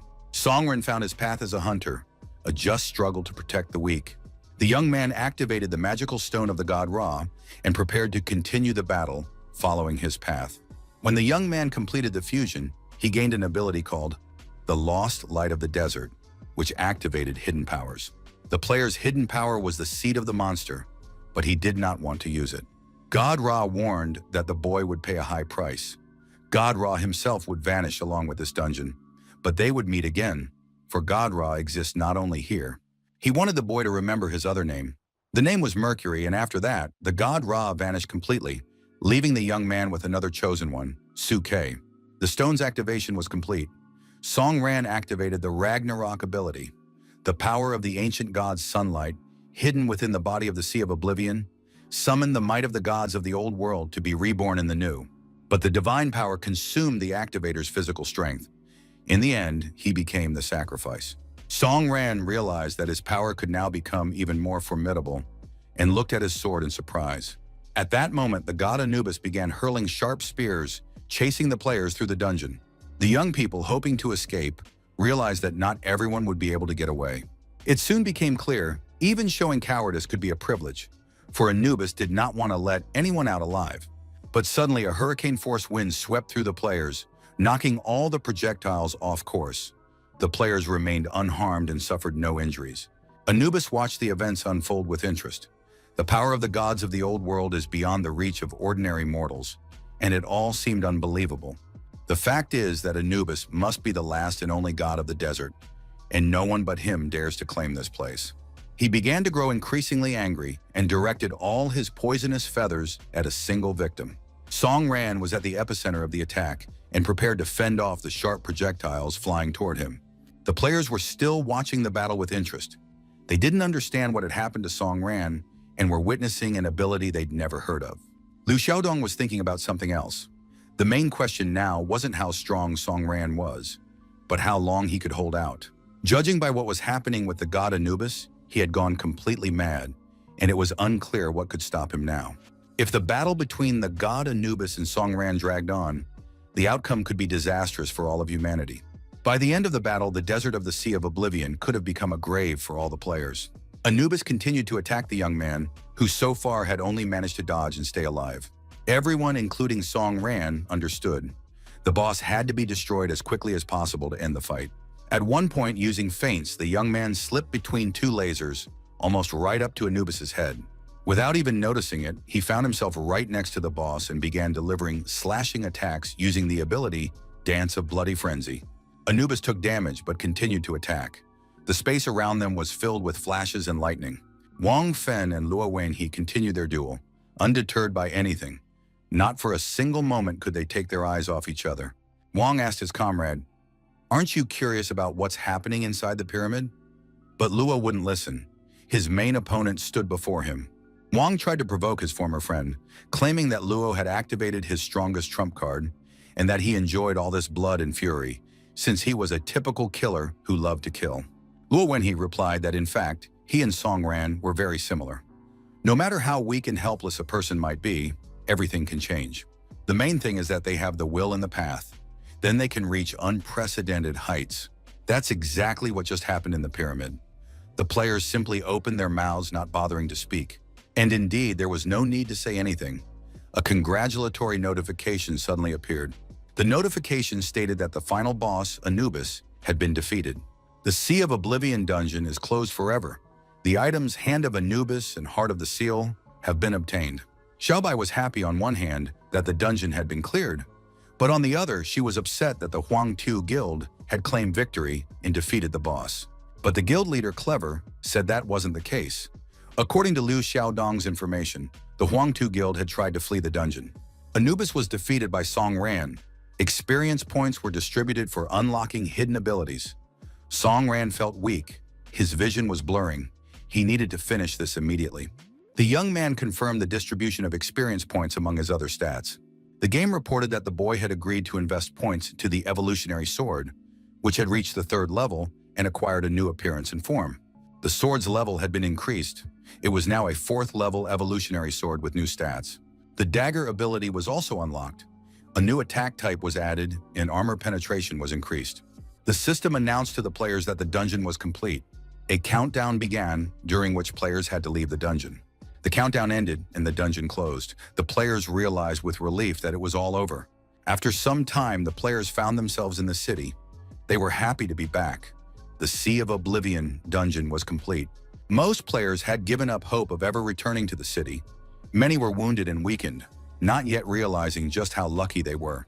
Song Ran also emerged from the dungeon and tried to slip away quickly before anyone noticed him. He felt terrible after the battle. Finally, he spotted Xiaobai and called out to her, wanting to give her something. Song Ran pulled out the heart of the seal and held it in his hands. He leaned toward the girl to whisper something in her ear, but suddenly his eyes closed and he slumped against her shoulder. Xiaobai held her friend, preventing him from falling. The young man had completely lost his strength and passed out. Thus ended the Sea of Oblivion. It was sealed forever thanks to Song Ran's efforts. Wang Fen managed to escape amid the chaos, but due to his betrayal, the Hunters Alliance issued a warrant for his arrest as an international criminal. Upon obtaining the Heart of the Seal, the Hunters Alliance sent the first wave of players on a punitive expedition into the dungeons. But since new traders had emerged in the first echelon, the expedition was unsuccessful. The monster left the city's dungeon and destroyed the city itself, despite the efforts of the first wave of players. Later, one of the hunters reached the gates and put an end to the catastrophe by completely closing them. 3 months have passed since then, and the city's peaceful streets were once again filled with people strolling, families, and happy children. All this time, a special patient lay in one of the city's central hospitals. For several months, the young man had been in a coma. He was being fed life-sustaining fluids through an IV. Finally, the moment came when the young man opened his eyes and saw several happy, smiling faces, after which he closed them again. Opening his eyes again, he realized he was in the hospital. He had spent 3 months there, with Xiaobai and Si Yan by his side. Everyone was happy that Song Ran had finally woken up. The young man slowly sat up in bed, listening to the latest news. Si Yan told him that during that time, City N had been completely destroyed, but there was no point in worrying about it now. Song Ran didn't understand why he should start crying. He had never had a home. All he had lost was a rented apartment and 3 months' rent, and now he had nowhere to go. At that moment, the ward door swung open, and representatives of the Hunters Alliance entered. Having been waiting for the young man to wake up, Liu Xiaodong announced that he had come with a message. Zhao Jin, the head of the research department, had ordered them to contact Song Ran as soon as he woke up. The head wanted to personally give him something and asked him to go see her immediately after he was discharged. Song Ran immediately began to sit up. It turned out he was ready to leave right away. Mr. Liu turned to Xiaobai and Si Yan, telling them they shouldn't disturb their friend. Let him come to his senses. The friends understood. It was better not to interfere, since Liu had barged in here himself and started talking nonsense. Si Yan realized the seriousness of the situation and told Mr. Liu that they would leave now. Xiaobai began to say goodbye to her friend. She really didn't want to do this. The girls said they had planned a celebratory dinner in honor of Song Ran's recovery and had already found a suitable hotel.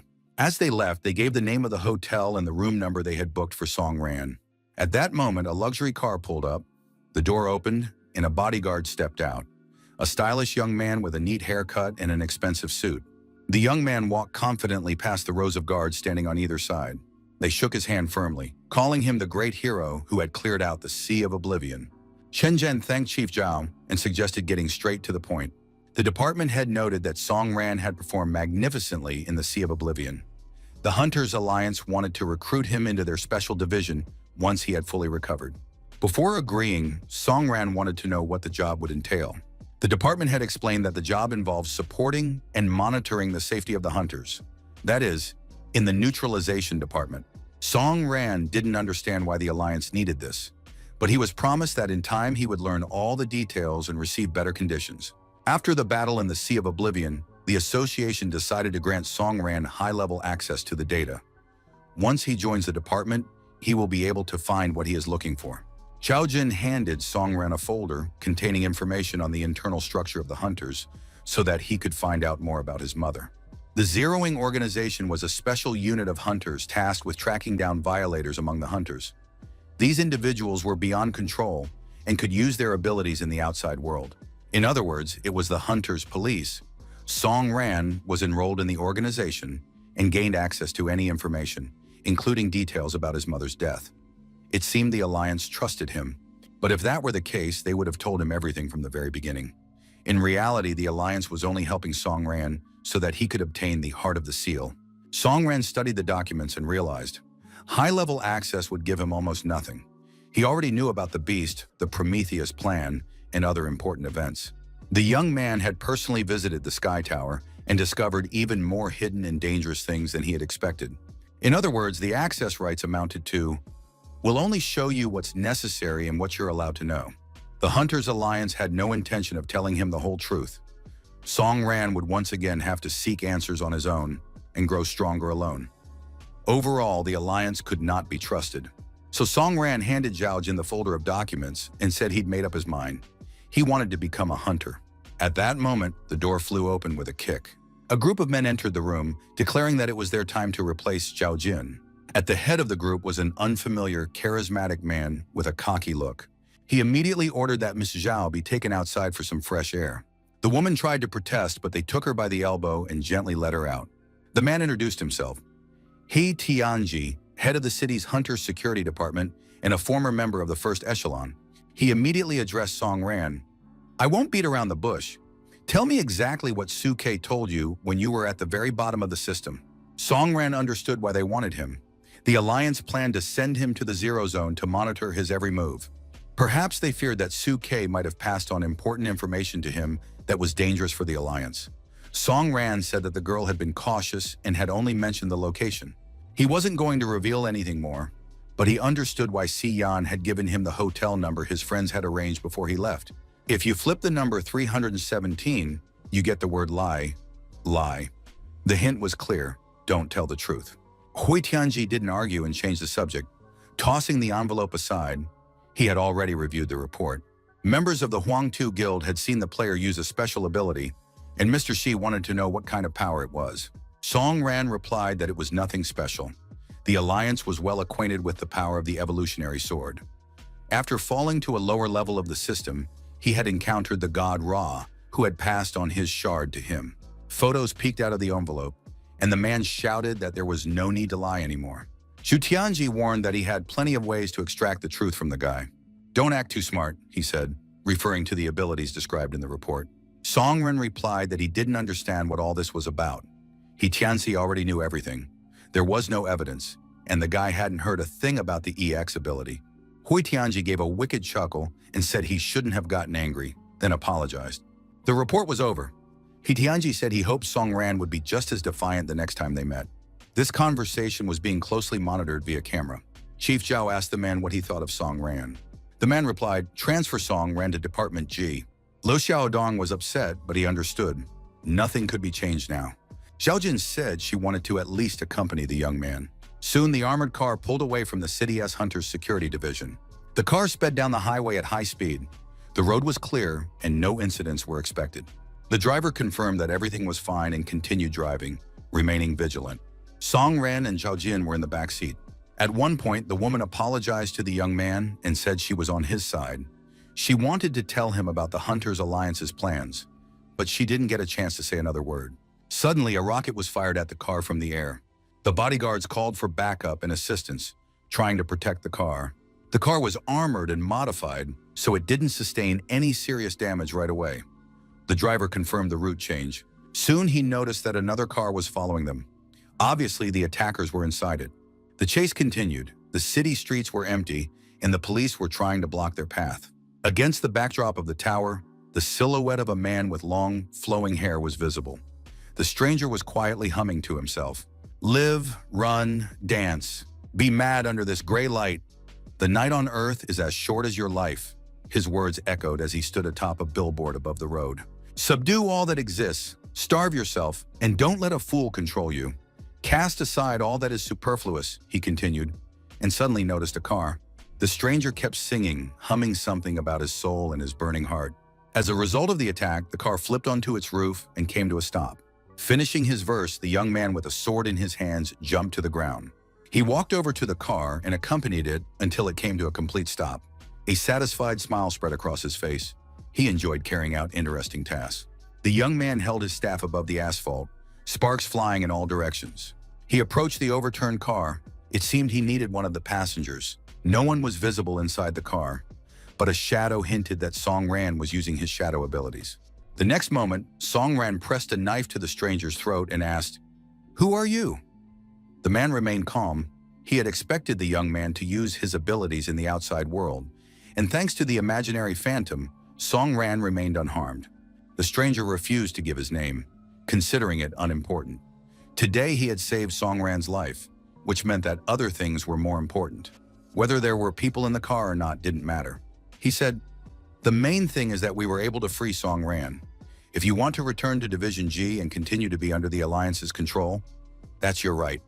And if you have your own plans, just remember the name of the organization that saved you today: the Mercury Cup." Song Ran immediately recalled the word Mercury, which had already been mentioned to him. Likely the Mercury Cup was somehow connected to it. At that moment, the injured Zhao Jin crawled out of the car. The woman said she had to confess something to Song Ran right away. The young man turned and walked away, but Zhao Jin kept calling after him, insisting, "I can't keep quiet any longer. I have to tell you the truth about your mother's death." The woman revealed that Song Ran's mother had been killed by his own father. She insisted it was true. She had once been his father's assistant and admired his work, but one day he went mad and ended up in the Sky Tower. Upon hearing this, Song Ran immediately remembered that monster. Chen Jin hadn't seen his father his entire childhood. The man spent his time in the dungeons, forgetting about his family, and then disappeared altogether.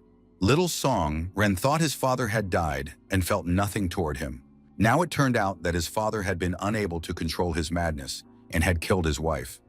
Song Ran felt a surge of rage and wanted to tear Chen Jin to pieces. Late at night, the young man walked into a 24-hour grocery store. The cashier greeted him and asked how he would like to pay, cash or card. The card wouldn't work. He needed to top up his account. A message appeared on the clerk's screen. "Card holder is a criminal." The girl pressed the alarm button and called the police. The purchase was made using a different card, and the clerk wished the young man good night. 3 days later, police cars were racing through the city streets. A reporter reported on a nighttime accident on the highway in which members of the Hunters Alliance had died. Department head Zhao and 2 assistants. According to the police investigation, the suspect was former hunter Song Ran, one of the members of the Sea of Oblivion. The hotel manager listened to the news.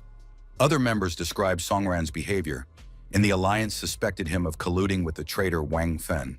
The report showed representatives of the police and the Alliance's security department. The reporter asked what he thought of the situation, but Song Ran couldn't listen to this nonsense anymore and turned off the TV. He didn't understand what was happening. He had been smeared with mud, was considered an accomplice to the traitor, and the entire police force, along with the hunters, was against him. Song Ran realized that the Alliance's methods were dishonest, and they were literally forcing him onto the warpath. The young man had spent the last 3 days on the run, hiding from the police. As soon as he bought anything, they recognized him immediately. He was forced to hide. Renting a hotel room was out of the question. On one of the street ads, he saw that buyers were accepting any artifacts from the dungeons. No questions asked. With no money and his cards blocked, Song Ran sold artifacts to earn a living and buy necessities. Fortunately, there were hotels on the outskirts of the city where he could at least get some rest. Song Ran couldn't understand why he, of all people, had been targeted. He also didn't understand why Suke and God Ra had chosen him specifically to pass on information. The young man believed he didn't know all that much, and the Alliance wouldn't let him find out more. The Mercury Cup organization had released him from custody so that he could pose an even greater threat to the Alliance. If that was the case, then he needed to get his father's personal file and take care of his own business. Before storming into Set's pyramid, Sun Hao shared a lot of interesting information and handed Song Ran a small device, a gate creator that had been modified by some hacker. With this little gadget, one could enter any dungeon. The young man activated the hacking tools, not understanding why everything was so difficult for him, unlike for normal people. Soon he received a notification. Access granted, all permissions obtained. His goal was the Sky Tower. Song Ran stood up resolutely and declared, "From this moment on, I declare war on the Hunters Alliance." The entire area was shrouded in a lilac mist, and webs with fat spiders descended from the trees. Song Ran looked at the hordes of bugs waiting for him. In a few moments, he had dealt with them. These mobs held no interest for him. His upgraded sword worked perfectly. He had already grown accustomed to the weapon's new form. It all came easily. Killing monsters had become even simpler, as if he had reached the 30th floor of the Sky Tower. The level 6 evolution sword and the title God Eater made clearing the tower a simple task. Song Ran was confident he would finish everyone off today. He wanted to meet his father, since he now had the information he needed. Upon ascending to the next floor, the young man received a notification about the Feudal Lord level objective. The opponent stood waiting, clad in a hood and cloak. His identity was unknown. Song Ran decided to test his strength against this monster. The Soul Thunder swordsman called the boy a reckless youth who had decided to test the swordsman's wrath. Song Ran was surprised. The 30th floor used to be different, but now the boss had changed. The swordsman demanded that the boy demonstrate his strength. Song Ran replied that he would certainly do so, since the boss here was powerless. The swordsman drew his sword and said, "Either the player will die, or he will become stronger. Such is the way." He struck several blows. Everything around them flew into the air, but no one was hurt. Song Ran watched the boss, wondering, could he really be as strong as he looked? In reality, the boss turned out to be nothing more than trash from the 30th floor. Song Ran rushed into the attack, intending to finish off his opponent immediately. The young man was certain he had mastered a power capable of crushing such an enemy. The boss attacked all around him, feeling a strange sensation. It seemed as though something was about to surface in his subconscious. Song Ran closed in and raised his sword for the final blow, preparing to bid farewell to the monster. He was certain that the Soul Thunder swordsman would remember him, for he had been defeated. At the moment when the boss's body was damaged, he remembered Song Ran. Thanks to the blade, he realized who stood before him. The swordsman knelt and said, "Song Ran, step over us, the immortals, and become even stronger. I have received the seed of hope. That is what matters most." The swordsman handed the player his gifts. At that moment, someone appeared unexpectedly nearby. Song Ran spun around sharply. Standing before him was Doris, his guide. She informed him that the Hunters Alliance had discovered him in the Sky Tower. Doris warned him, if he continued clearing the tower, he would be surrounded by hunters. She advised him to finish everything right now. Song Ran was surprised at how quickly the Alliance had reacted. Doris added that the gates were already open and he could leave, meeting her in the new tower later. The young man left the Sky Tower, and Doris turned to the still-living Soul Thunder swordsman to get the details. She told the boss that she had allowed him to undergo purification solely for good behavior, but his actions had clearly gone beyond what was acceptable. Doris approached him and noted that he had always remembered who he was. Now she wanted to know what the way of the hunter was. On the other hand, it no longer mattered. Soon the swordsman would be reborn. The girl said that the boss's eyes could not hide from non-existence. If he did not want to truly exist, he must truly die. Song Ran walked out through the gate, thinking that the Alliance had come for him. They believed he had violated the hunter's rules. He had killed several people and entered the dungeon without authorization. The nullifiers had come to arrest him on behalf of the Alliance. The next moment, the hotel window shattered into pieces. One of the hunters burst into the room, declaring that if Song Ran didn't surrender voluntarily, he would have only himself to blame. The young man knocked the hunter out with a blow to the head and told him to just shut up. The man replied that he would pay a high price for attacking a zeroer. Song Ran didn't want to hear any of it. What mattered to him was figuring out what everyone wanted from him. He also wondered where all these people got such high self-importance. The gunshots and explosions were growing louder. The hunters demanded his surrender, and any normal person would have died long ago. Song Ran shouted at the hunters to stop, declaring that he didn't want to kill anyone, so they shouldn't provoke him. The nullifiers thought this player was too arrogant and self-assured. He was on the brink of death, yet he was still giving orders. One of the hunters declared that he would take care of this trash himself so the captain wouldn't have to get his hands dirty, since Song Ran had dared to attack a resetter. Song Ran looked at him and gave him a chance to reconsider so he wouldn't meet his doom. Unlike the naive hunter, Song Ran understood the outcome of the fight perfectly well. They were on different levels. He dodged all the attacks, trying not to kill anyone. The captain was briefed from above. The boy is young, but he shouldn't be underestimated. If he keeps this up, it won't end well. If Song Ran refused to cooperate, he would have to be killed, and the nullifier unleashed his most powerful attack. The seal ability activated. 10,000 arrows flew towards Song Ran in an instant. To the young man himself, it was merely an amusing spectacle. He watched as the hunters tried to kill him. However, if your opponents are determined to kill you at any cost, you have to act accordingly. Song Ran instantly activated his abilities and left his enemies baffled. The arrows were hitting nothing. The chief nullifier was stunned. He hadn't expected high-rank abilities to prove useless. But Song Ran had already sprinted past him, wounding the man and nearly severing his arm. He stood over the hunters' bodies. He hadn't wanted to fight, but they had forced him to act. Every person must pay a price for their choices. Some things cannot be undone. Heavy rain poured down on the earth, as if trying to wash away all problems and reset life. On this rainy evening, Siyan couldn't sit still, pacing the room and gazing at the stormy sky. His companion, trying to distract himself with formulas and matrices, asked what he was thinking about. The young man admitted that he was very worried about how Song Ran was doing. He hadn't heard from him in a long time. Ever since the young man had been taken from the hospital, nothing good had likely happened to him. On top of that, a terrible accident had occurred, and it had become clear that the Hunters' Alliance was putting pressure on him. Just then there was a knock at the door, and Siyan went to answer it. Suddenly the curtain parted, and a man soaked to the bone appeared in the room. He had climbed in through the window wearing a tracksuit with a hood over his head. The first thing the young man did was gulp down water, as if he'd spent all that time in the desert. Siyan and Song Hao watched in silence.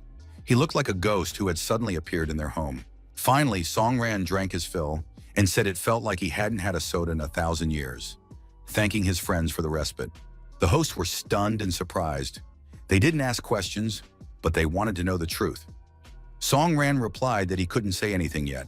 Siyan was upset that they didn't consider him a friend, but Sun Hao said that perhaps they themselves needed to tell Song Ran something. While he was in a coma, he had found a lot of information on the dark web. Luca Research, the company that developed the U system, was a subsidiary of Zone A's biotech company. The strange thing was that this subsidiary had suddenly shut down. This happened right when the monster invasion began. The research center had received massive funding. It followed that the monsters and the hunters were interconnected and had been planned in advance. Sun Hao believed that everyone was in great danger. The young man began to suspect the Hunters' Alliance, so he asked Si Yang to leave a secret signal for Song Ran. The guys were busy trying to find out more information. Upon hearing this, Song Ran decided to trust his friends and began his story with the Prometheus plan. Sun Hao listened intently and now had a rough idea of what the seed of the beast was. This confirmed his suspicions, but the mechanics of quantum reality still remained a mystery to him. The dungeons seemed like a real game. If the dungeons were an illusion, then why did the weapons and abilities work in the outside world? Siyan realized that the conversation had shifted to topics he didn't understand. Song Hao knew that the government controlled many things, and the Luca Corporation hid behind trade secrets, so it was impossible to get complete information. Siyan took advantage of the pause. Song Hao often spoke in dry technical terms, and it was hard to understand much of what he said, but Siyan was curious about what Song Ran would do next. The young man didn't know what to say. The Alliance was doing everything it could to catch him, and he could no longer go into the underground. He couldn't hide for long. They'd catch him anyway. At that moment, Siyan received a notification with an address and a message to pass on to Song Ran. It became clear that someone powerful knew Song Ran's every move, his whereabouts, and was capable of finding him anywhere. The young man decided to go to the specified address. He arrived in a neighborhood that looked eerie. Life had long since vanished from there. This was clearly the site of past battles. The houses were destroyed and abandoned. Soon he noticed a silhouette in the distance, barely visible through the haze of fog. Song Ran was on guard and prepared for anything, eagerly awaiting the appearance of his opponent. The silhouette turned out not to be a monster, but an unfamiliar man. The man did not give his name, but asked, "Is it really Song Ran standing before me?" The young man recognized him. It was Qi Xuan. He wanted to understand why the man had summoned him. The question sounded strange. The head of the Zhangchang Guild had hoped that Song Ran already had a rough idea of the situation. Qi Xuan said he had come to kill the young man and launched an attack without letting him ask a single question. Song Ran had already encountered this hunter in the Sea of Oblivion. The traitor Wang Fen had destroyed his entire guild, leading to the disappearance of the River City Guild. On top of that, the news reported that this hunter had robbed a bank. He used his hunter's strength to kill 5 guards and take 15 kilograms of gold bars. Song Ran dodged the attacks, trying to figure out why Qi Xuan had come after him. The former guildmaster said that both hunters were now outlaws, so there was no point in pretending to be a decent person. Qi Zhuan added that a despicable traitor like Song Ran wouldn't be able to pull the wool over his eyes. The man was certain that they were too similar, and Song Ran had already analyzed his opponent's strength. Qi Zhuan held a rank no lower than Diamond, and if the young man didn't give it his all, he might even lose. But Song Ran understood that rank alone wasn't enough, so he quickly healed the wound from the previous attack. He activated the Dance of the Blood Ministry and said that it seemed Qi Zhuan had grown tired of living. Maybe I'll help you with that, Song Ran thought. The man had been left without a guild and had become a mere bandit. Qi Zhuan seemed delighted. He enjoyed the battle itself, the sensation of power and chaos. He activated a pair of blazing blades, preparing to fight on equal terms. When the rivals' swords clashed, the hunter said that Song Ran finally understood the truth. The hunter's path was nothing but a lie. You have stepped onto the path of destruction, and only a deadly battle can free you from your shackles, he added. Song Ran objected that the man was mistaken. He still held fast to his hunter's path. The young man struck. Qi Zhuan flew back, dropping his sword. Song Ran approached and said that unfortunately, the man had given in, succumbing to the bloody path. Now his state resembled madness. It was clear that the former guildmaster was lonely and confused, seeing no other path but anger and aggression. Song Ran raised his sword above the man, realizing that he was on a path of destruction and saw no other options. But before the blow could land, Qi Zhuan activated Wind of Protection, creating a barrier. The barrier couldn't withstand the attack, but the man survived, though he sustained significant injuries. Coming to his senses, he looked up at Song Ran and laughed. Did you really want to kill me? That means we're alike. Song Ran looked at his opponent in surprise. Not understanding the meaning of those words, Qi Zhuan explained emotionally. He had rejected the path of the hunter, but he had never forgotten that Wang Fen had killed all his friends in the guild. For that, Wang Fen must pay. Now Qi Zhuan's sole reason for living was revenge against Wang Fen, and Song Ran, though he was human, was now a target. The man said he knew of a place suitable for people like them, where they could carry out their plans. But if a person is weak, they won't survive. That is why Qi Zhuan tested Song Ran, practically risking his life, and the young man did not disappoint. Song Ran wanted to know what place he was talking about. The lands of exile, Qi Zhuan replied. Song Hao was clearly nervous. The man tapped his fingers nervously, realizing just how far things had gone. In one room were gathered Xian, Song Hao, and the two most wanted and dangerous criminals. Qi Zhuan was barely holding back as he was provoked. He was already about to get into a fight with Xian. Xian called the former head of the River City Guild, a murderer who had already killed several innocent people. The atmosphere was tense. Song Hao tried to wrap up the conversation as quickly as possible, summarizing, Qi Zhuan had stolen gold from the bank to reach the lands of exile, and he wanted to understand why he needed Song Ran. The man explained that he had stolen the gold to survive, since the Alliance had blocked all the maps, and he needed Song Ran so the Alliance wouldn't kill him. He also admitted that the young man could be useful. Everything that had happened to the River City Guild could not go unanswered. He hoped that Song Ran would help him take revenge on Wang Feng. Xian calculated. In that case, Song Ran would have to give up half the gold. But Qi Zhuan didn't want to share. If gold was needed, he'd rather give up the artifacts and equipment from the dungeons that he didn't use himself. The man showed the contents of his account. Everyone was stunned by the quantity and variety of artifacts. He kept showing off magical items, stones, and artifacts. The despair and misery were obvious. Song Ran, who had been silent, finally said, "Since we're together, Qi Zhuan will be able to help me too, and that would be fair." Qi Zhuan agreed, but noted that new passports were needed to cross the border. Only the best architect could do this, and so he turned to Song Ran, since everyone knew that Sun Hao was a professional in this field. Song Hao agreed to make the passports and offered the contact information of an acquaintance. They had known each other since childhood and had both participated in the Prometheus project. A few days later, the car pulled up to the border of Zone C. Qi Zhuan asked his partner if he understood Song Ran's goal and how he could help. The young man admitted that he didn't really know himself. He wanted to learn everything about this world and find his purpose, to live for it. At that moment, Xiaobai began another stream. Song Ran watched the show, where she talked about her experience traversing the Sea of Oblivion and thought he needed to become stronger. Qi Zhuan began to talk about the lands of exile. Since the monsters appeared, humanity had regressed to the Dark Ages. Later, hunters emerged, some of the monsters were destroyed, and the lands were divided into zones. America, Europe, and Asia. People preserved their culture only within these zones. As new monsters appeared, they migrated to larger territories and governments abandoned their posts. But some chose to stay in their homeland. People are resilient, and those who remain to this day survive in ruined cities.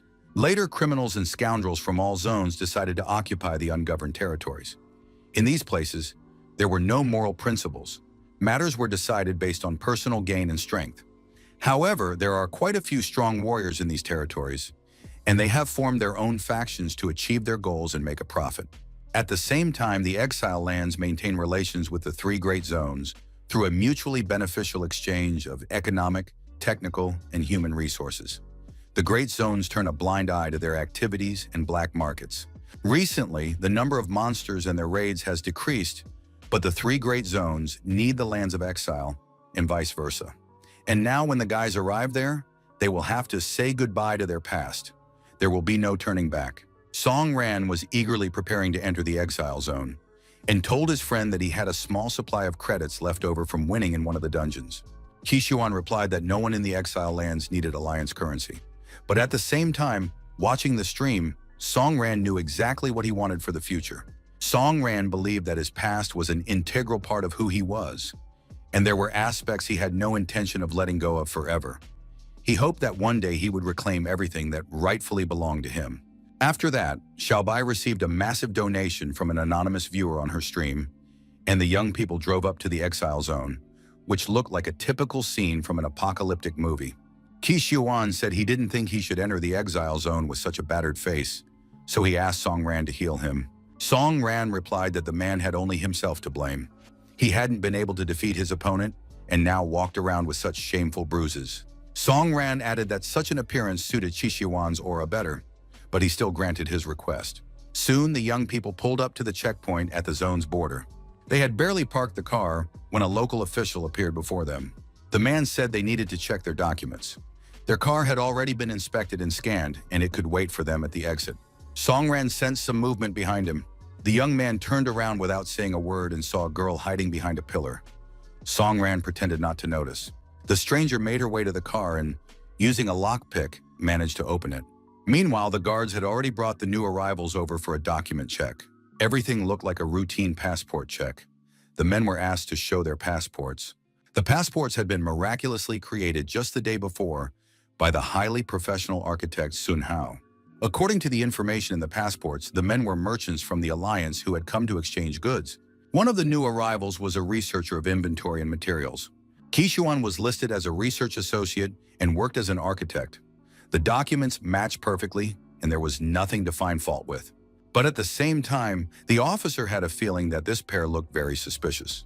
The man said that merchants from the Alliance often passed through this checkpoint, and he was already familiar with most of them. But these two were newcomers, complete strangers. The customs officer suggested they leave their passports behind so he could examine everything thoroughly. 15 minutes passed and a cup shattered in the waiting room. The customs officer tried to justify his behavior, saying he was doing his job. However, Qixuan was furious. This time was costing him money, and he was forced to hang around in the middle of nowhere because some employee had decided to act like a big shot today. Qixuan continued to rain down threats, saying that if they didn't return the passports, he would call in people who would tear this checkpoint to shreds. These arguments proved sufficient. The passports were returned, and the car was allowed to proceed deeper into the exclusion zone. The poor customs officer couldn't catch his breath. He was on his knees, barely able to breathe, while his counterpart in the pink suit thanked him for a job well done. After that, the merchant said he hoped that everything that had happened today would remain their secret. The guys drove through the exile zone. They just needed to go a little further into the territory, and they would reach the village where a man from Sun Hao would be waiting for them. Song Ran checked the GPS navigator and said, "Hey, girl in the back seat, are you going our way?" Qixuan also noticed the stranger and said she was a silly girl who had been obvious to everyone for a long time. The girl was very alarmed. She hadn't expected them to figure her out so quickly. She said she had a grenade in her hands, so the guys had to listen to her. The stranger wanted them to take her to Luga village and warn them that if they did anything strange, she would immediately detonate the grenade. The girl said she was desperate, had nothing to lose, and so they would all blow up together. Qixuan was outraged. The team had some kid with them, and they were high-level hunters. From the moment she pulled the pin, there would be too much time before the explosion. For people like the guys, that's too much time. They'd have plenty of time to neutralize the stranger and calmly continue on their way. The girl was upset. She realized her threats wouldn't work and admitted that she'd known right away. Things weren't easy or simple with these guys. After all, if the guys didn't fit in the 3 great zones and headed for the lands of exile, then they all have problems and they're similar. At that moment, a huge man appeared on the road, which was unexpected, and they had to slam on the brakes. The car was immediately surrounded by local thugs. They demanded that everyone in the car get out and warned that this was a robbery.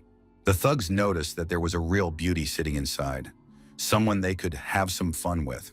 The man held out his hand and said they had to hand over all their money and wallets. At that moment, the girl handed a grenade right into the man's hand.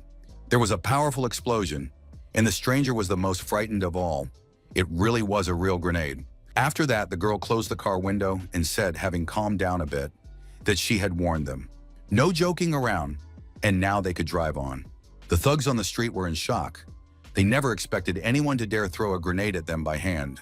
Of course, they wanted to deal with these strangers, because some girl had dared to throw a grenade right at their boss.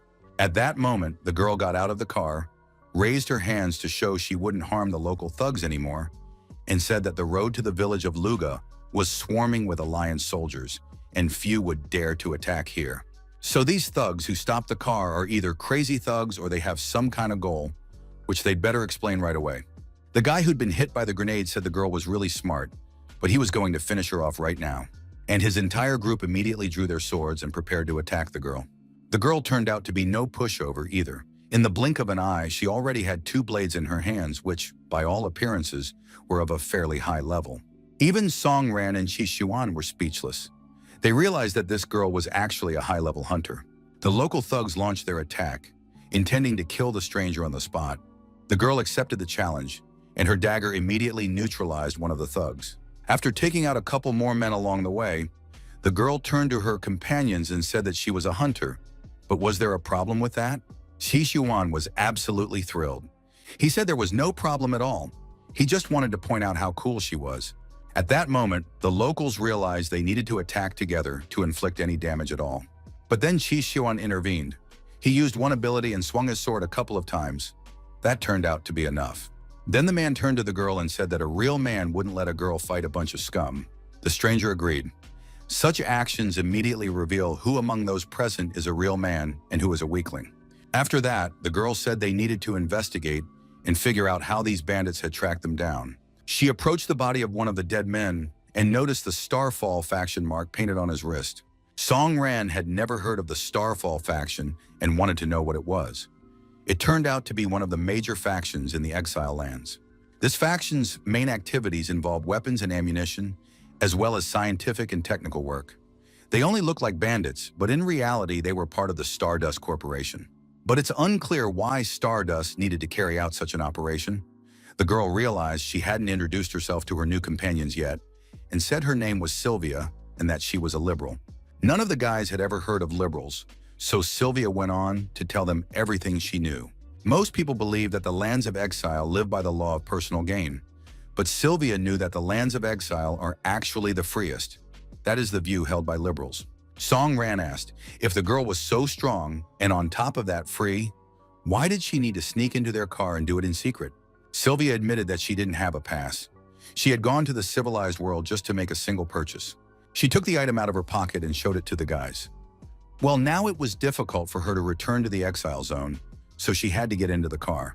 The village of Luga was a very lively place in the evening. All the bars and restaurants were open, and people were hanging out on the streets. Song Ran and his friends walked into one of the bars, but just then a stranger called out to them. He said they didn't have any open tables tonight, so the young people should leave. Sylvia said she wanted to speak with the owner and asked for him to be brought over. Among the bar's patrons was a girl who recognized Sylvia. The girl ran up to Sylvia and started hugging her. She had been waiting so long for her return and hoped that Sylvia had brought what she had mentioned. Sylvia replied that she had gone to the Great Zones to buy a birthday present for her little princess and handed the girl a box tied with a ribbon. The girl said she wouldn't open the box until midnight because it was the most important gift and surprise for her birthday. The bartender recognized the girl too. He hadn't expected her to go so far just for a gift for a child, but the bar was indeed packed right now. The bartender offered to show her a place where she could rest. At that moment, a patron said that, of course, if the girl wanted to stay, she could, but that didn't apply to the two strangers who simply needed to be escorted out. Sijuan said they weren't going to put up with insults from any idiots, so he shouldn't talk to them like that. Otherwise, he might get into trouble. The stranger from the bar said that if the guys wanted to get drunk, they should go hang out in the alley and drink there with the homeless. The situation was heating up. Song Ran tried to calm everyone down. He said that no one was looking for a fight.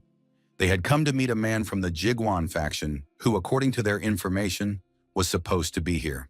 The guys immediately started insisting that they were from the Jiguan faction and knew nothing about any meetings. A man stepped forward from the group and told everyone to calm down. He was the boss of the Jiguan faction. He apologized to the guests, explaining that they had been dealing with a unique situation lately, which was why his men reacted so sharply to all new visitors. It turns out that the factions of the exile lands are cooperating with the three great zones for survival, including the Jiguan faction, but just today their deal fell through, which is why the guys are on edge and a little irritated. At that moment, the bar doors swung open and a stranger with an eye patch appeared. Armed men stood behind him. The stranger carried a massive axe over his shoulder, entered the bar, and shouted for all members of the Jiguan faction to listen to him carefully. He announced that the building was surrounded and that the Jiguan faction must hand over these two people or everyone here would die. Song Ran said that these bandits had come for him. Everyone knew they were local mercenaries, many of whom were skilled hunters, but it was unclear why they were here. At that moment, the bar owner ran up to the one-eyed bandit. He wanted to know why the bandits were breaking into his establishment. Instead of answering, the one-eyed bandit simply threw the man to the ground and said he couldn't believe he dared to open his mouth. The girl, Sylvia's sister, rushed toward the bar owner because he was her father. But before the girl could reach her father, the thug kicked her in the chest so hard that she lost consciousness. The one-eyed thug stood over the girl with an axe and said he could do whatever he wanted and they should just shut up and keep quiet. The girl kept coughing and trying to catch her breath. At that moment, a small box with a gift from Sylvia fell out of her bosom. The one-eyed thug noticed the object and asked the girl what it was. He immediately reached out with his filthy hands and remarked that the hairpin was very beautiful. The girl cried, unable to hold back her tears. She said it was her birthday present, which she hadn't had a chance to open yet. The villain clutched the hair clip in his hands and said that by wearing this trinket, the girl would never become a real princess. The thug squeezed the hairpin, shattering it into pieces, and said that anyone born in the lands of exile had no right to such things. After that, the one-eyed man addressed those present, saying that everyone knew what the Jiguan faction was up to, and that it was also known they had a deal with people from Zone C. As a result of the deal, they had obtained the Boundary Source Crystal. That little stone would be enough to trade for a pass to the Sky Tower, and today the one-eyed man was certain he would get that pass. One-eyed said that this guy was their representative, but it turned out that the guy had vanished and no one even noticed how it happened. The next moment, a whirlwind of movement swept through the establishment, and all the thugs were wiped out. Song Ran approached the one-eyed man and said that judging by the kind of people they were headed straight for hell and stabbed the vile one-eyed gangster through the body. Everyone present was in shock. It was the first time they had seen such a powerful man who had gotten rid of all the mercenaries in one go. Qishuan was pleased with his companion, and Sylvia was amazed by Song Ran's strength. Song Ran tried to comfort the crying girl, who was sobbing uncontrollably, believing herself unworthy of such gifts.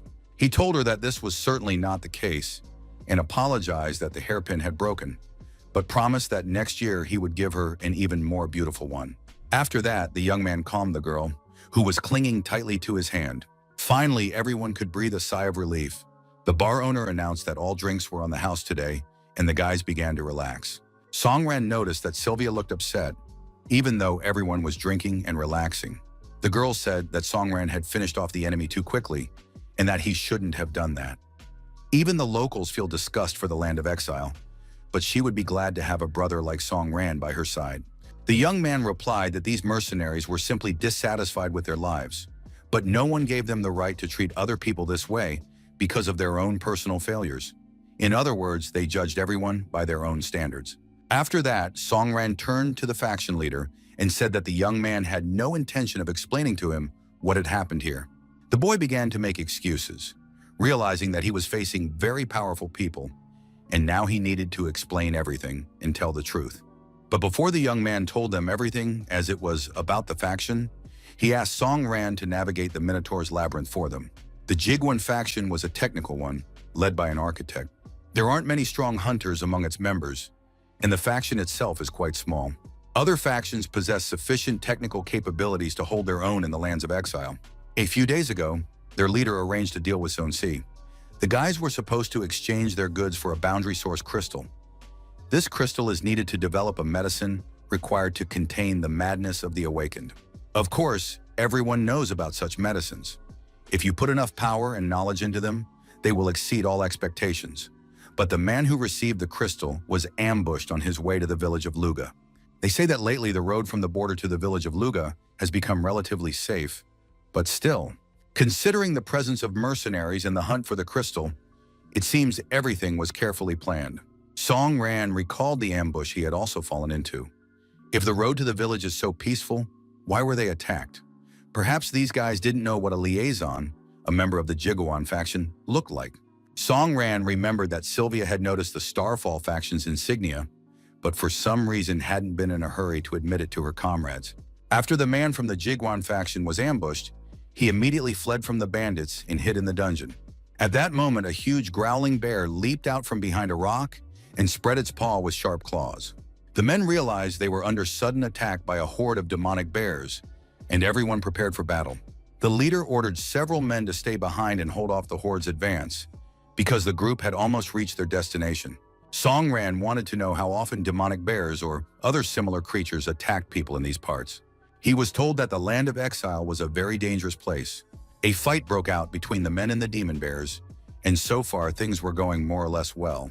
The leader of the Jigwan faction said they could go on ahead, and the guys would handle things here on their own. Song Ran wanted to find out what was really going on there, but he was told that the exile lands were a special place. Things here aren't like in the three great zones, where hunters gathered in groups and cleared out the dungeons at set times. Here everything was wild and untamed. Monsters could leave the dungeons whenever they pleased, and one always had to be ready to fight them. The guy was calm and confident. He said these beasts weren't that strong, so they could go on. If someone accidentally wanders into this desolate backwater, their future life will be akin to clearing out a dungeon. After a while, the whole group reached the right spot. It was a portal. The gatekeeper of the platinum-level dungeon, Minotaur's Labyrinth, greeted them. This dungeon is special. A party of up to 5 people can enter it. Each circle is a separate dungeon leading up to the boss fight. Players are not connected to the other circles in any way. In other words, this is one of the branches on the path to the boss, who can be defeated once every 8 hours. During this time, anyone who enters the labyrinth can join the battle against the boss, but after 8 hours the dungeon closes, and those still inside are forcibly pushed out. It was clear that Semyon, a member of the Jigwan faction, had entered the dungeon alone during the chase and opened a circle. Now he could calmly wait for the dungeon to reset and come out. Everything was correct, which is why they wanted Song Ran to help clear the dungeon. The group desperately needed the boundary source crystal. They had to get their comrade to the dungeon reset, but they didn't have the strength to do it. It still remained unclear why they needed to clear the dungeon when they could simply wait for the guy to be pulled out during the reset. It turned out that the problem was that after the reset, all crystals and other artifacts in the dungeon would be destroyed. Everyone present decided to split into 2 groups, 3 in one group and the rest in the other. While the groups were being assigned, Song Ran had already grown tired of hearing the same thing for the 5th time, so he quietly decided to slip away and go alone to clear the dungeon himself. The faction captain tried to make a scene, since he hadn't assigned the groups. No matter how strong this unfamiliar guy might be, a platinum-level dungeon required caution. Qijuan laughed at the captain, saying that his friend was always so unsociable, so he needed to get used to it and not get worked up. The captain was seriously upset. He didn't know what to do since Song Ran had ruined the entire formation. Shi Xuan said that before the World of Madness, he was diamond level, but perhaps after he'd lost his mind, he'd become even stronger. Sylvia suggested they all go together, without forming a formation, and then no one would have any problems at all. Song Ran had finally made it into the Minotaur's dungeon and was now happily listening to the silence. He was so tired of noisy people. The guy walked deeper into the dungeon, taking in everything around him. Everything was epic, beautiful, and completely empty. Quite a bit of time had passed. Song Ran kept walking through the empty corridors, which were well lit and didn't radiate any negative energy. Songran soon realized that he had indeed entered a labyrinth, but he was certain that this would not be an obstacle for him. As he walked through the corridors, he memorized the route and mapped out the labyrinth in his head, so getting out of here wouldn't be difficult at all. Songran was approaching another turn. First he had to go left and now straight ahead. But before the young man could turn, he accidentally stumbled upon a sleeping monster that had appeared behind him. Songran drew his sword and cut down the lone monster in a matter of seconds. It seemed to the young man that the concentration of monsters in the labyrinth was low. The land of exile seemed more difficult than he had previously thought. Although the system provided bonuses to attributes, accuracy still depended on the hunter's combat skills. The next wave of monsters would likely not appear anytime soon, so he could use the current mob to practice and improve his evasion skill. Songran decided from that moment on not to use special skills for instant kills, but instead to hone his mastery. The young man moved through the labyrinth calmly and successfully. After a while, he got a strange feeling and stopped to listen. At the end of one of the corridors, there was a crackling sound, as if lightning were spreading from a single point. A warning about the activation of evolution mode also appeared. Songran realized he couldn't escape his fate. It had to happen, and evolution mode activated once more. In this mode, it's best not to expose yourself to enemy attacks. Now he had to keep a close eye on the mobs. It was clear that they would attack one after another. The young man thought it was almost pointless. There were an endless number of them. Songran decided to try dodging without attacking in evolution mode, just as a huge group of mobs was approaching him. The young man fought them and realized that ghost-type classes were very good at dodging. Soon an achievement notification popped up. He had performed 100 perfect dodges and earned the Infernal Flash skill. Songran immediately activated the skill, and thanks to the flash was able to deal with the group of mobs. It seemed to him that he had received a very useful skill for such a trivial feat. The program issued another warning about enabling special conditions without injury. And then a quest appeared. He had to kill the boss. A huge mob suddenly appeared in front of the player. Songran immediately drew his sword. There was no time left to think. The young man slashed at the mobs in all directions. Their limbs flew off and soon they crumbled to pieces. Songran sensed a familiar spell.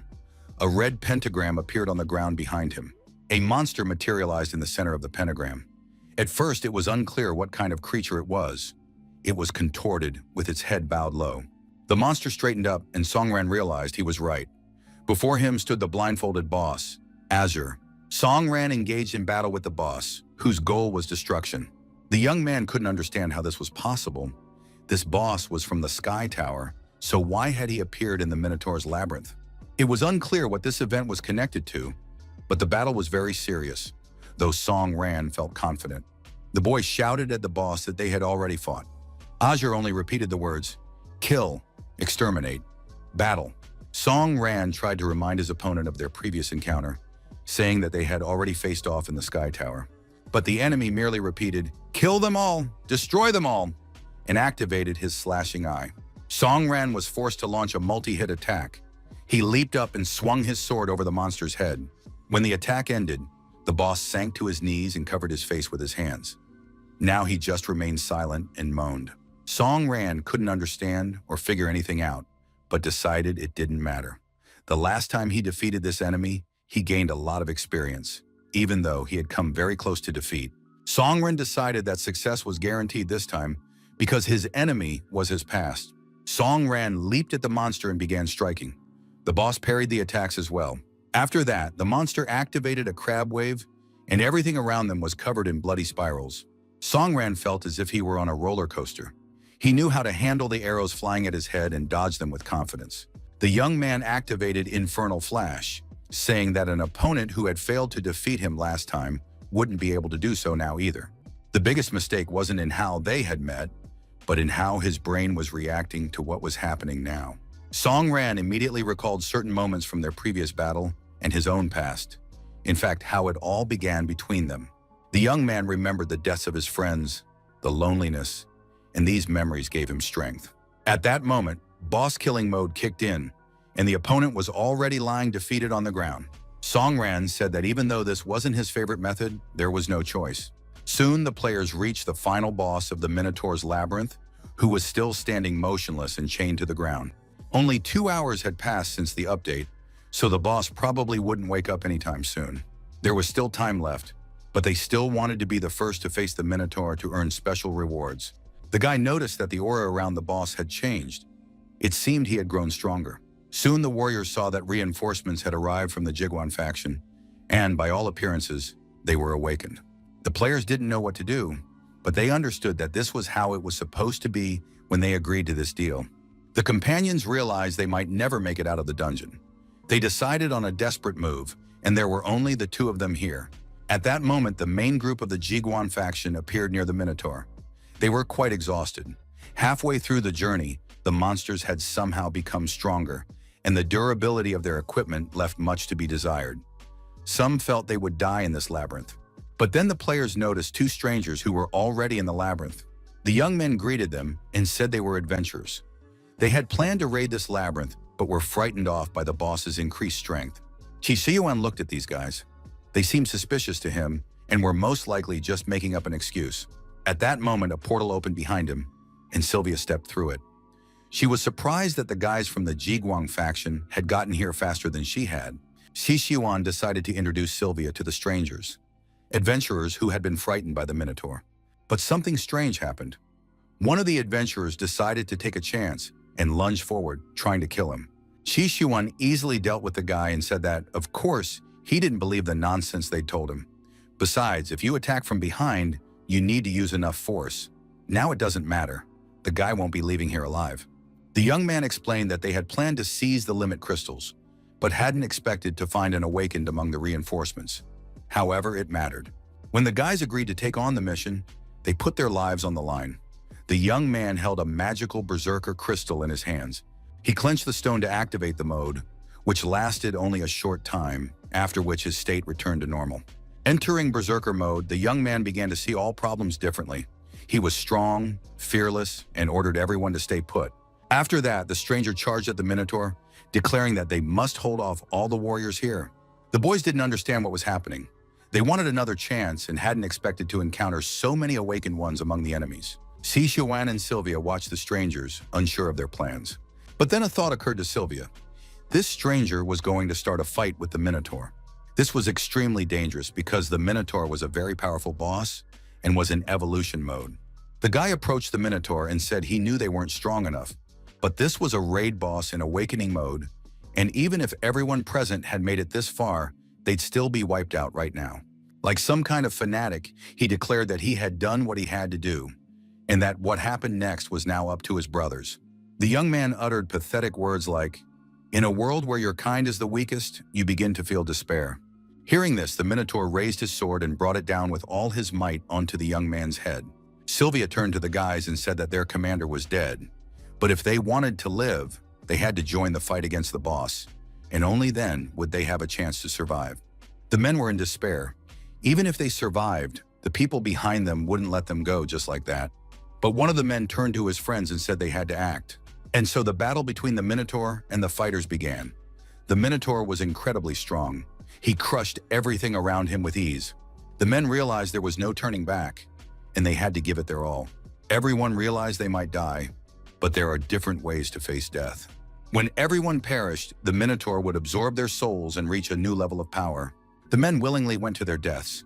Their energy was immediately absorbed by the Minotaur. It was complete madness.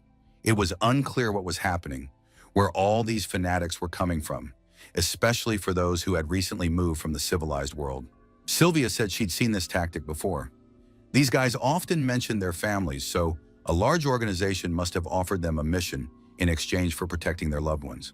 Even if the mission had been successful, these people would have disappeared because they didn't need witnesses. Their path was meant to end in death. It was horrifying and made no sense. It was at that very moment that Song Ran arrived. He immediately rushed into the fray.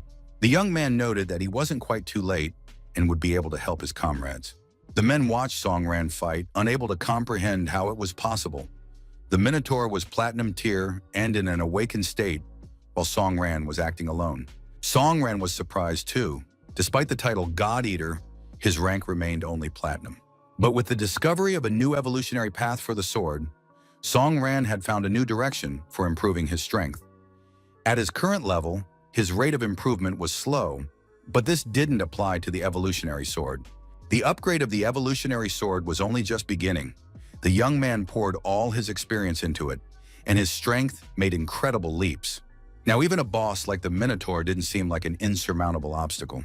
Song Ran spent very little time in this battle, and it soon became clear that the enemy was disintegrating into pixels and no longer posed a threat. The guys were stunned. They had never seen anything like it before. It was a real boost for their group. At that moment, a notification arrived that the Minotaur's labyrinth raid had ended. Song Ran immediately assessed the bonuses he had received: armor without the Minotaur's horn, the monster's blood, and a host of other interesting items. The young man spotted the source limit crystal, which could be used as a ticket to the Sky Tower. The land of exile to the southeast of the residential districts looked terrible. Set apart from the ruined houses, nestled among the rocks, was the headquarters of the Jiguan faction. Surprisingly, the headquarters was built underground. Originally, it was just a pit, but the faction members had turned it into a modern shelter. Another genius, an architect, was working at a computer nearby.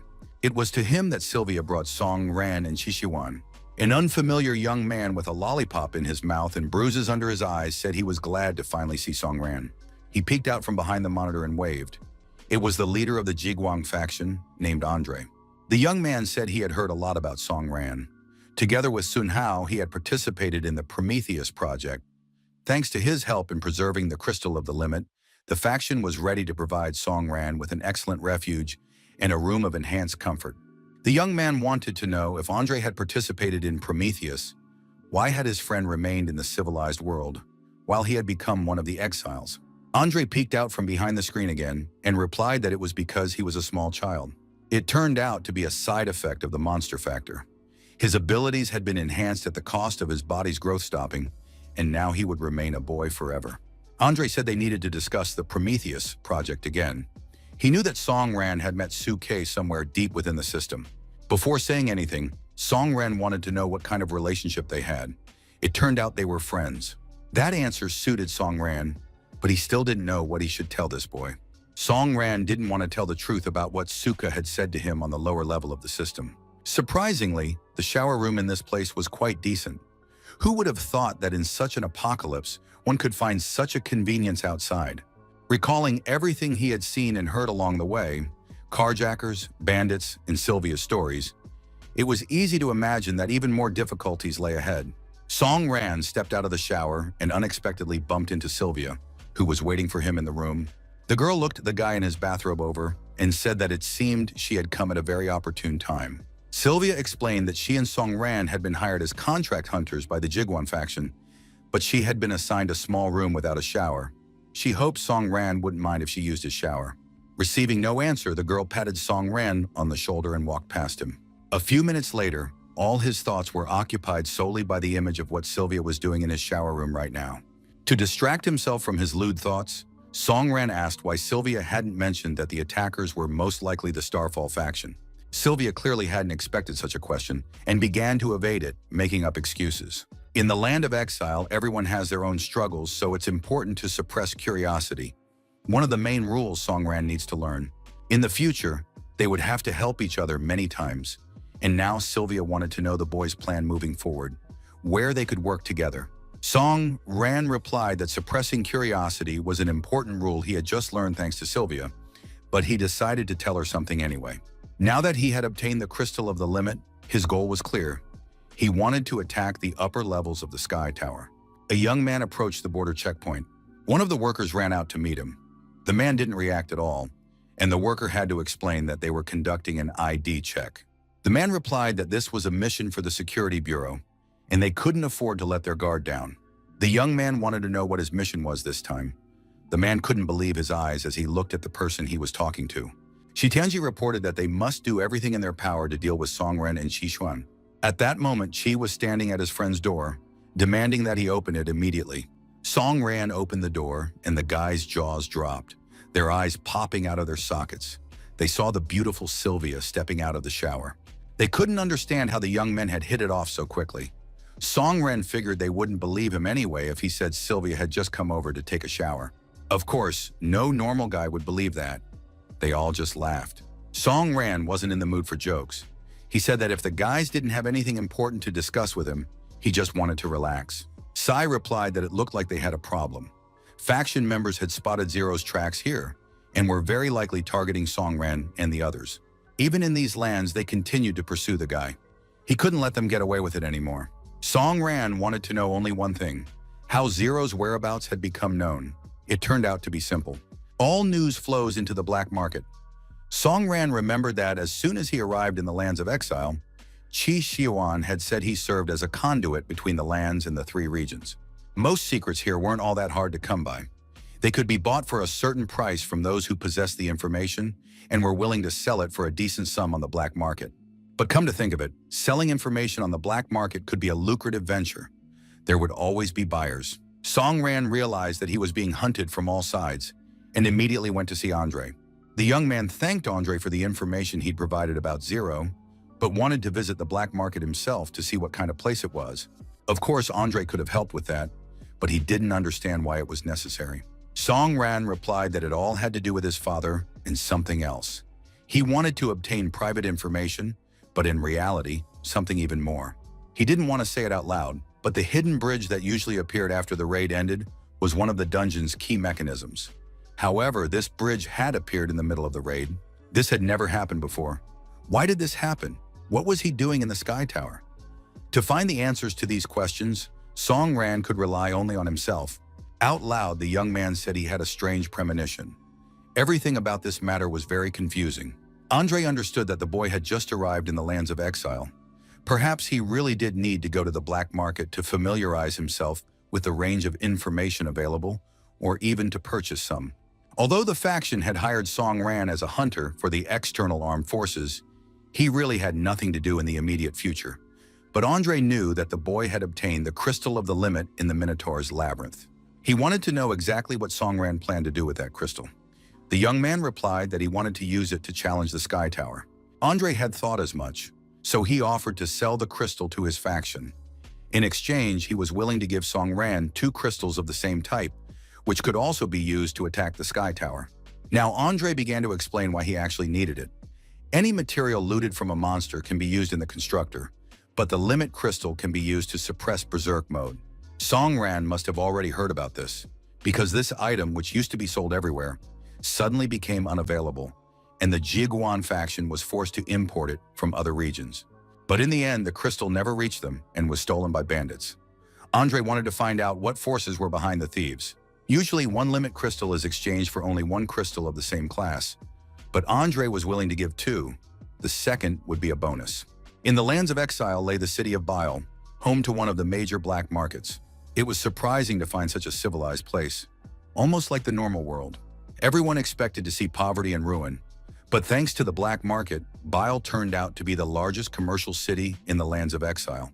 Young lords and ladies from major conglomerates, as well as hunters from the 3 main districts, they all visited this place. Suai couldn't wait to meet one of these ladies so he could start a relationship.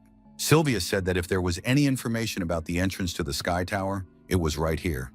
But the girl thought that was madness. Song Ran confirmed that he had long since lost his mind, and now it was time to get down to business.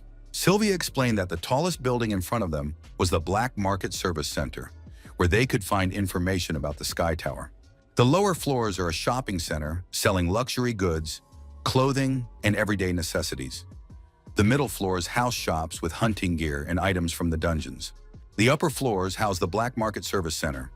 From there, an elevator goes to the floors, responsible for information processing and the reception functions of the Intelligence Trade Department. Song Ran said he would head straight to the Black Market Service area. The guys agreed to meet there in 3 hours. The quickest way to the tower is through the old bazaar in front of it. And don't forget that they still have a few tricks up their sleeves. Sylvia suggested taking Chi to something unusual and fun, the kind of thing people don't usually talk about out loud. But Chi Xuan replied that the girl wasn't the daughter of a conglomerate head, and that he was planning to find himself exactly that kind of girlfriend. In front of the tower's entrance was the old market, where merchants sold rare items. One man had a special item, a necklace made from bone fragments that had fallen out along with the underground king. The buyer said he would definitely buy such a necklace and thanked the seller.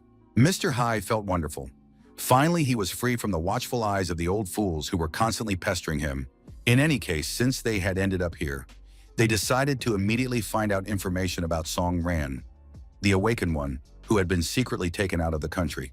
The assistant was happy to be part of such an interesting mission instead of checking passports yet again. But then the young man turned his head and, taken by surprise, dropped his groceries when he saw Song Ran with his own eyes. His boss also realized that they hadn't come to the market for nothing. His eyes flashed with a malicious fire. Shi Tianji immediately began to activate his power and prepared a discharge that he intended to use, despite the many bystanders. And then, right in the center of the city, a powerful explosion rang out. People scattered in fear, realizing that a killer had appeared among them. Song Ran continued to walk calmly through the streets. Shi Tianzi began to activate his power again for the next strike. Song Ran parried the attack and wanted to punish the villain, but the latter managed to raise a protective dome. Song Ran declared that he would make this scoundrel behave if no one else was going to do it. I said it would be the other way around. Now Song Ran would die by his hand. Song Ran remained calm and confident. He said he was ready, so let his opponents start, and they would see who would win. But at that moment, a merchant emerged from the dust and smoke and said that the black market was no place for fights. Both opponents recognized a familiar face in the merchant. He told them they were shameless, had wrecked the street, and caused a great deal of damage. After that, both brawlers were escorted into the Bile Tower building. The tower. Now they were sitting on the same couch like two mischievous schoolboys. Across from them sat the school principal, the merchant Byron. He welcomed the boys to his city of hunters. Song Ran was surprised to hear that this town belonged to Mr. Byron. Could he really be on the Hunters League's side? Hai explained that here, the merchant, like a king, controlled the entire world of hunters. It seemed that Song Ran was the only one who knew nothing about all this. Song Ran looked around, struck by the luxury. It was very strange for such a desolate place. Mr. Byron said it was hard to get along with the guys if they were always fighting among themselves. It didn't matter who died, when, or where. In this city, everything was settled through deals. Since both guys were hoping to get information, why wouldn't they open up and reveal their intentions? Ji Tianji replied that there was no need for that. He had found Song Ran and now had to kill him, although for some reason the merchant wouldn't let him do it. Song Ran replied that his need was simple. He wanted to become stronger and learn as much as possible about the nature of things. This information is far more complex than one can imagine. No one knows as much as the merchant Byron does. But at the same time, he has no intention of telling Song Ran anything. The young man was surprised and indignant. He didn't understand why the merchant was acting this way. The merchant explained that knowledge carries responsibility and danger. He couldn't let Song Ran die in vain because gaining knowledge and discovering the truth often go hand in hand. Song Ran wanted to become stronger in order to gain freedom, but that is impossible. To be truly free is a luxury that is difficult to attain. Who thought the young man was acting like a child dreaming of a new toy? Song Ran added that he wanted to deal with the unusual appearance of bosses that show up when they shouldn't. The merchant was surprised. He thought Song Ran was referring to the awakening trial, but Song Ran said these bosses were different from the usual hidden bosses. The secretary standing behind the merchant immediately began checking the information at her boss's request. She said nothing was known about it. The merchant explained that he couldn't help the young man with this. If Song Ran wanted to become stronger, he would have to conquer the Sky Tower. The easiest way to get there was to climb to the top floor of this building. Song Ran realized that everything was very strange. Earlier, the merchant had encouraged him to go to the Sky Tower, but now he was saying that he would have to find the information there on his own. Song Ran said he had planned to challenge the tower tonight, but now he'd changed his mind. He wanted to ask the merchant to place an anonymous ad for the sale of the limit crystal. The merchant was surprised. Why give him the deal if he would take a commission for it? Song Ran didn't want to explain anything further. He said he had no business here and was leaving. Standing in the doorway, he addressed Mr. Shi. He had a clear goal, and he wouldn't divulge what he knew unless someone specifically forced him to. Hui Tianji chuckled. This kid is smart. He lures people in and then scares them off, keeping the information in his own hands. It looks very interesting. The merchant said that Song Ran seemed to have understood Hai's true purpose. The man came to the lands of exile to kill Song Ran, but that's just a cover. The real goal is to investigate the Mercury Cup. In this world, everyone has their role. Mr. Hai is the Alliance's pawn, while the merchant stands above, watching everyone. That is why the merchant will not give up any information. To put it mildly, he is not on Mr. Hai's side. I realized that arguing was pointless and said that the merchant truly lived up to his name. Although Byron considered himself not a merchant, but an observer of the world, a first-level warrior. Song Ran was walking through the tower's corridors at that moment, and overheard the conversation about the events upstairs. One man said they shouldn't interfere. They wouldn't succeed up there. Another reported that some red-haired madman was harassing the leader of the Goldstone faction, and her gang was preparing a deadly showdown against him. Songran approached and asked what had happened and what was going on.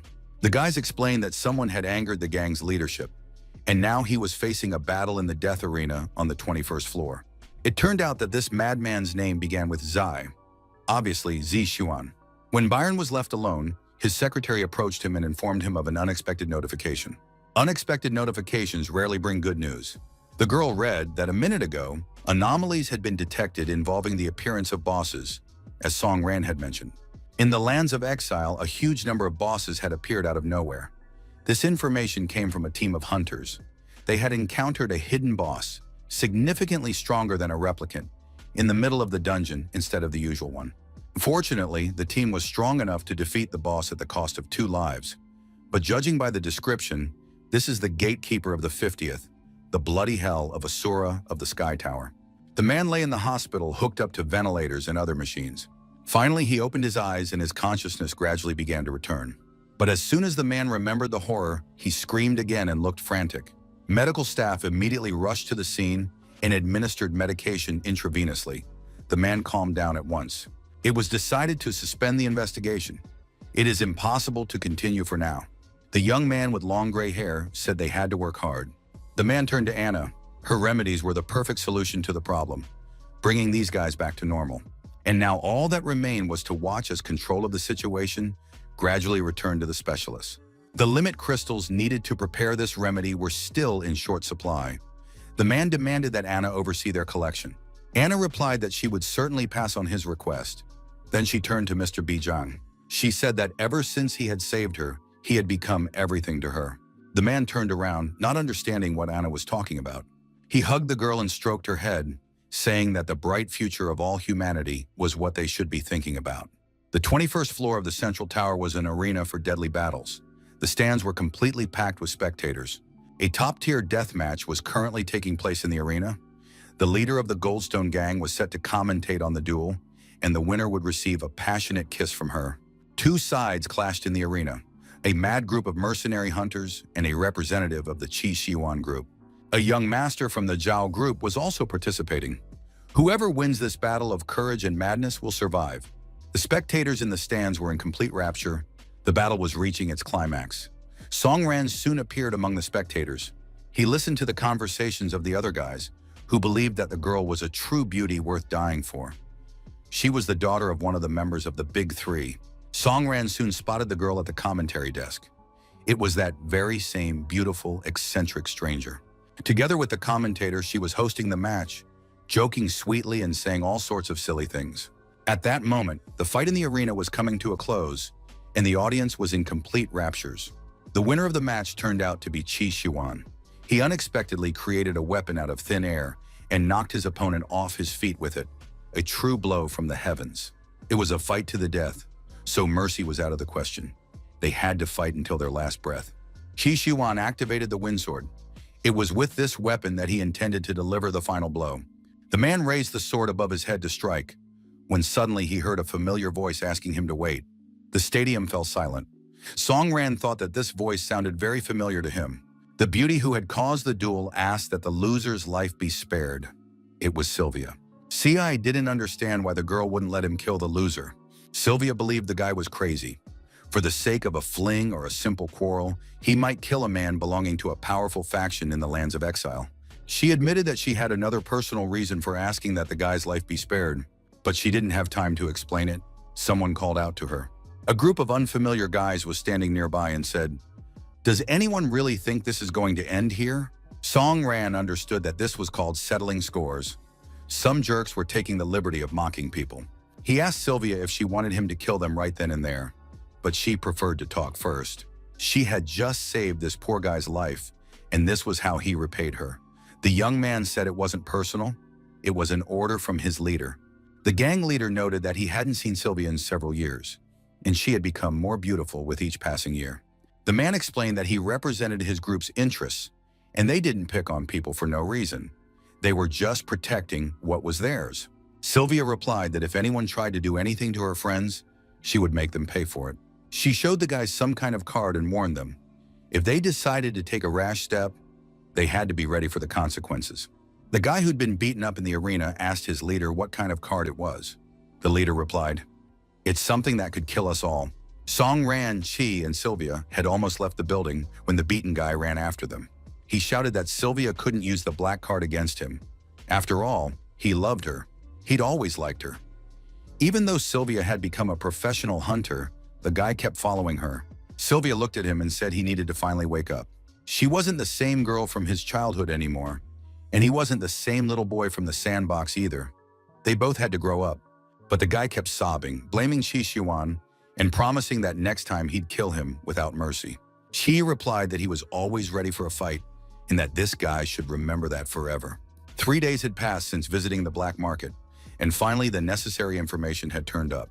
The limit crystal had been purchased, and now Song Ran could meet with the buyer. The guys headed to the meeting spot. The landscape was still gloomy and desolate, with almost no people around. Song Ran and Chi surveyed the perimeter, expecting a possible ambush. Chi doubted that the buyer would come to a place like this. Song Ran said the meeting would take place. Crystals were in short supply right now. Chi couldn't understand why the young man had decided to sell them. After all, they were planning to use the crystal of the limit for the Sky Tower to get there from the lands of exile. Song Ran explained that when they first arrived, they'd been attacked by a gang trying to steal the crystals, and the team in the Minotaur's labyrinth had sacrificed their lives for them. Now they needed to figure out what was really behind the purchase of the crystals. She recalled that they had been attacked by the Starfall faction back then. Song Ran reminded them of the reasons for their stay in the land of exile. He wanted to become stronger, and Chi wanted to find and kill Wang Feng. It was strange that the Starfall faction had gone to such lengths to steal a crystal, even though it had nothing to do with their business. Song Ran didn't believe things would ever be peaceful here. This was the calm before the storm. Wang Fen had fled to the land of exile, and it would be difficult for the Mercury Cup to do anything under the watchful eye of the three regions. Mr. He's main goal was the Mercury Cup, which was already here. He didn't understand what the Mercury Cup had to do with any of this. After all, it had nothing to do with him. So why should they be worried? Song Ren smiled slyly. Does Chi really not want to find Wang Feng? But at that moment, someone else caught the guy's attention, and they stopped talking, waiting for that person to appear. Across the vast square littered with building debris, a man was moving toward them. From the looks of it, he was unarmed, unprotected, and didn't seem to pose a threat. When he got closer, they recognized the guy Chi had fought a few days ago in the arena. Song Ran jumped out of cover. They needed to capture this guy and get information from him. Shi Xuan and Song Ran readied their weapons and gave chase. Soon a fight broke out. The stranger activated his chakra destruction. The battle didn't last long, and soon Song Ran held a sword to the guy's throat.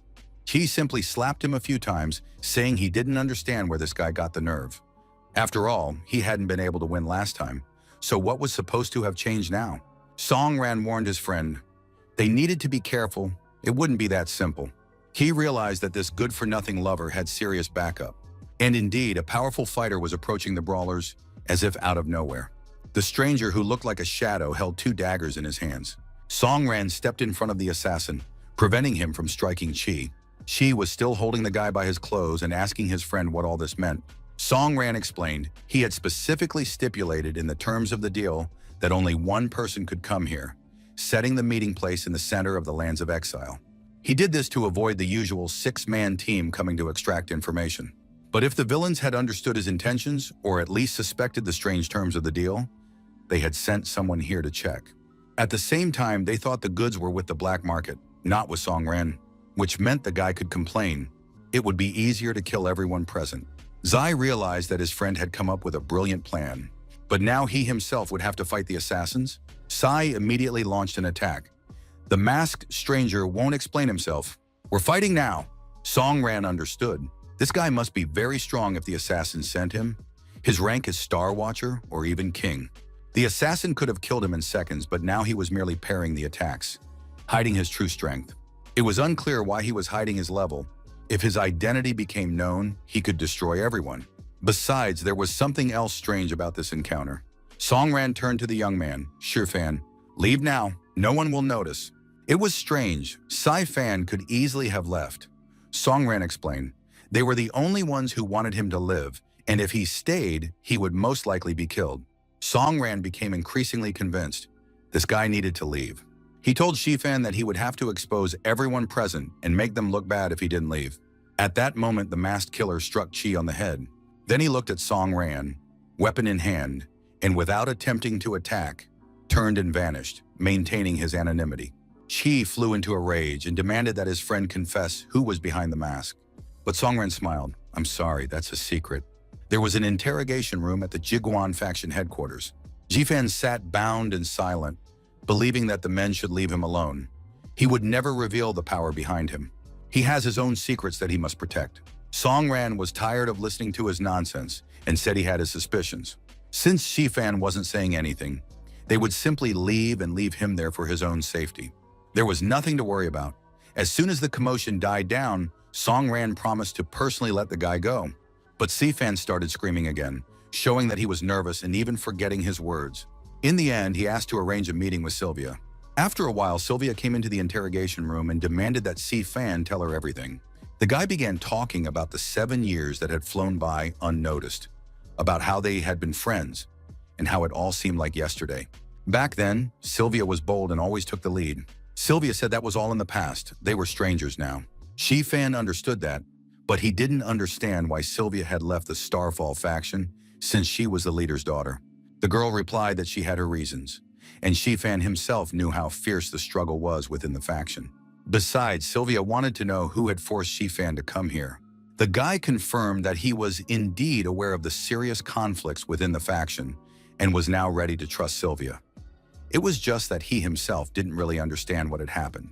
He had been sent to finish the job by the very people Sylvia had abandoned 7 years ago in the Starfall faction. Chi thought that leaving Sylvia alone with this lovesick fool wasn't the best idea. Songran wasn't sure of anything.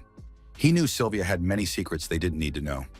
At the same time, Sylvia would figure it out on her own, and thanks to previous battles, there were at least some clues as to who was behind all this.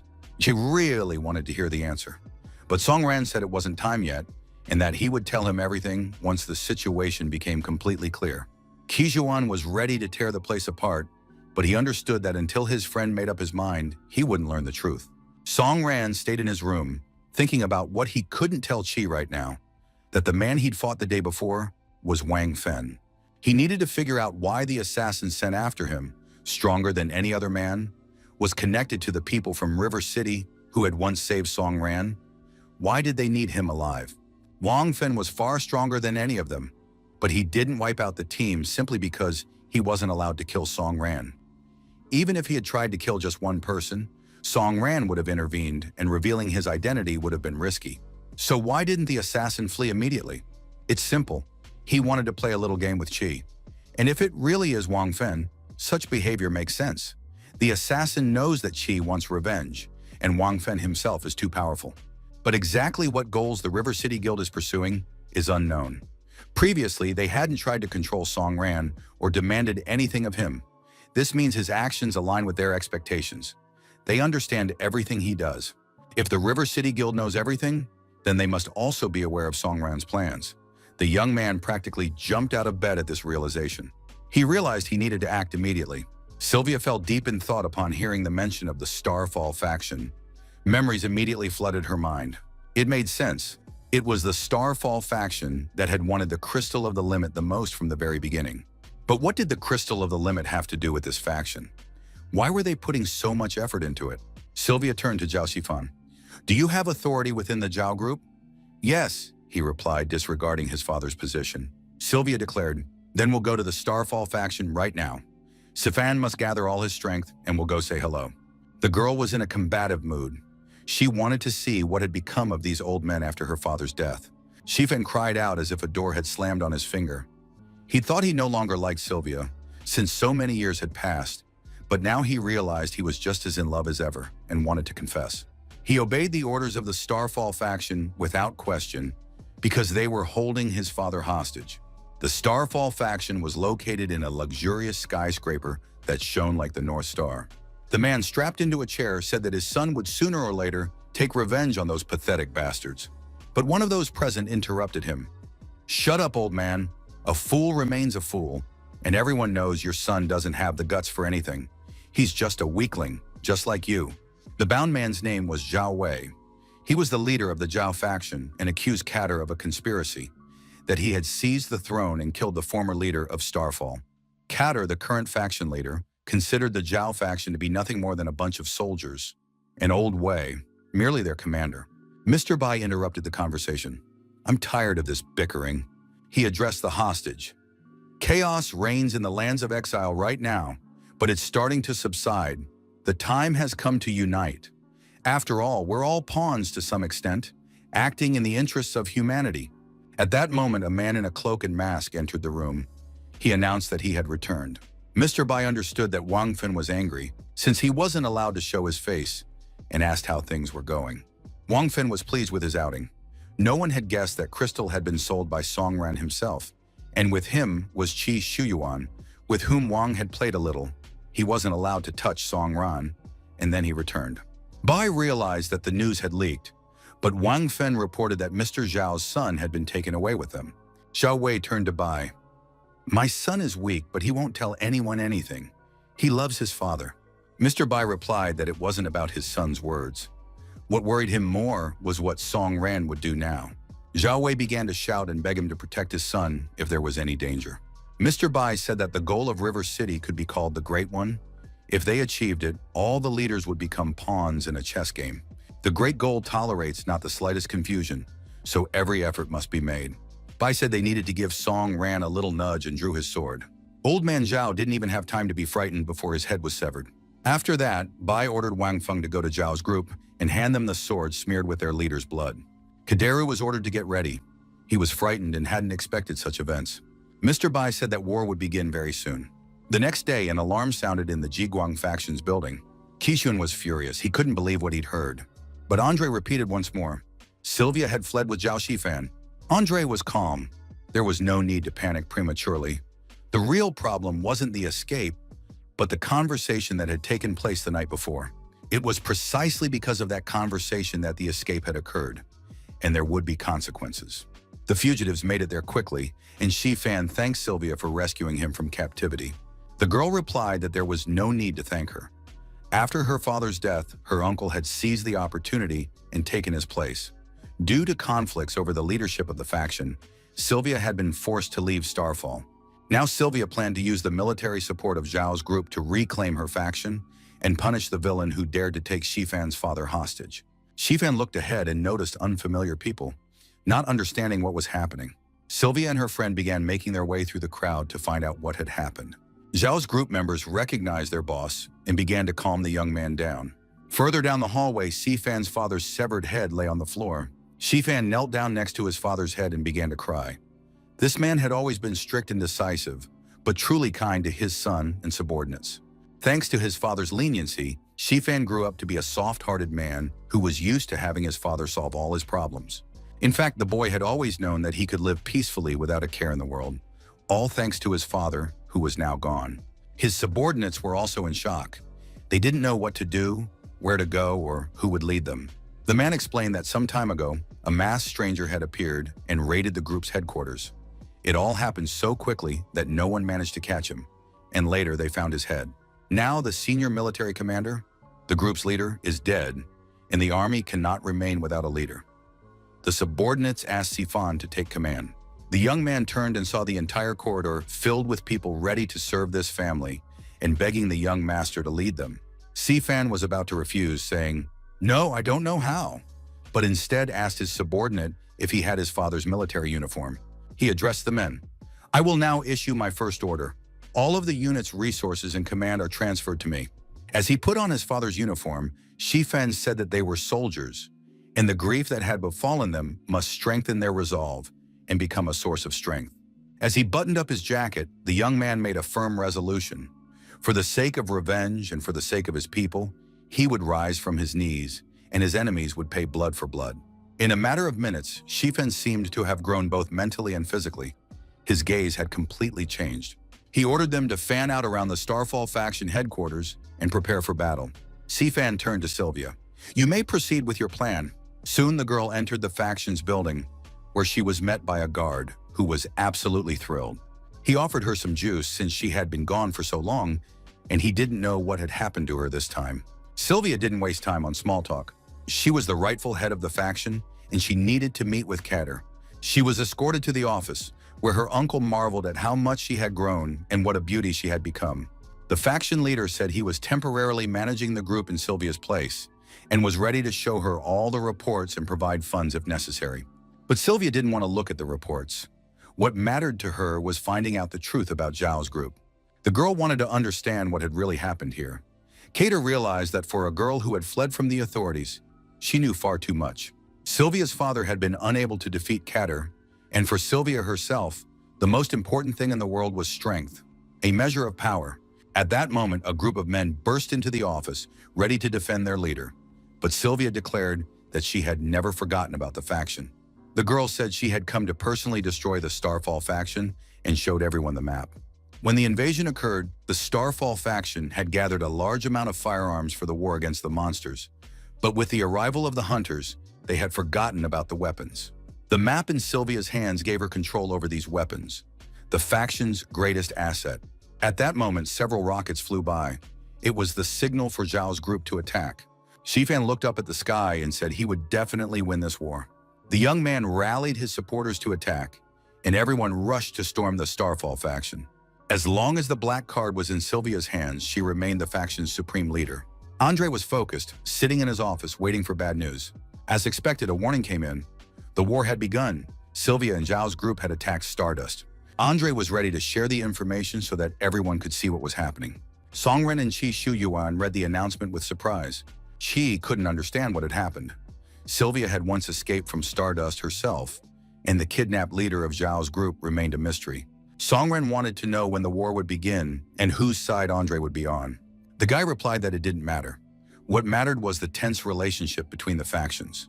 Once the war broke out, no one would come out unscathed. People would face not influence, but real, brutal force capable of killing.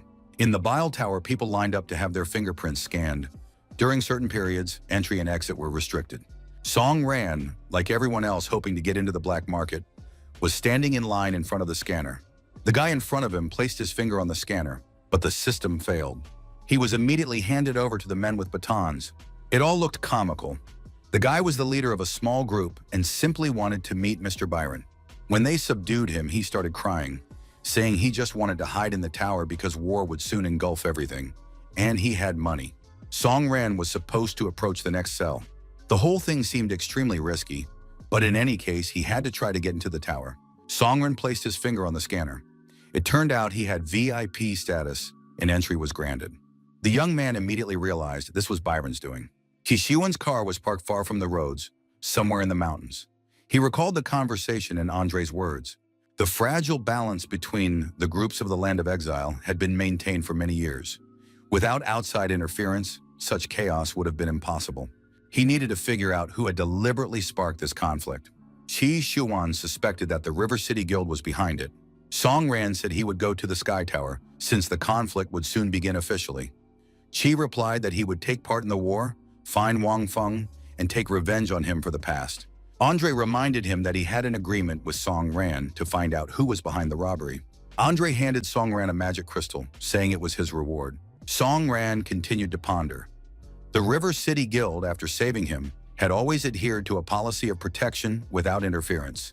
But the moment the young man got close to important information, chaos immediately ensued. They fear that Song Ran will understand their true goal, so they strive to destroy the environment in which he wants to establish himself and take a wait-and-see stance. It seems the guild wants to control the young man's actions, but Song Ran has never needed anyone's secret manipulation. But now the situation has developed in such a way that Song Ran could fulfill River City's wish and play out their script. Once inside the Sky Tower, he hoped to get the chance to corner someone. Soon, Song Ran was already inside the tower and began battling bosses and mobs. The girl's body was submerged in liquid. A notification reported that synchronization had reached normal levels, and the soul had been secured. The next stage of soul fixation began. The woman was in some kind of flask. Mr. Bai asked Anna how the war was going. The girl reported the situation was heating up, with operations being carried out through the Starfall faction and other small groups of like-minded individuals. Soon the war would engulf all the lands of exile. Mr. Bai estimated that by this point, Song Ran had already reached the 181st floor of the Sky Tower. All the monsters in the tower are creatures from another world or dimension. Their world was destroyed, and they entered the human world through portals. The invasion awakened greed in people. People wanted to acquire the monster's technology. The Monster King had never been destroyed. The current system, including the Hunter system, was built based on the consciousness and technology of the mother entity. But humans cannot fully control the aliens, so one cannot be certain that everything will turn out well. A plan for artificial replacement was developed long before the Prometheus project, but scientists were unable to transform the hunters. The hunter who managed to recognize the mother system fell into madness. This man was the closest to the artificial god. He destroyed the key to the underground city's difficulties. The key can develop in various ways. One of them became Song Ran's evolutionary blade. Human obsession with technology and the mother's consciousness have shaped a specific image of the ruler of the Sky Tower named Doris. Mad hunters and intelligent monsters represent the integration of the mother's population with humans, but someone must have pushed her toward this. When Mr. Bai learned that the hunters were a means of extracting power from monsters, he became completely disillusioned with humanity. He does not crave power, but hopes for a different future for the world. Anna understood. The souls of the strongest humans and monsters have been extracted from the tower. We must wait until the war gathers all the crystals of the limit. Then new hunters will be activated, far more powerful than the previous ones. Like mercury and alchemy, which transform base metals into noble ones, Mr. B and his project strive to purify people. And this would have to be done constantly until a new era dawned. Anna was absolutely thrilled that Mr. Bai had shared his plans. She fully supported his ideas. Song Ran went up to the 200th floor of the tower and was very pleased. He had finally found the one he had been searching for so long. The young man was certain that the meeting would take place here. It was this very monster who had once given him the sword, and the time had come to reveal all the secrets. The battle began, and the boss declared that he had never expected Song Ran to go this far. The boss looked at the young man with delight. He couldn't help but admire him, for he was his son. Song Ran couldn't believe his ears. The monster was probably just mocking him. This couldn't be true. The boss said it all made sense. After so many hardships, Song Ran had come here to find him, his father. Even if that were true, he had been a father before. Now Song Ran didn't stand on ceremony with the monsters. He simply killed them. He was going to kill the monster to get an answer to the question, what is nothingness? The monster tensed up during the battle. Now standing before him was no longer that weak-willed, sweet little boy. Song Ran had changed a lot, but his strength was still not enough to win. Like an awakened man, he considered himself the chosen one. But in reality, everything Song Ran knows about the world is just a drop in the ocean. And it's worth remembering, he owes everything to his father. The battle was fierce. The young man barely managed to dodge dangerous attacks, and shards flew from his weapon. The monster declared that at any moment it could take not only his weapon, but his life as well. The next moment, the boss moved at insane speed. Son, you still forget about your back and aren't paying enough attention. He said that even if kindness is hidden behind a mask of indifference, it will vanish at the moment of death. Song Ran took a powerful blow. Blood spurted from his throat. The young man, as if in slow motion, saw a wave of energy moving straight toward his chest. Blood streamed from Song Ran's body. He turned to his father. Why are you destroying my family and taking my life? Song Ran received a notification. With his current healing energy, maintaining his health was extremely difficult. Now he sat on the ground, head bowed, thinking about how happy their family had been and why his father had orchestrated all of this. His father replied, that's how this world works. The strong devour the weak. Only by standing at the top of the food chain can you see the true beauty of the world. He suggested that his son look within himself and feel, was there any fear of death within him? Song Gucheon said that before learning the truth about the world, he had lived in harmony with himself and enjoyed life with his wife and son. Everything changed when he realized that science is full of unfathomable truths, monstrous weapons, and viruses spread by humans themselves. This will give you the strength to perhaps change the whole world, said his father. But Song Ran's mother tried to stop him. She stood in the way of creating a harmonious world, so he had to deal with her. Song Ran realized the truth. His father had killed his mother, even though she was the best wife and mother. Song Gucheon declared that nothing deserved his attention except the ideal. A son must possess the strength to control all the rules and laws of this world. Song Ran called this excuses and greed. He used to admire his father, but now he had become a monster who kept him awake at night. The father knows perfectly well what his son's life has become since the loss of his family. Lonely, cowardly, and inadequate, the boy had no one with whom he could speak from the heart. The boy grew up lonely and unhappy. The older ones constantly bullied him, and in the end, he was unable to destroy the culprit of his tragedy, his father.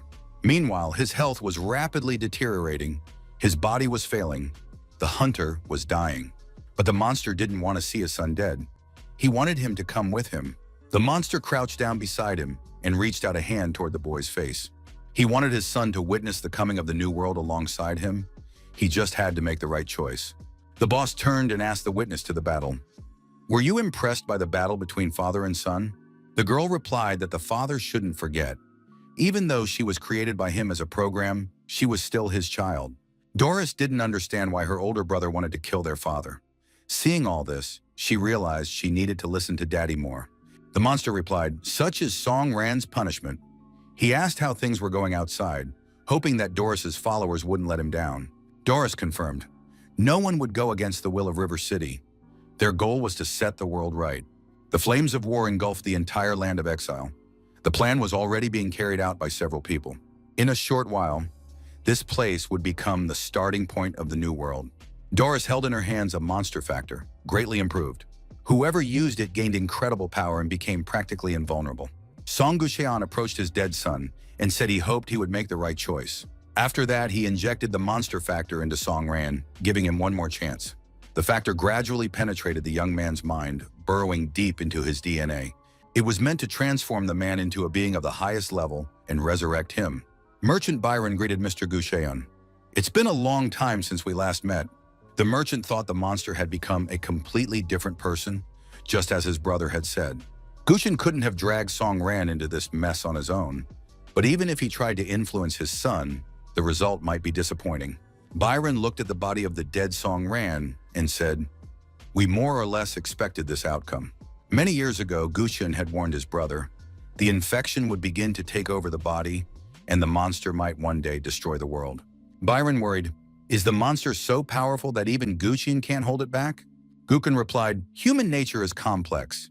It is full of light and darkness. No one fully understands it." It was only after his wife's murder that he realized she was the only person who truly loved him. Byron asked, "Should the Alliance immediately halt the project to create God?" "It's useless," replied Gucheon. Disaster was already inevitable. He could lose control at any moment and couldn't return home. There was no guarantee he could hold the monster back for long, and he still had his beloved son. Byron was worried. Where was Gucheon planning to go? The boy was still very young, had lost his mother, and now his father as well. Gucheon said, "My son is strong. In the future, he will walk the right path, perhaps awaken the gift of healing, and become a great hunter like his mother. But I want him to be a normal person." Gucheon handed Byron a crystal. "If the body is taken by a monster, this stone must go to Song Ran. It is a part of me." It was an awakening stone, but it didn't look like an ordinary one. At that moment, the stone began to change. It was the adjustment device Gucheon had used to create the Sword of Evolution. In reality, it was a monster factor. Now it no longer interfered with its master's will. One day, the monster factor will be very necessary for his son to unlock the evolution sword system. Byron must pass on the stone, otherwise Song Ran might follow in his father's footsteps and become a monster. Byron replied calmly, "Brother, don't worry, I'll take care of the boy, even if I don't know him personally." Gucheon thanked him and said he had made a special glove for Byron, which would help him become a strong hunter. After that, Gucheon prepared to leave for an unknown destination. He didn't want to say goodbye to his son, believing this was the best way to ensure his safety. As he said goodbye to Byron, Gucheon admitted, "Unfortunately, I was a bad father." His brother's words proved true. Until Song Ran had come of age and become a brave, mature hunter, Byron had always been by his side, protecting him. But Byron still couldn't forgive Gucheon for the pain he had caused. He knew how much Song Ran was suffering. Gucheon smiled. "You're saying this so I won't fight my son, but we'll have to face each other in battle anyway." Doris had to monitor the plan's progress and prevent any mistakes. Everyone must understand, Gucheon will not let anyone stand in the way of building a new perfect world. Byron sighed.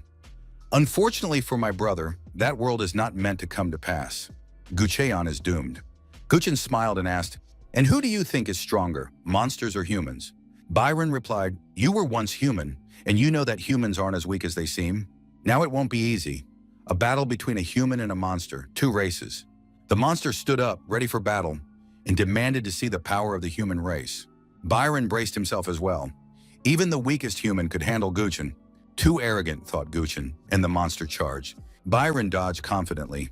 "It's like a child's game," he said. Guchin snorted. "Don't worry, I'll finish you off."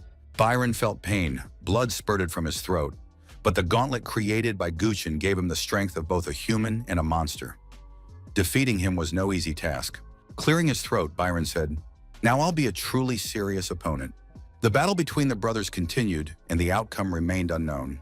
Guchin landed blows and Byron's body was covered in wounds, bleeding. At that moment, the monster reached out toward Byron and landed a powerful blow. Byron was gasping for breath, unable to move, merely watching in horror as his brother finished him off. Guchin smiled. "Human strength isn't as great as I thought." He stood over Byron, wounded, and prepared to mete out punishment for his failure. But suddenly Guchin felt it. Byron was coming back to life. Byron activated a great healing spell. His body immediately began to recover. It seemed as though everything was going normally, but Byron said, "This is the end of my journey. Now it is my turn." The man's face turned pale as if frozen. Songren woke up. He had clearly heard his father calling him. He asked, "Who are you, my father, or is it this creature?" The man looked like his father and said, "I'm glad you came. I really am your father, Song Gucheon." The boy asked why his father had done that to his mother. Guchin replied, "I'm so sorry about your mother, but the one who killed her wasn't me anymore.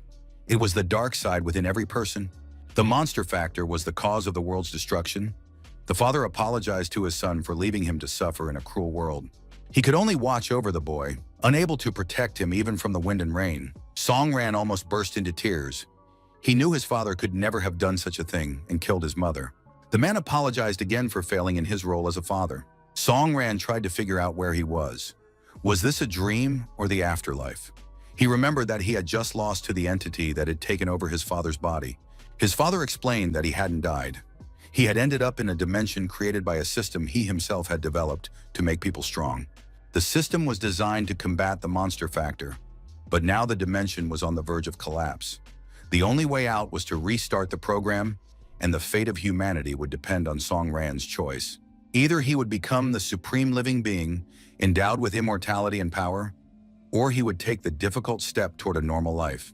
His father wanted his son to live longer, breathe in the scent of a new day, and meet interesting people. Time was running out. The system's energy to sustain the dimension was nearly exhausted. Very soon, both this dimension and his father would vanish forever. Songran didn't want his dad to disappear again. The man said, "You must make the choice you believe is right." Bitter tears streamed from the young man's eyes, but he told his father that he knew what he had to do. With every passing moment, the man began to dissolve and fade away. Still, he walked over to his son and gently stroked his head, saying, "I know everything about you. I have the best boy in the world." Songren had indeed worked hard to get here, and now he had achieved his goal. His father added, "Remember, you will always be your parents' pride." Bitter tears streamed from the eyes of Songran, one of the strongest hunters on the planet. But he said, "Dad, don't worry. I'm responsible for my own life." The dimension began to crumble, and a huge pillar of light shone ahead. Songran felt calm as he looked at the light. The decision had been made, and now he was ready to step toward it. The last tears still glistened on the young man's cheeks as he said goodbye to his father. "You can rest easy and drift into eternal sleep." The revolutionary system began to reboot. A notification appeared about the intrusion of a monster factor. Now it was possible to choose to be resurrected as a supreme living being. Songran had already made up his mind. He would do everything in his power to survive. The young man refused to use the monster factor, and the system was supposed to be destroyed. The system collapsed, a complete reboot occurred, and Songran was resurrected. Gucheng stood over the dying Byron and said, "Brother, prepare to die. You've already lost." But suddenly rapid healing activated. Byron said his mission was complete, and now everything depended on Songran. The monster turned around. "It seems the son made the wrong choice." He added, "He's become even stronger, so I'll destroy him once and for all." The monster was regaining his strength, his rage boiling. His son had truly disappointed him by refusing to become the supreme living being. Songran sat motionless, his head completely gray, but he did not act. Finally, he looked up. "Father, do you really hate humans that much?" If that was true, then Song Ran was going to use the power of humans to defeat the monster. The monster transformed, metal plates covered his body, and he said to his son, "You must not risk your life." Song Ran replied, "I like the way you look. I'll remember you like this." A duel began between them. Everything around them was crumbling and exploding. It was impossible to tell who was stronger. During the battle, Song Ran sensed that his opponent had slowed down. The monster confirmed, "A difference in strength has emerged." Song Ran had gained a power that could no longer be called human. Both possessed unreal power. Song Ran didn't want the monster to consider him his son. The monster was not worthy of being called a father. The young man leaped high and rushed into the attack. His strike sliced through the boss's body, who still couldn't believe his son's strength. The monster was pleased. His son possessed a strength that struck fear into people's hearts. Song Ran apologized slightly. "Sorry, I went a little overboard." The monster replied, "You're too kind, but now there's no need to expect mercy. In this world, everything must be simple. Whoever stands in the way is destroyed." Song Ran said with a smile, "When you're angry, your gaze is beautiful, like a twinkling Christmas tree." These words annoyed the monster, who wanted to be feared. The boss declared, "Now the farce is over. My son will stop joking. It's time to show the true power I've told you about many times." Song Ran replied calmly, "You're nothing special." The boss couldn't understand. How was that possible? He was dead before. With all his might, he punched the spot where Song Ran was standing, trying to end the fight. "Victory is mine alone," thought the monster, certain that this was the right way to end the fight. He was certain that humans couldn't match his strength. Byron watched from the sidelines, realizing it was time to intervene. Any resistance now seemed pointless. The boss heard Byron's words. "Once I'm done with my son, it's your turn." Byron replied, "You'd better run, but it looks like it's already too late." Song Ran was fully awakened. A new form of weaponry, mastery of dual swords. He was like a lion. The boss still believed that a human was incapable of such a strength, but Song Ran leaped at him with two swords. He sliced the monster in half. The blows were instantly effective. It seemed impossible. The boss couldn't lose, but his body began to disintegrate, and he let out a piercing scream. Looking at the defeated boss, Song Ran realized it seemed humanity had won this time. The monster said in a weak voice, "This is the end. The reason for my defeat is simple. You are strong and I am weak." Song Ran quietly told himself that he would consider these the monster's last words. Though he understood, it was simply a manifestation of ignorance. Byron, who had been watching the young man, asked, "Where will you go now?" Song Ran replied calmly, "I'll go where the path leads me, alone, to face a new opponent." Inside, he was determined to destroy him and prove the legitimacy of humanity's presence in this world. At that moment, a huge portal opened right in the sky, from which a bright light rushed toward the earth. Song Ran thought about the world. This society can no longer continue to decay in cruelty, aggression, and murder. He saw the streets of cities and villages filled with suffering. People were merely killing one another, forgetting their humanity. And he decided to find out what the true cause of this chaos was. Even after everything that had happened, Song Ran's faith in people never wavered. He wanted to prove to everyone, to himself first and foremost, that people deserve to live, to love, to raise children, and to be happy every day of their lives.